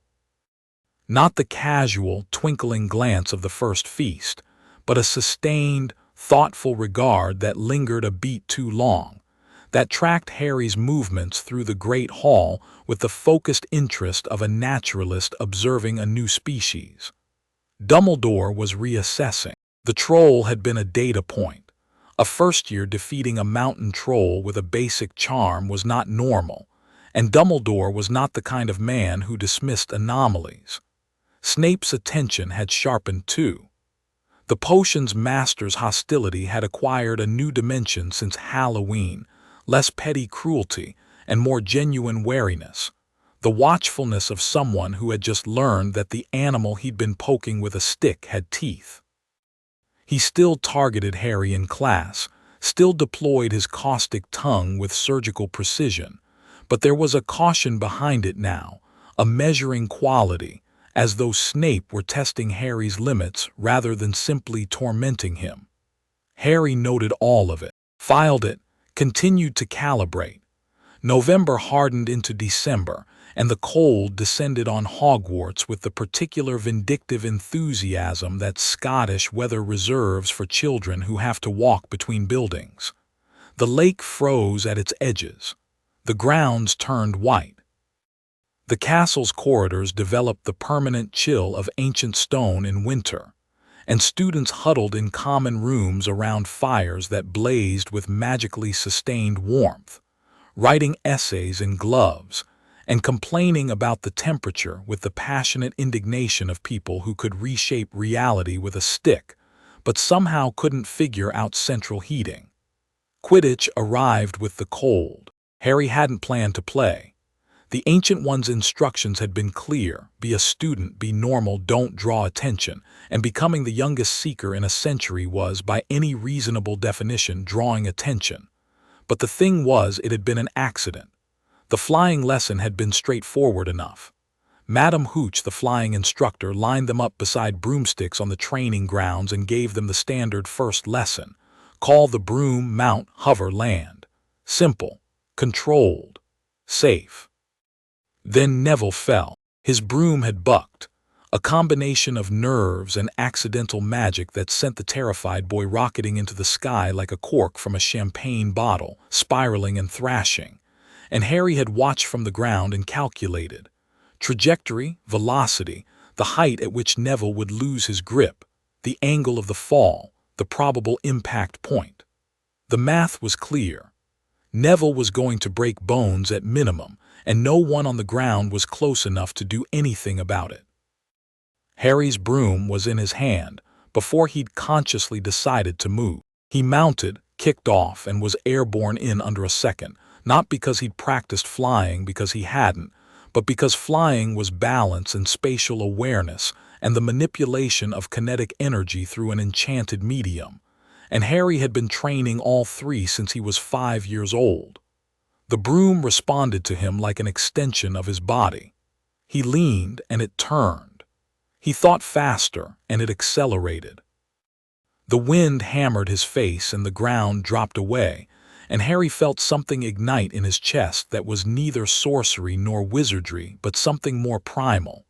The pure, elemental joy of flight, of freedom from gravity, of the sky opening above him like a door. He caught Neville 20 feet from the ground, one arm around the boy's waist, the other on the broom handle, a controlled deceleration that brought them both to a gentle stop 3 feet above the grass. Neville was white-faced and shaking. Harry was grinning. Madame Hooch was furious. McGonagall was more furious. And then McGonagall introduced Harry to Oliver Wood, the Gryffindor Quidditch captain, and the fury transformed into something that looked remarkably like calculated ambition. "You flew without a single lesson," Wood said, pacing his dormitory like a man in the grip of religious revelation. "You caught a falling student from a dead start. You decelerated a broom in mid-dive with one hand." He spun to face Harry, his eyes blazing. "Can you see small objects at high speed?" "Yes." "Can you maintain spatial awareness in 3 dimensions while moving at velocity?" Harry almost laughed. He'd been maintaining spatial awareness in 3 dimensions and several additional ones since he was 8. "Yes." "You're my new seeker. Practice starts Monday." And that was that. Harry was a Quidditch player.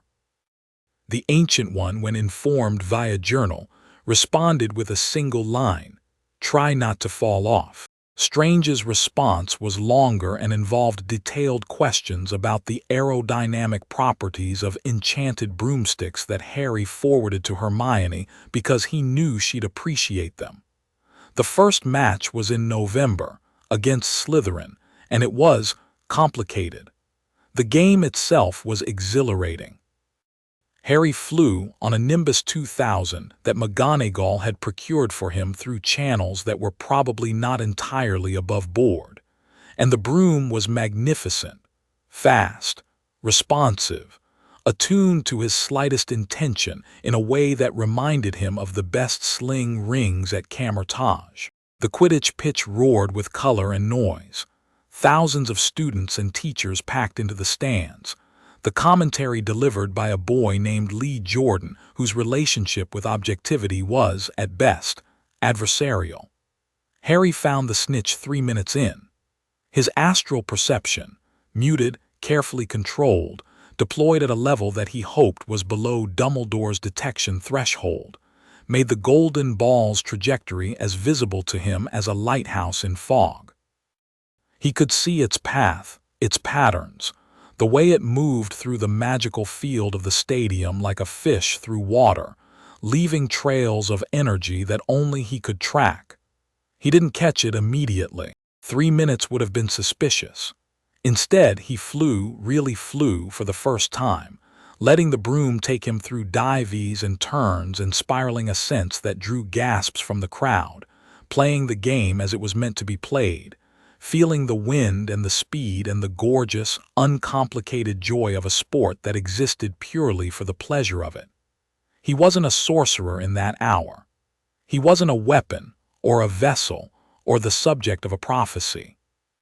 He was a boy on a broom, chasing a golden ball through the November sky, and it was the happiest he'd been since arriving at Hogwarts. Then his broom tried to kill him. It happened in the middle of a dive, a sudden, vicious buck that threw Harry sideways, his hands nearly losing their grip. The broom shuddered, rolled, bucked again, and Harry felt it, the unmistakable signature of a curse, a targeted magical interference that was trying to override the broom's enchantments and throw him off. He clamped his knees and reached for the broom with his senses, trying to identify the source. 2 sources.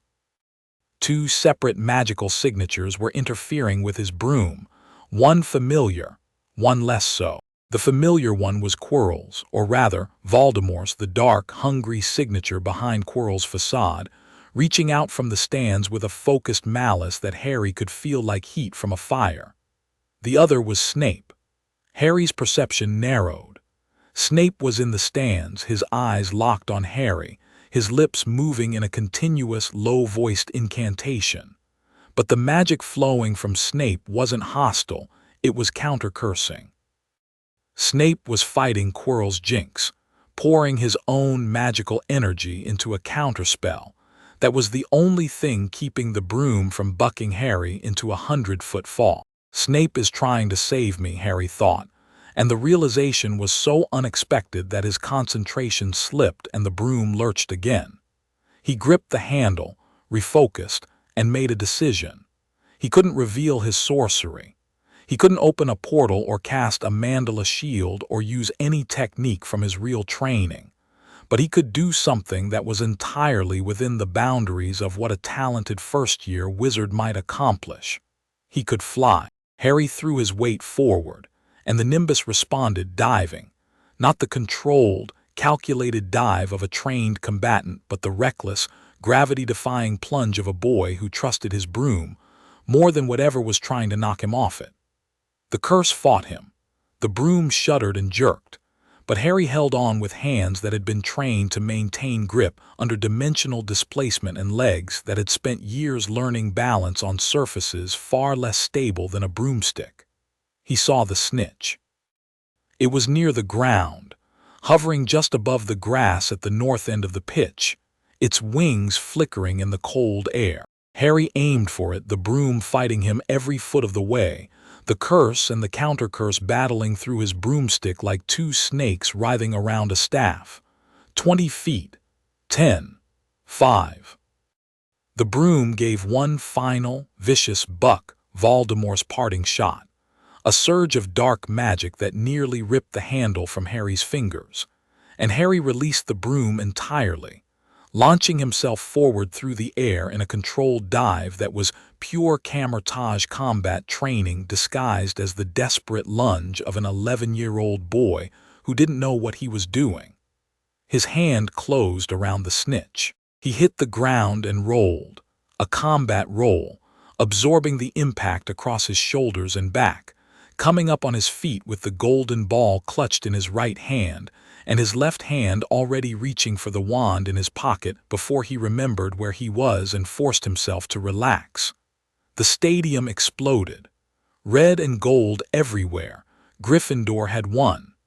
Lee Jordan was screaming into the commentary microphone.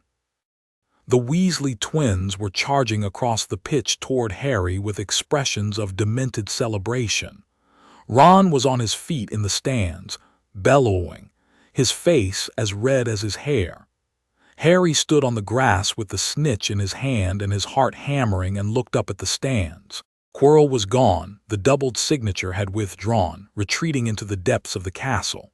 Snape was still there, his dark eyes fixed on Harry, his expression a complicated tangle of emotions that Harry couldn't fully read: relief, suspicion, anger, and something else. Something buried deep, something that looked almost like grudging pride. And Dumbledore. The headmaster sat in his elevated box, his hands folded, his blue eyes twinkling behind his half-moon spectacles. He was smiling. But beneath the smile, Harry sensed something he hadn't felt from Dumbledore before: uncertainty. The headmaster was recalculating. The data didn't fit his model. Harry Potter was not what he'd expected. And Dumbledore, a man who had spent decades predicting and preparing for this boy's arrival, was for the first time unsure. Good. Harry held up the snitch, let the crowd roar, and smiled the smile of a happy, normal first-year seeker who had just won his first Quidditch match. Beneath the smile, behind the mask, the sorcerer took notes. December brought snow and something unexpected, a discovery.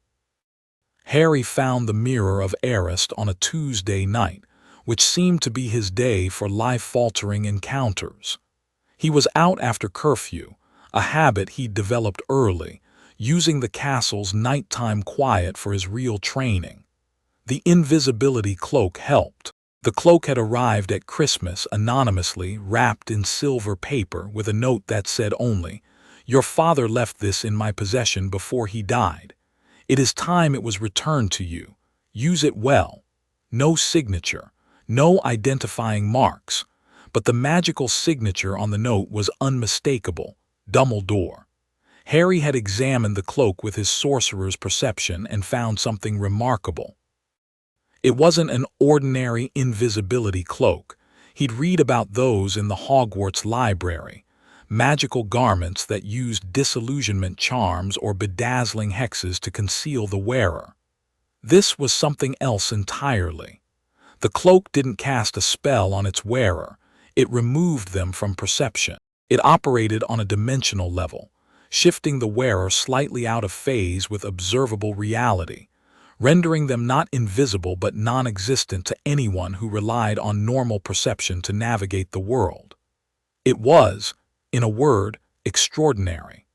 The craftsmanship was beyond anything Harry had seen at Kamar-Taj or Hogwarts, a fusion of wizarding and dimensional magic so seamless that the two were indistinguishable. Whoever had made this cloak had understood both traditions with a depth that staggered him.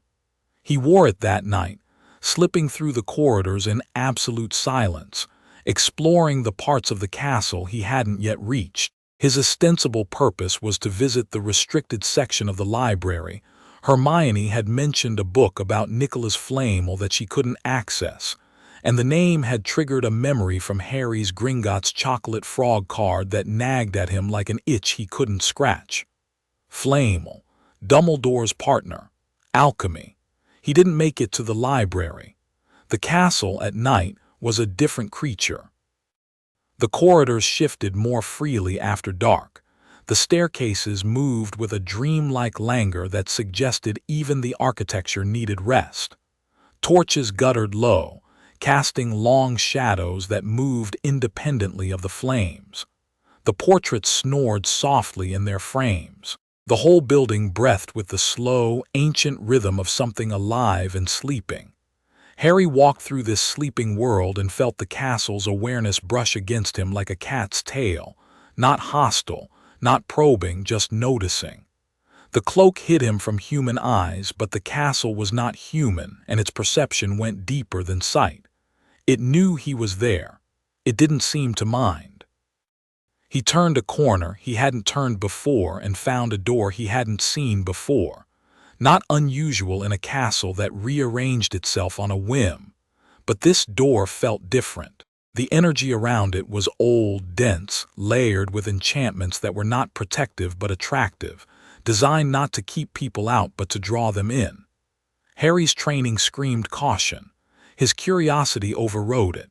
He opened the door.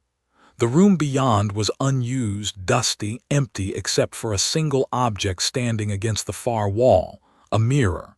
It was tall, taller than Harry, taller than Strange, reaching nearly to the ceiling. Its frame was ornate gold, carved with an inscription that Harry read automatically, his mind parsing the words before he'd consciously decided to look. Erised stra eru oit ube kafru oit on wosi. Mirror writing. Right to left, I show not your face but your heart's desire. Harry stood before the mirror of Erised and looked into it.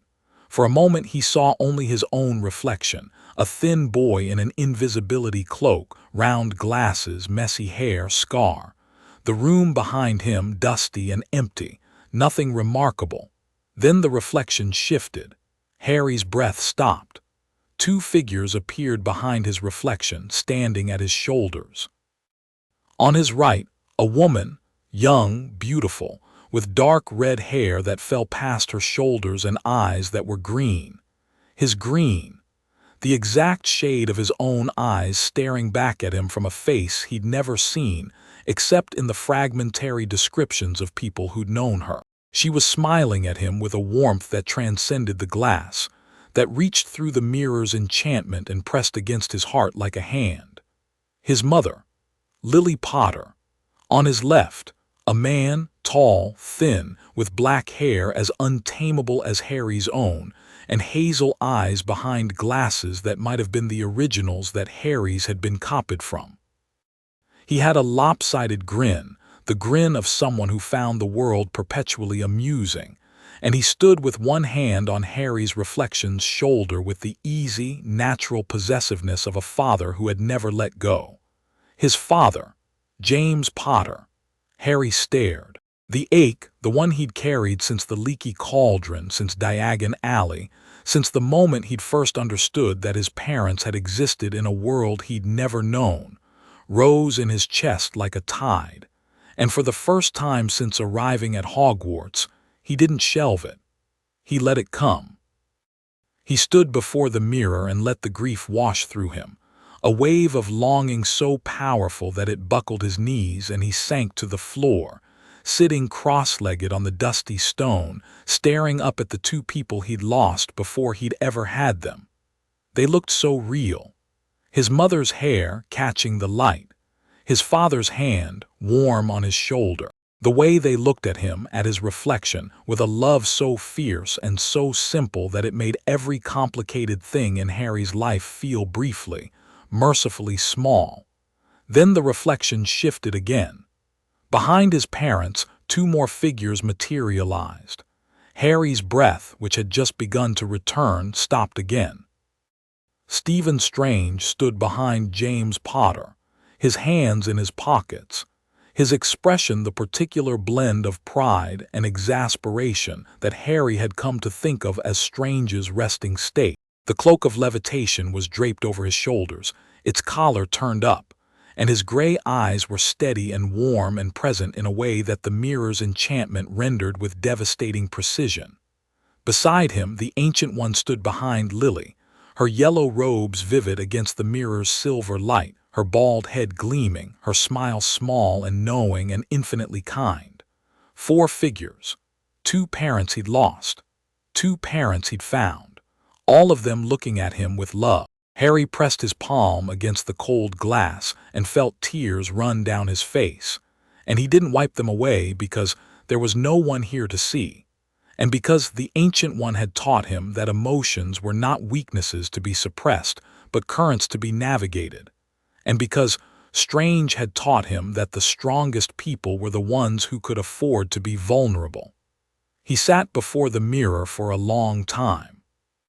He memorized their faces, his mother's eyes, his father's grin, Strange's steady gaze, the Ancient One's knowing smile. He let the image fill him, warm him, settle into the spaces inside his chest that had been empty for as long as he could remember. And then slowly, carefully, he began to let it go. Because the Ancient One had also taught him this, that the most dangerous trap is not the one that threatens pain, but the one that offers comfort. The mirror showed his heart's desire, and his heart's desire was family, complete, whole, unbroken, all the people he loved standing behind him in a line. It was beautiful. It was also a fantasy, a construct, an enchantment designed to show you what you most wanted, and in showing it, bind you to the glass until wanting became needing and needing became obsession, and you wasted your life staring at a reflection while the real world, with its imperfect, incomplete, infinitely precious reality, moved on without you. Harry recognized the trap because he'd been trained to recognize traps, and he understood with a sorcerer's clarity that the mirror of Erised was not a benevolent artifact. It was a test. A beautiful, cruel, devastatingly effective test of whether you could look at the thing you wanted most and choose to walk away. He stood up. He looked at his parents one last time, his mother's green eyes, his father's lopsided grin, and whispered, "I'll make you proud." Then he looked at Strange and the Ancient One and whispered, "I'll come home." Then he turned his back on the mirror and walked toward the door. Most people take considerably longer to leave. Harry stopped. He didn't spin. Spinning was a panic response, and Harry didn't panic, but he turned slowly to find Albus Dumbledore sitting in a chair in the corner of the room that had definitely been empty 30 seconds ago. The headmaster was wearing a dressing gown of deep purple over pajamas patterned with small silver moons. His feet were in slippers. His half-moon spectacles reflected the mirror's glow, and behind them his blue eyes were very bright and very focused. "Professor Dumbledore," Harry said. His voice was even controlled, though his heart had accelerated. The invisibility cloak was still on him. Dumbledore shouldn't have been able to see him, but the headmaster was looking directly at him with the calm certainty of someone who had never needed eyes to see. "You may remove the cloak, Harry," Dumbledore said gently. I can see through it. A consequence of advanced age and excessive curiosity, I'm afraid." Harry pulled off the cloak. Dumbledore studied him, the tear tracks on his cheeks, the composure in his bearing, the contrast between the two, and something shifted in the old man's expression.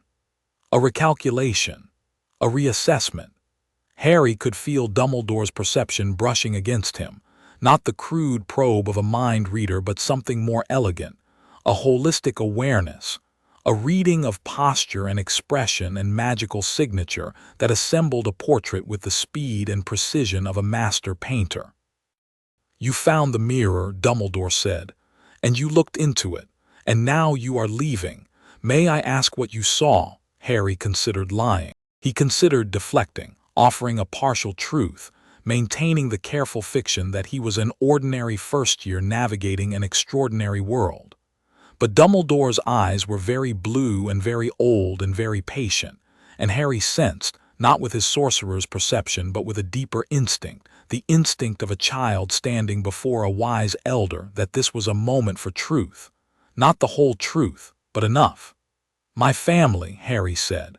"My parents and the people who raised me." Dumbledore's eyebrows rose a fraction. "The people who raised you. I was given to understand that you grew up with your aunt and uncle, the Dursleys." "The Dursleys abandoned me when I was 4, Harry said quietly.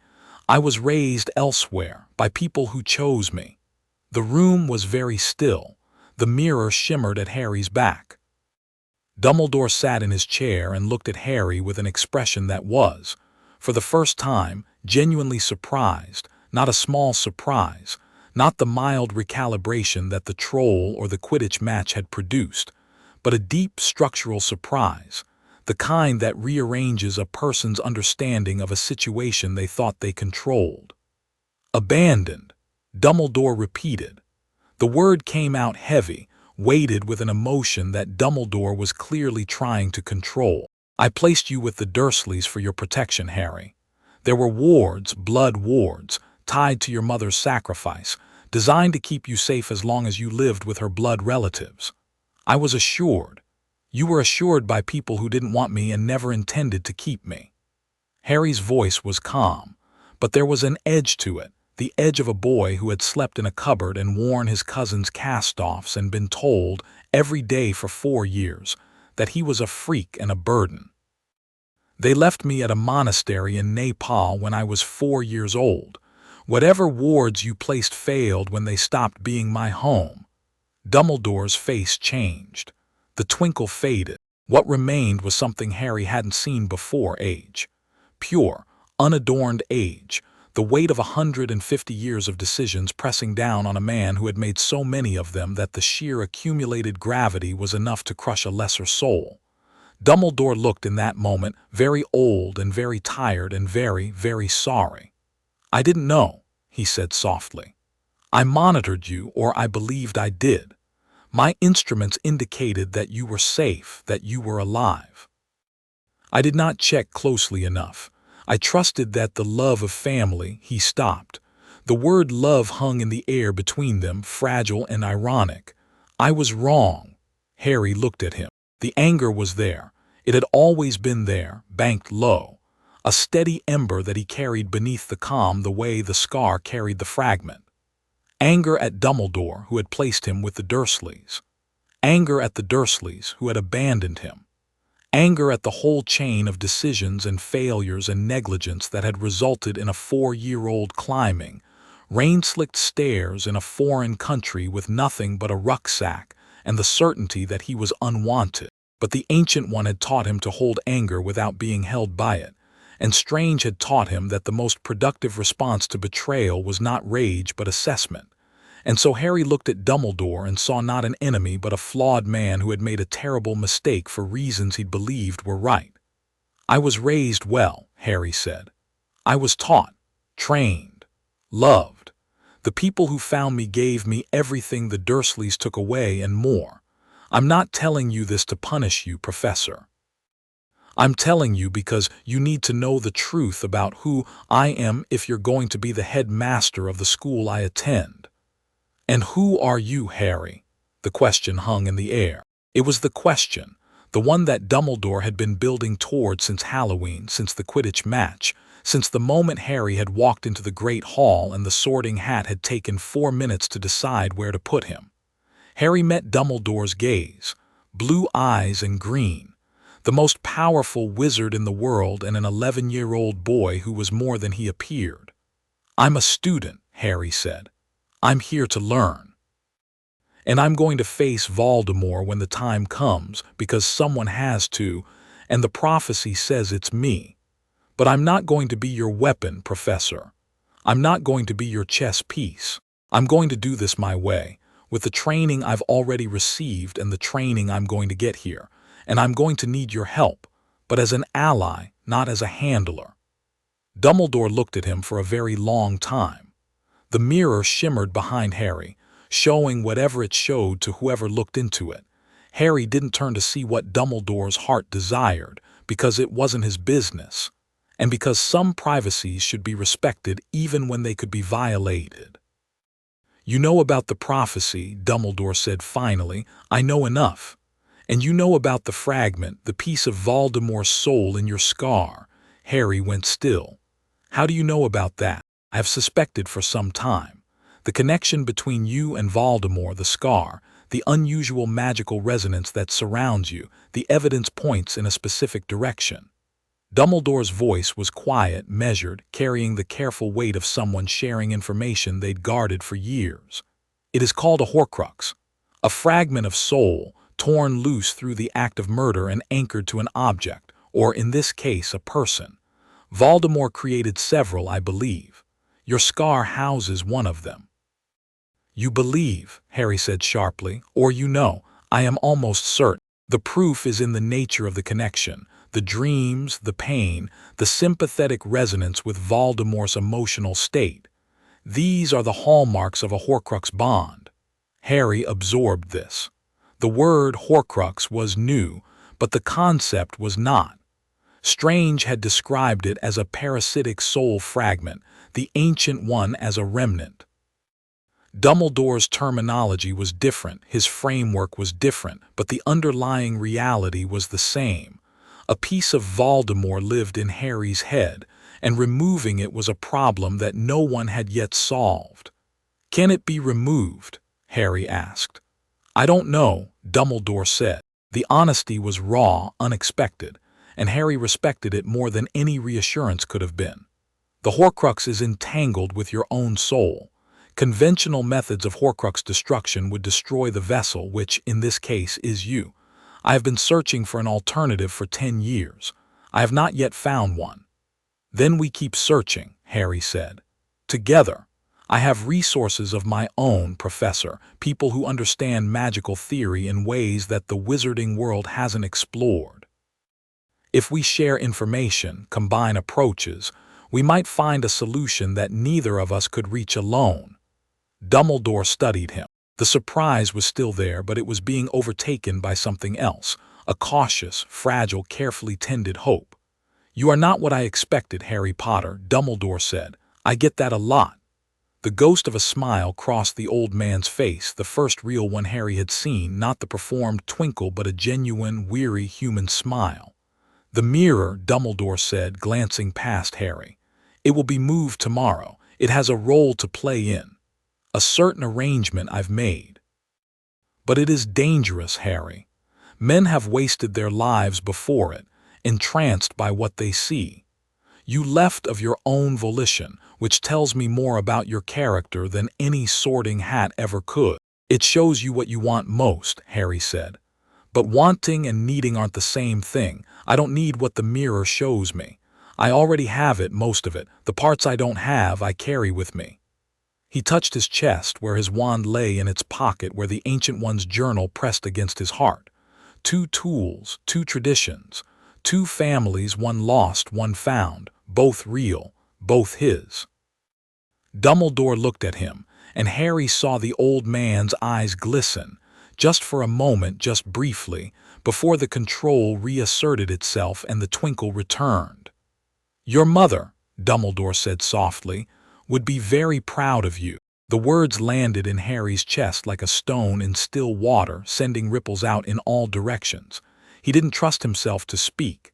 He nodded once, picked up the invisibility cloak, and turned to leave. "Harry," Dumbledore said. He stopped. "The third-floor corridor, I suspect you already know what's hidden there." Harry turned back.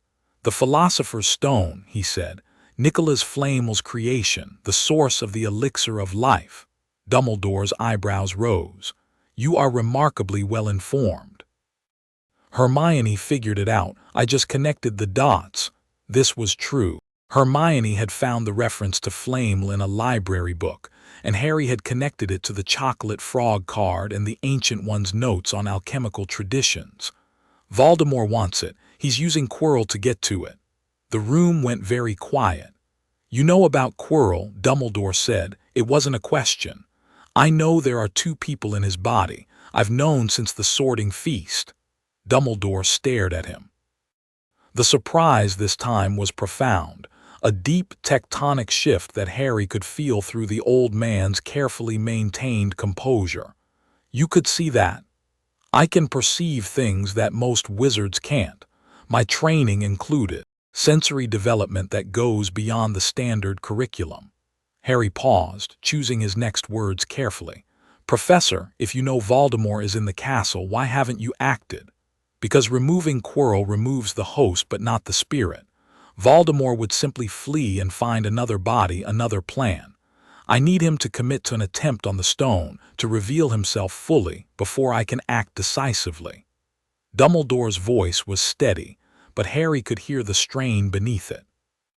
"It is a dangerous strategy, but Voldemort in hiding is more dangerous than Voldemort in the open. You're using the stone as bait. I am using the stone as a trap. The protections surrounding it are designed not merely to prevent access but to reveal the nature of anyone who attempts it.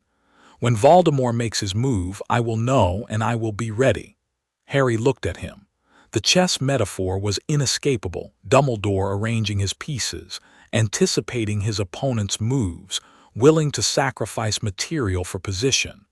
Ron would have recognized the strategy. Harry recognized something else, the loneliness of it.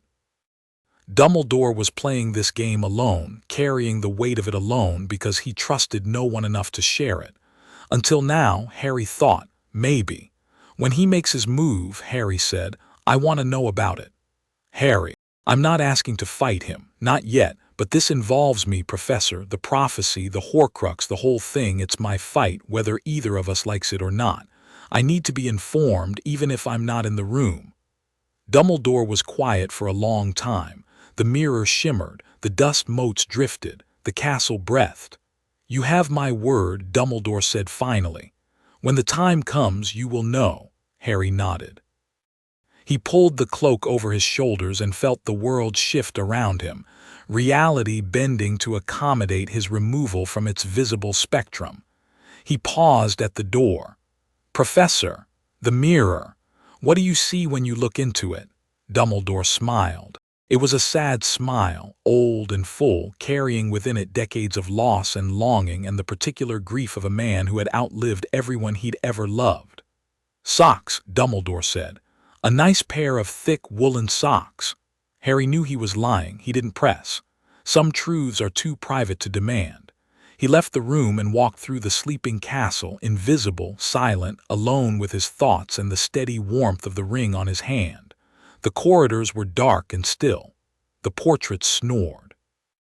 The stairs drifted in their slow, dreamlike dance, and Harry navigated them without thought, his feet finding the solid paths with an instinct born of 3 months of nightly wandering. He returned to Gryffindor Tower, slipped through the portrait hole, climbed the stairs to his dormitory, and sat on his bed in the dark. Ron was snoring. Neville was mumbling about plants.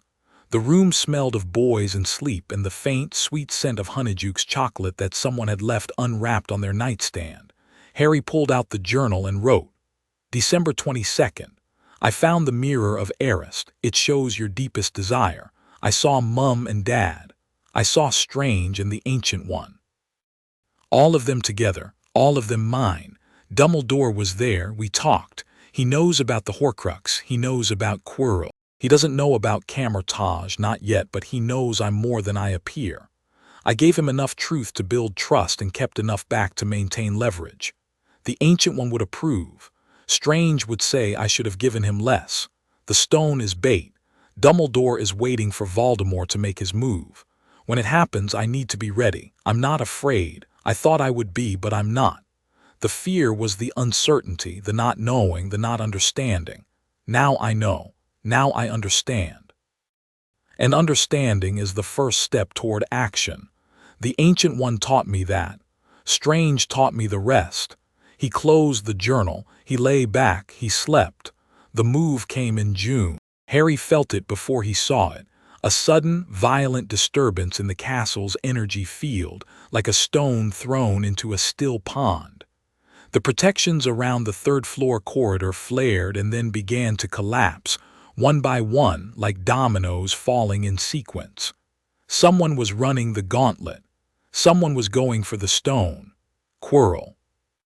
Harry was in the common room when it happened, doing homework with Ron and Hermione.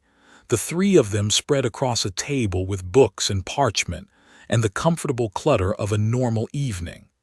The disturbance hit Harry's perception like a shockwave, and he jerked upright so fast that Ron knocked over his ink bottle. "Harry," Hermione's voice was sharp with concern. "What's wrong?" "He's going for it," Harry said. "Now, tonight." He didn't explain further, there wasn't time. Ron and Hermione knew about the stone, they'd pieced it together over months of investigation, the three of them working through the puzzle with a combination of Hermione's research, Ron's strategic thinking, and Harry's knowledge that he couldn't fully explain but that pointed them in the right directions. They knew about the protections. They knew about Quirrell, or at least suspected him. Harry had guided their suspicion toward the stuttering defense professor, without revealing how he knew. "Dumbledore's not here," Hermione said, her face pale. "He got an owl from the Ministry. He left an hour ago." Harry's mind raced. Dumbledore gone, Quirrell making his move. The timing was too precise to be coincidence. Voldemort had waited until the headmaster was away, had possibly arranged the owl himself, had maneuvered the most powerful wizard in Britain out of the castle before launching his attempt.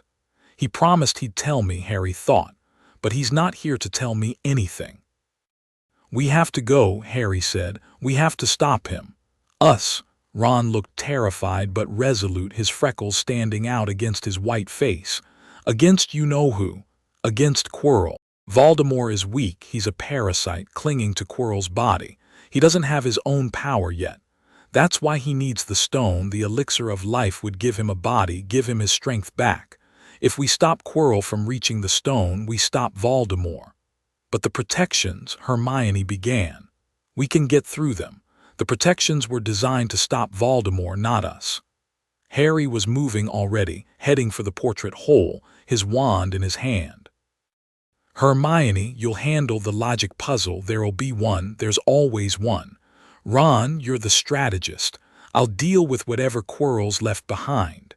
They went. Through the common room, through the portrait hole, through the dark corridors of the sleeping castle. Harry led, navigating by energy signature, tracking Quirrell's progress through the protections.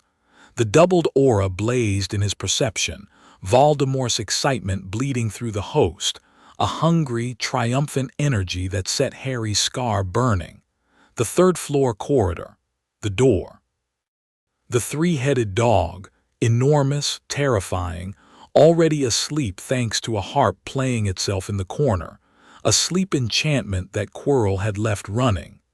They squeezed past the dog and dropped through the trapdoor into darkness. The devil's snare caught them, a mass of writhing vines that constricted at the touch.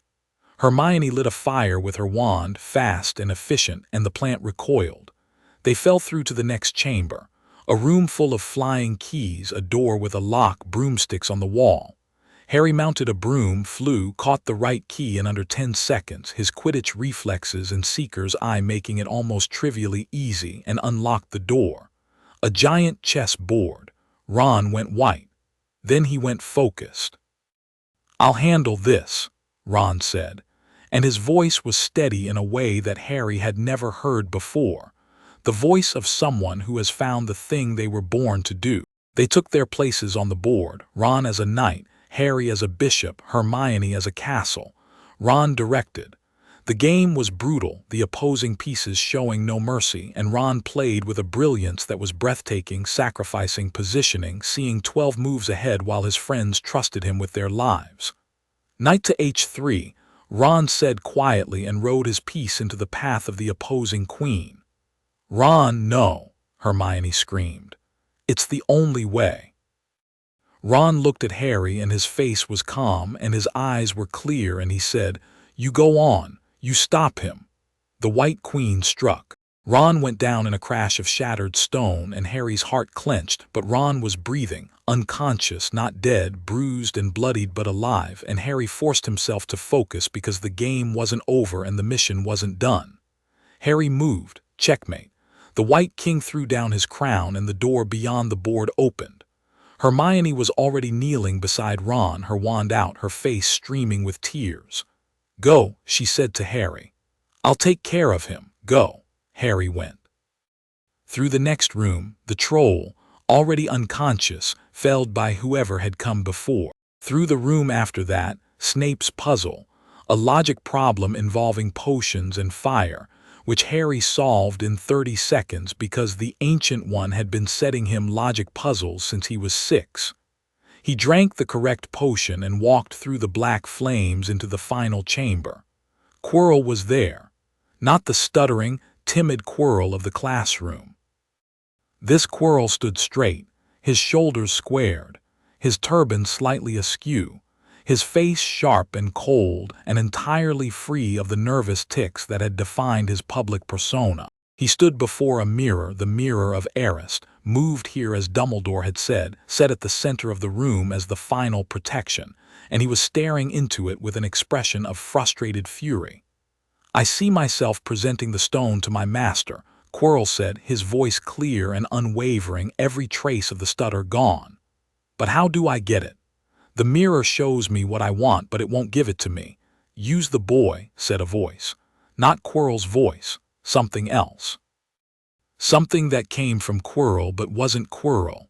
A rasping, cold whisper that seemed to emanate from everywhere and nowhere, from the air and the walls and the back of Quirrell's head. Harry stepped into the room.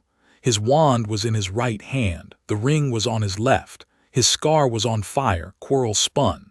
His eyes locked on Harry, and behind them, deep behind them in the shadows of the man's stolen gaze, Harry could see the red eyes from his nightmares.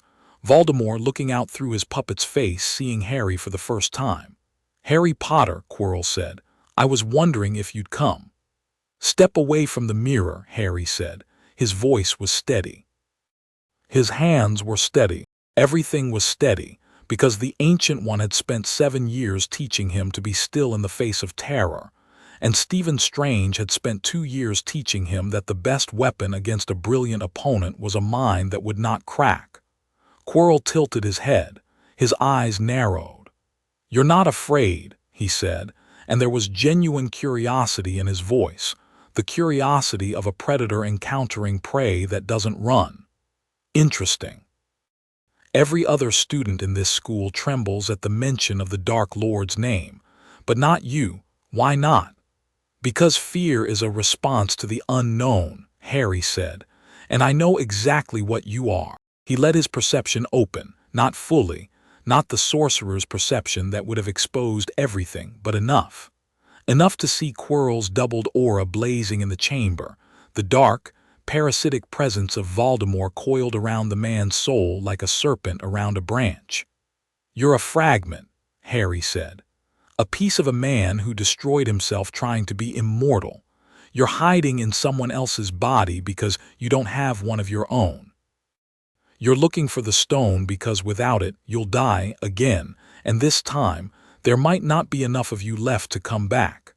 Quirrell's face contorted. The cold voice from behind his head, from within his head, hissed, "Let me speak to him."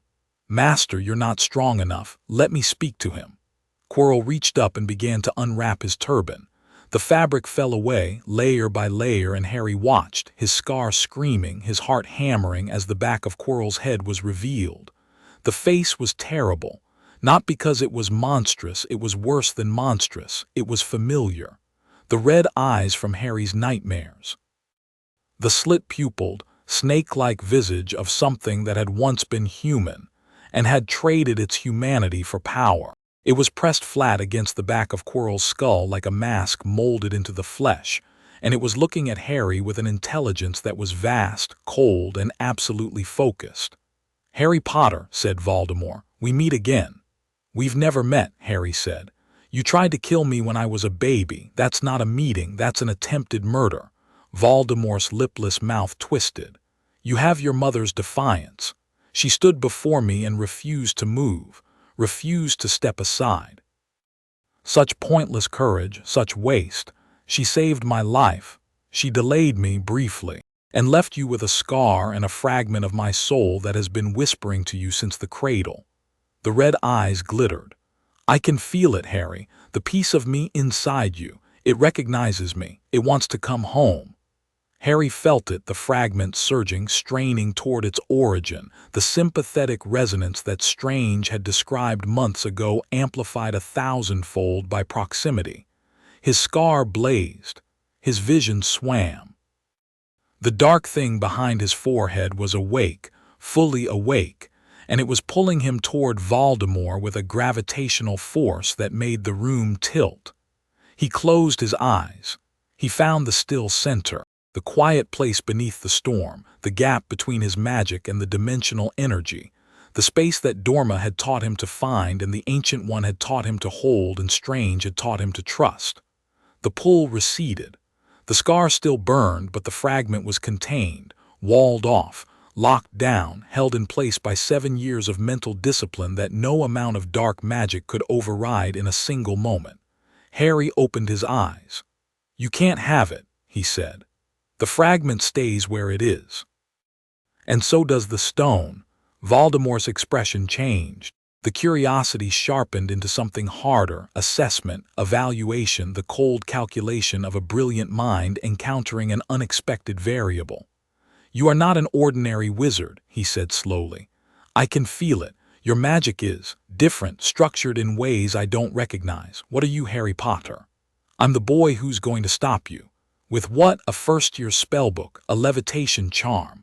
Voldemort's laugh was thin, mirthless, the sound of contempt rendered audible. "Quirrell." "Take the stone." Quirrell turned back to the mirror.